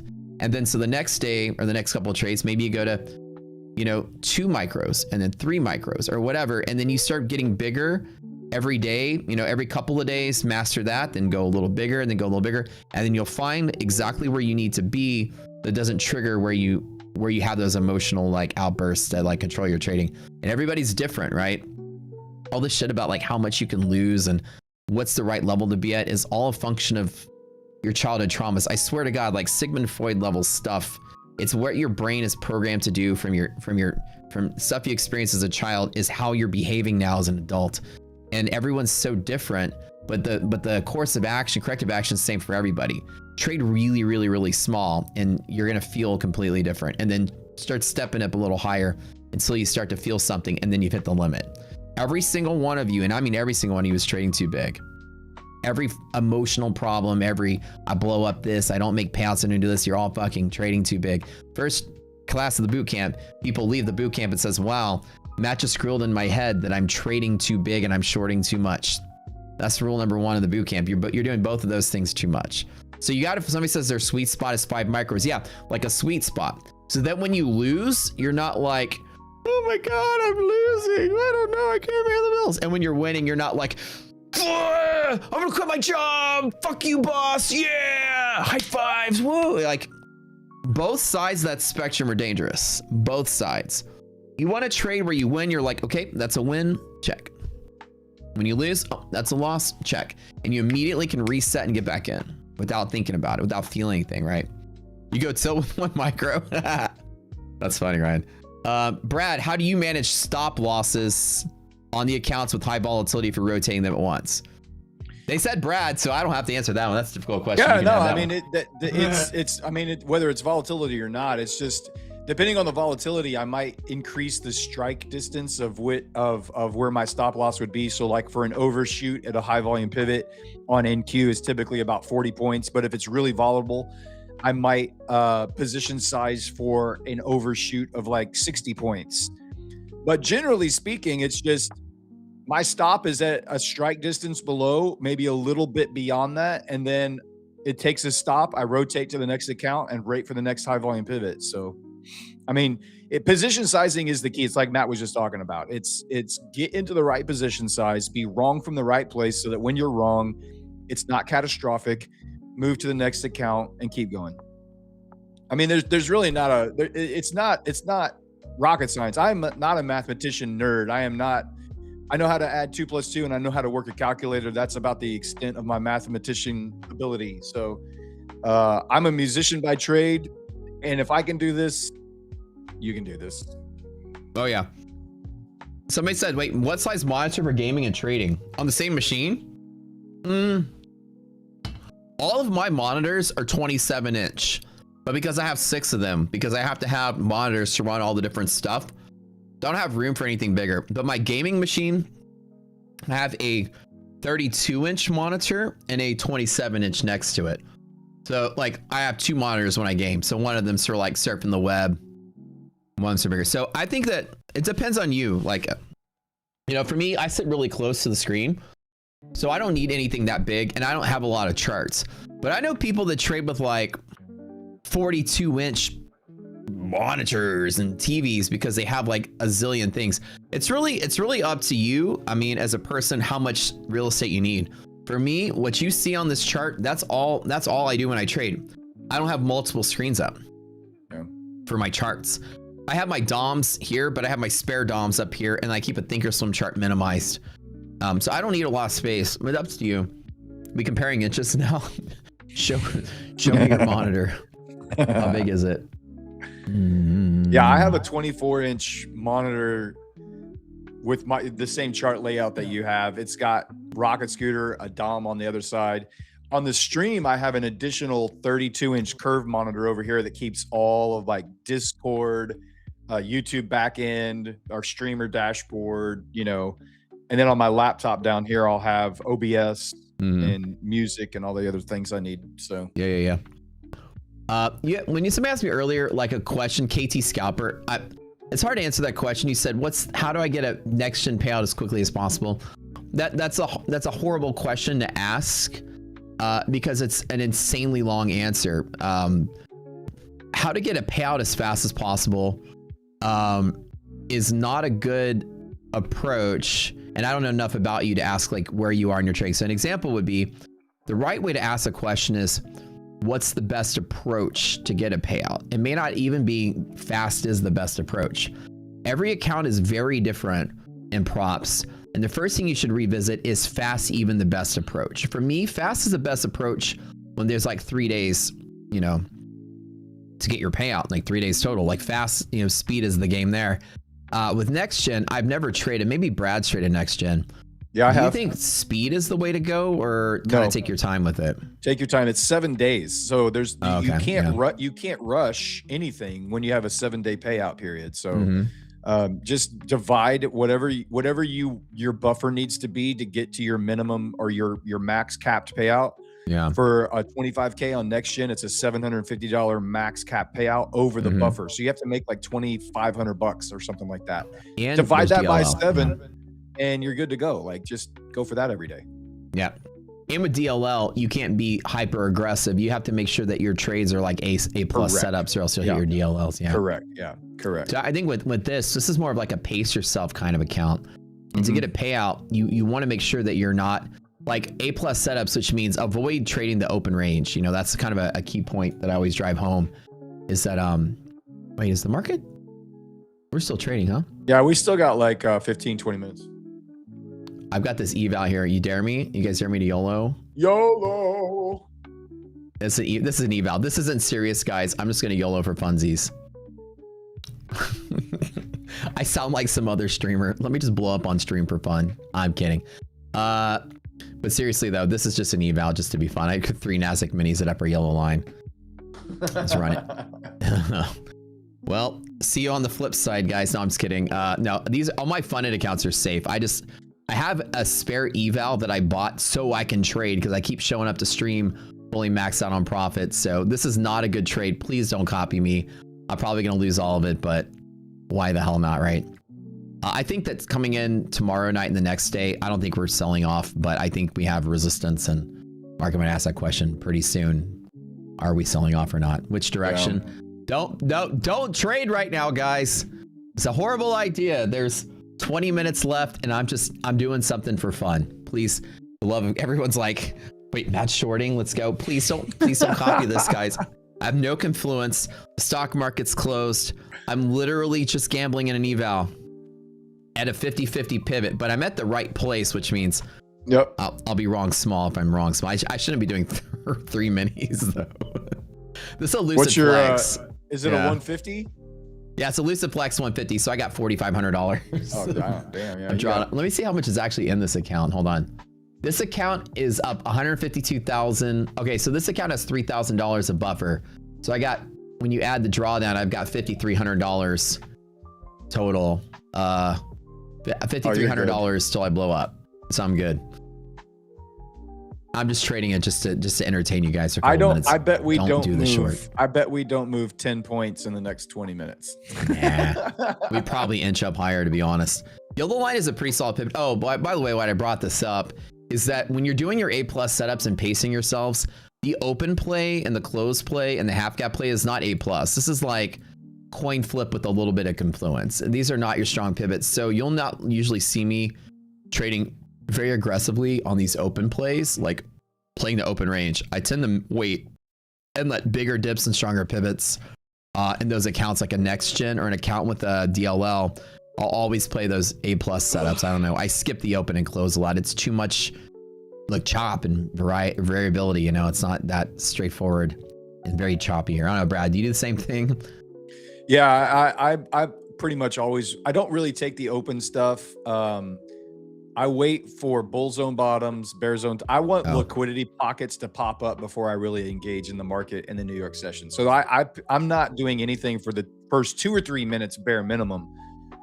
And then if we're at like a bull zone bottom and resilience is positive and DD ratio is positive, I'm going to hammer it, you know? Yeah.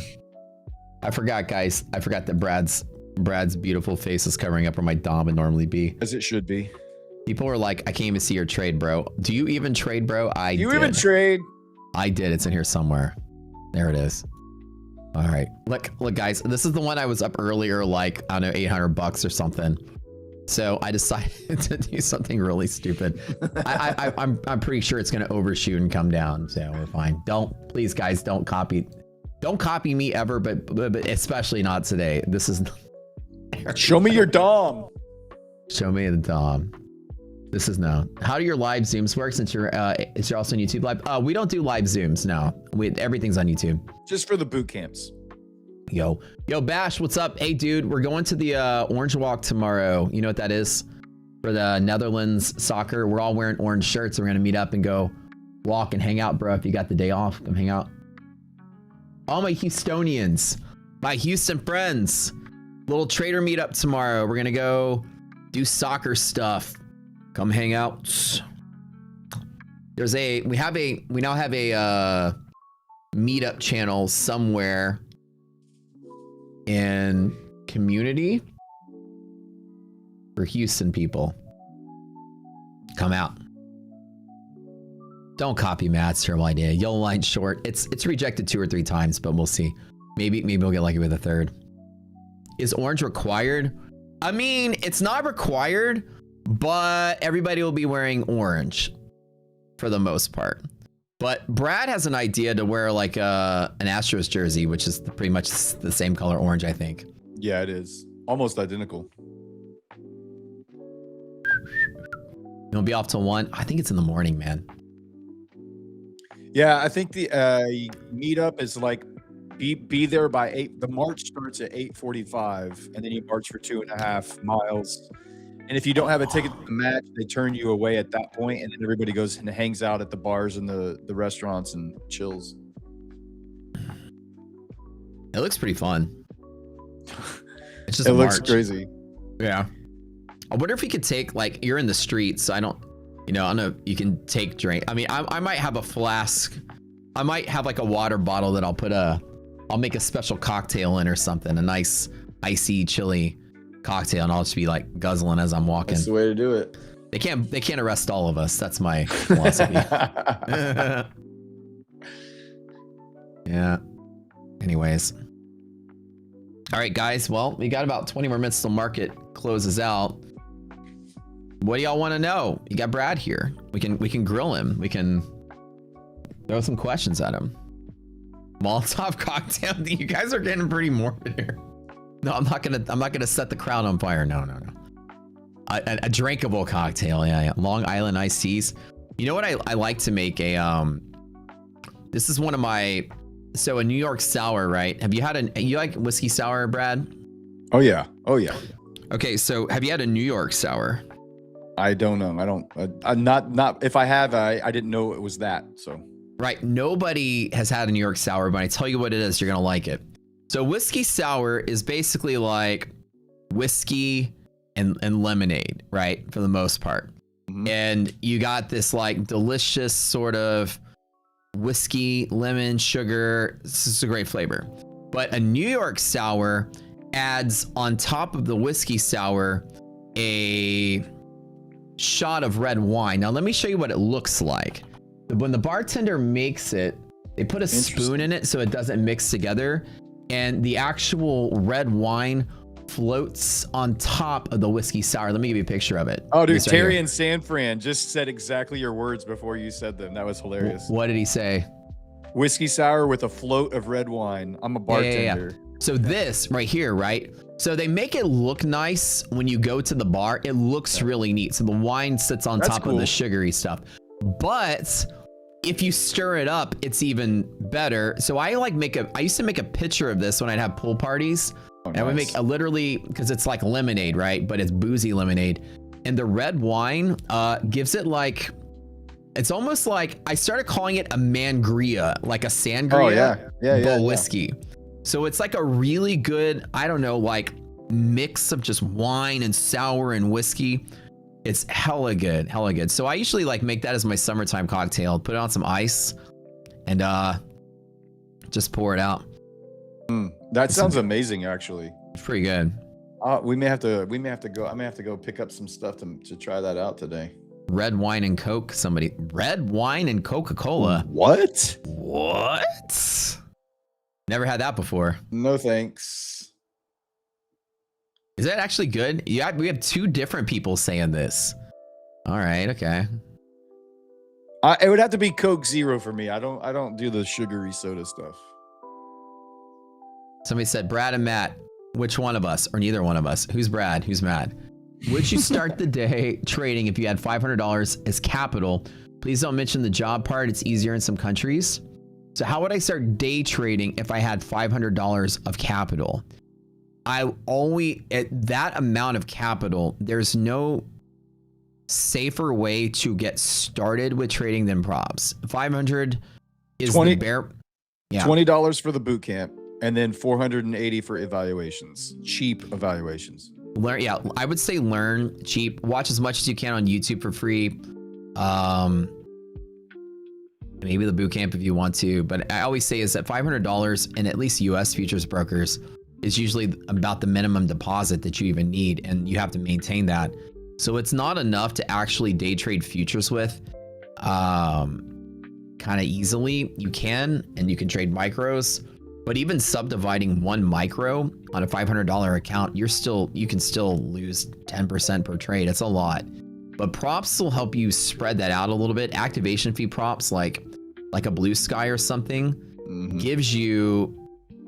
Oh, they closed out my trade. Oh, I guess Lou said shut me down. Hey, they shut me down in profit though. They closed me just now at 11:45. What the hell? Hey, at least they didn't close me while red, so I'm not that That's salty. hilarious. You got liquidated too, right? That's it. I'm done. Hey, thank you, Lucid, for quitting me with a couple $100 fake in this eval. This is an eval, by the way, so don't give me credit. Look, KT I held on to it. I've been upside down. They did me a favor there. Was asking, would I recommend next gen since you cannot really build a buffer and flip? So the way that I traded next gen and got to the payout, and the way that I kind of do almost every evaluation, is whether it has consistency or not. Out of the gate, I'm going to build a buffer and not even care about consistency. I'm just going to build up enough so that on the whatever flip days I have after that, I'm just going to trade until I meet consistency. So then once you take your first payout, you have a very large buffer and drawdown to work with. So every additional payout after that, you can just trade very small and milk that account. Mark. And I would do the same thing on next gen. Mark.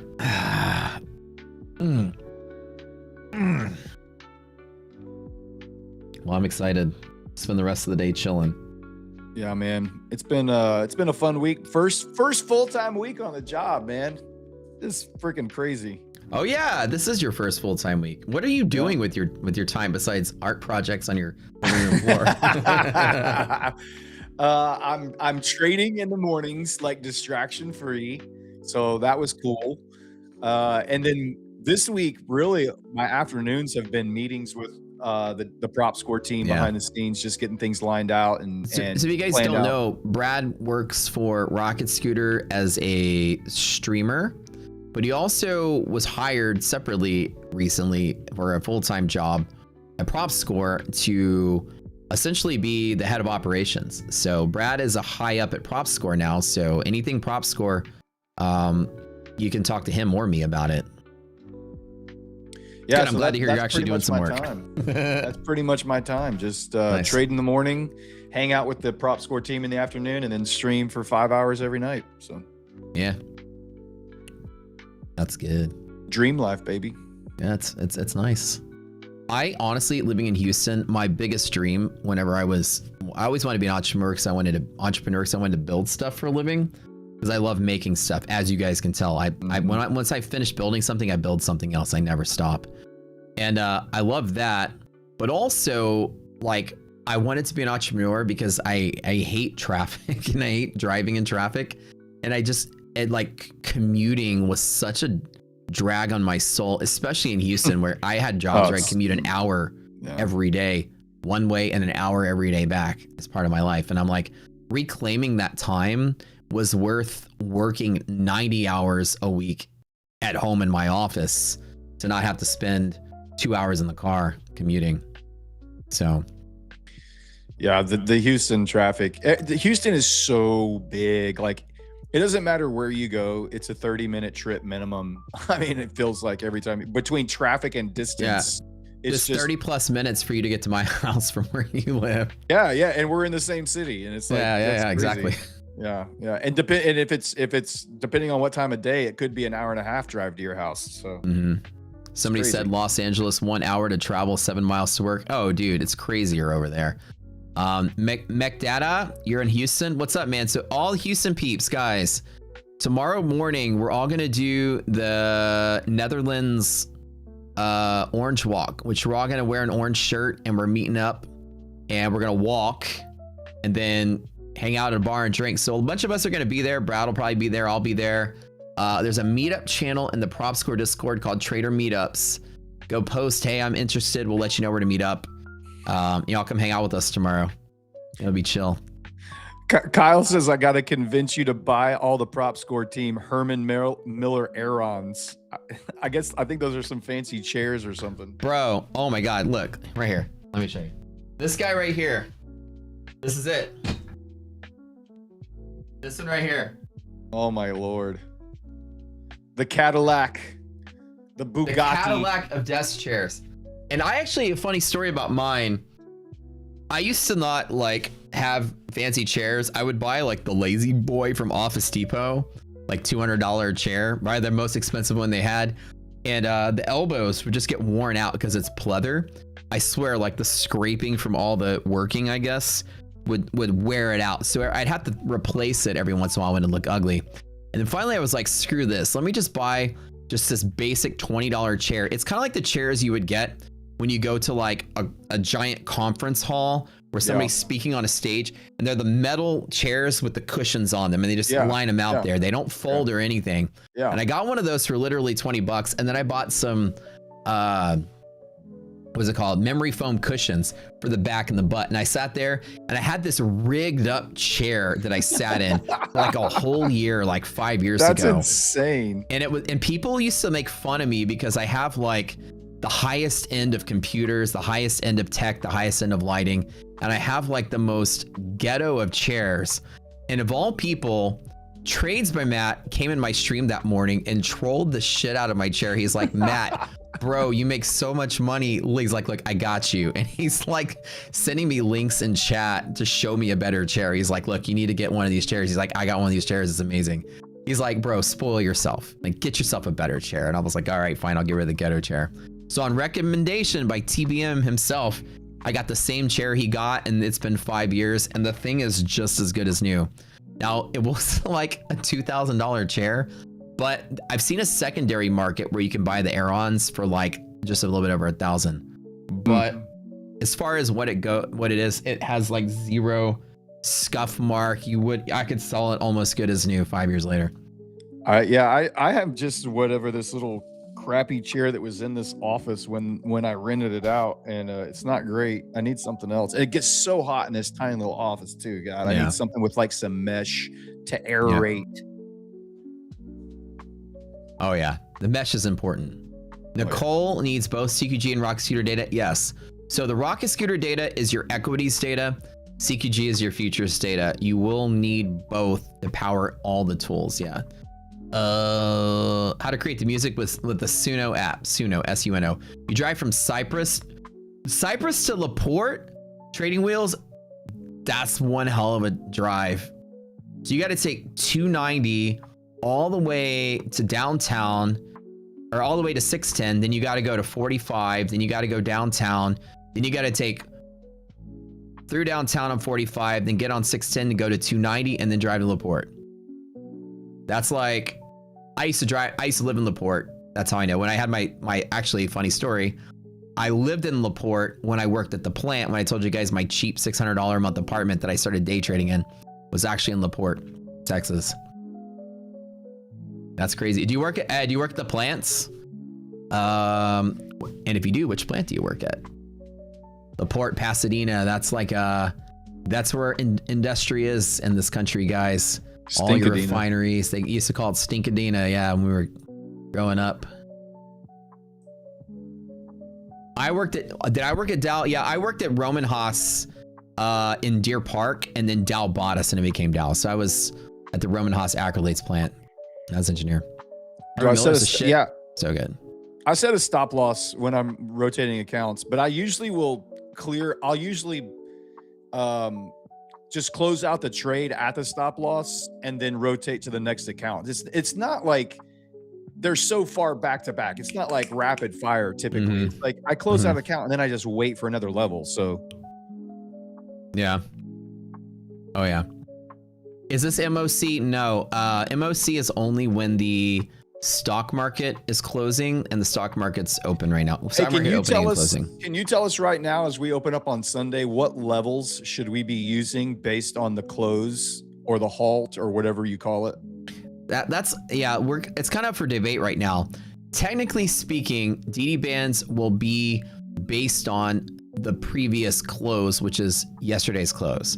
Since So what this we is have. yeah, and this is technically not considered a close. At noon, this is considered a pre-open state, which is also known as a halt. So the market enters pre-open state, which means all between now and actually, no, wait, no, I think today actually closed. Let me double check. This is Friday, right? Hold on. Let's see. CME holiday hours. I think it's actually is a close, right? A full close. So full close means all order flow will stop and level 2s can't be submitted. So for equities, yeah. So this is actually on Friday an actual close event. So this is futures market will actually close at 12. Sometimes it'll just enter a halt state. So I forgot today is Friday.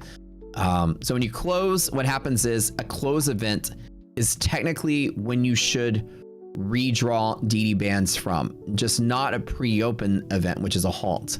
So if this was like a Thursday and we had a half day, we would still use the close Wednesday's price close. from Wednesday. Yeah. Or Friday's trading. Right. So this time it should naturally work out because it will use today as Sunday night's DD band. But the debate is during the market holiday half days where the market doesn't close on a half day, Right. can you still use the halt spot Right. as the new DD band reference? And the answer is yes. Now, the more we look at it, is that every time the market either opens or unhalts, both of those are, and then these are Globex words, guys. Like an open is where the market allows you to make physical trades to the market, and then when the market opens, anytime it enters an open state, like this is a computer term, like turn it on. The CME group will redo the calculation for where the open price should be. It's called the IOP. So the CME group does they let people in the pre-open state move limit orders around. So you'll see limit orders moving around, but no order flow will take place. And then all of a sudden the market opens and then price will jump to some level and start trading. That jump to some level is actually calculated by an algorithm on the Globex. And so that event is called the open event or the IOP. And so in that event, anytime you open up and a calculation calculates where to open, it's opening up to the most liquid spot. So you consider that like a reset button on the market. When the market's just moving as it's closing, it's very illiquid at the close. It's very imbalanced. So the market will gap to offset the imbalance and it tries to calculate where it's balanced again. So what we do is we look for any closed state where it is imbalanced and then calculate DD bands from it. So every time you open, the market's found new liquidity. So the debate was, should we just use, why is he asking this, right? So the question is, if we had a half day on a Thursday, are we using Thursday's close halts for Friday's DD bands or Wednesday's previous close halt? And the answer is that we might actually change it to use the halt as well. The halt as the well. half day close, yeah. Because Cool, we've started to find out that when the IOP turns on, the market gaps up or whatever, you get a brand new state of liquidity. So it's everything's reset. So you want to use the previous imbalanced state, whether it is a halt or close. So we never thought of it like that. The algorithm just uses the previous actual close state. So Gotcha.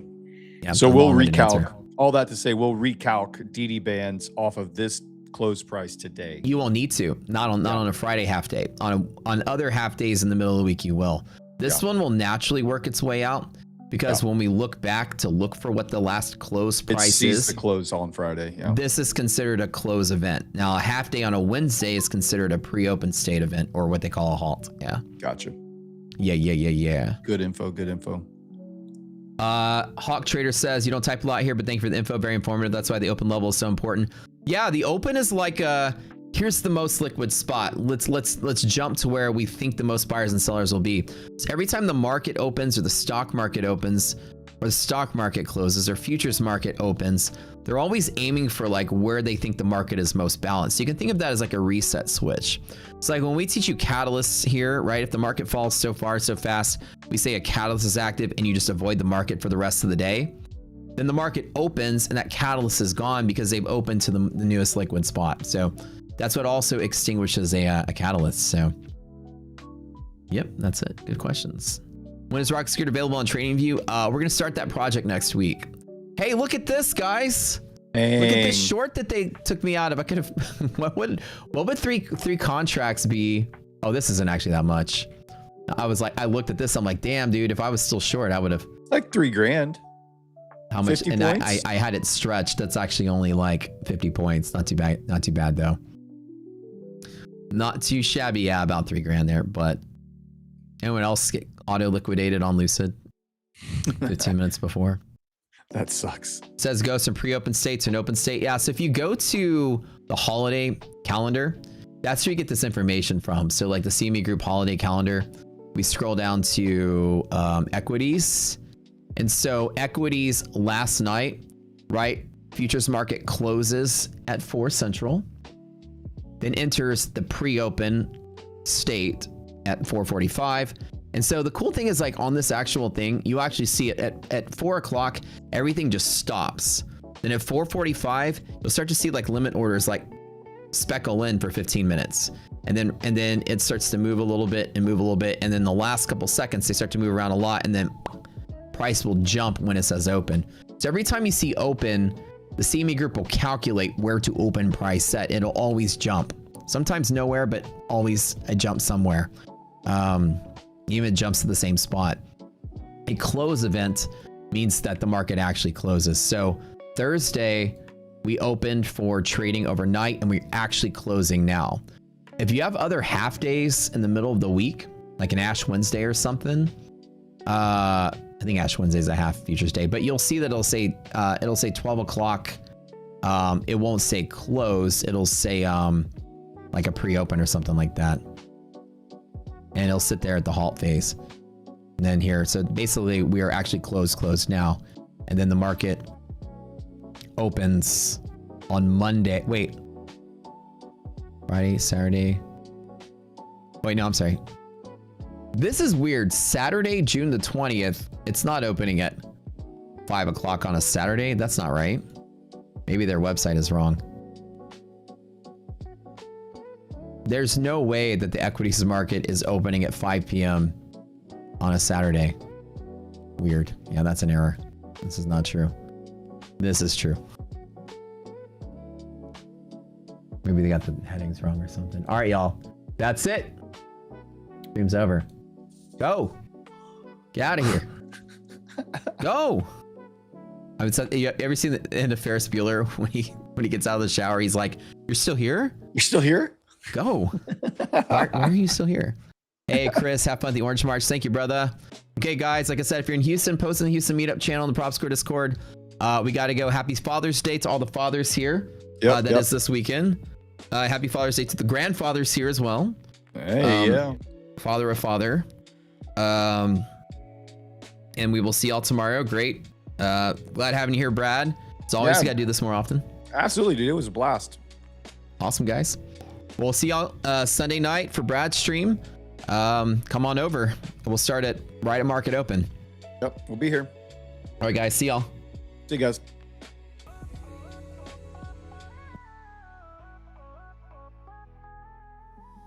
Market spinning in chaotic haze.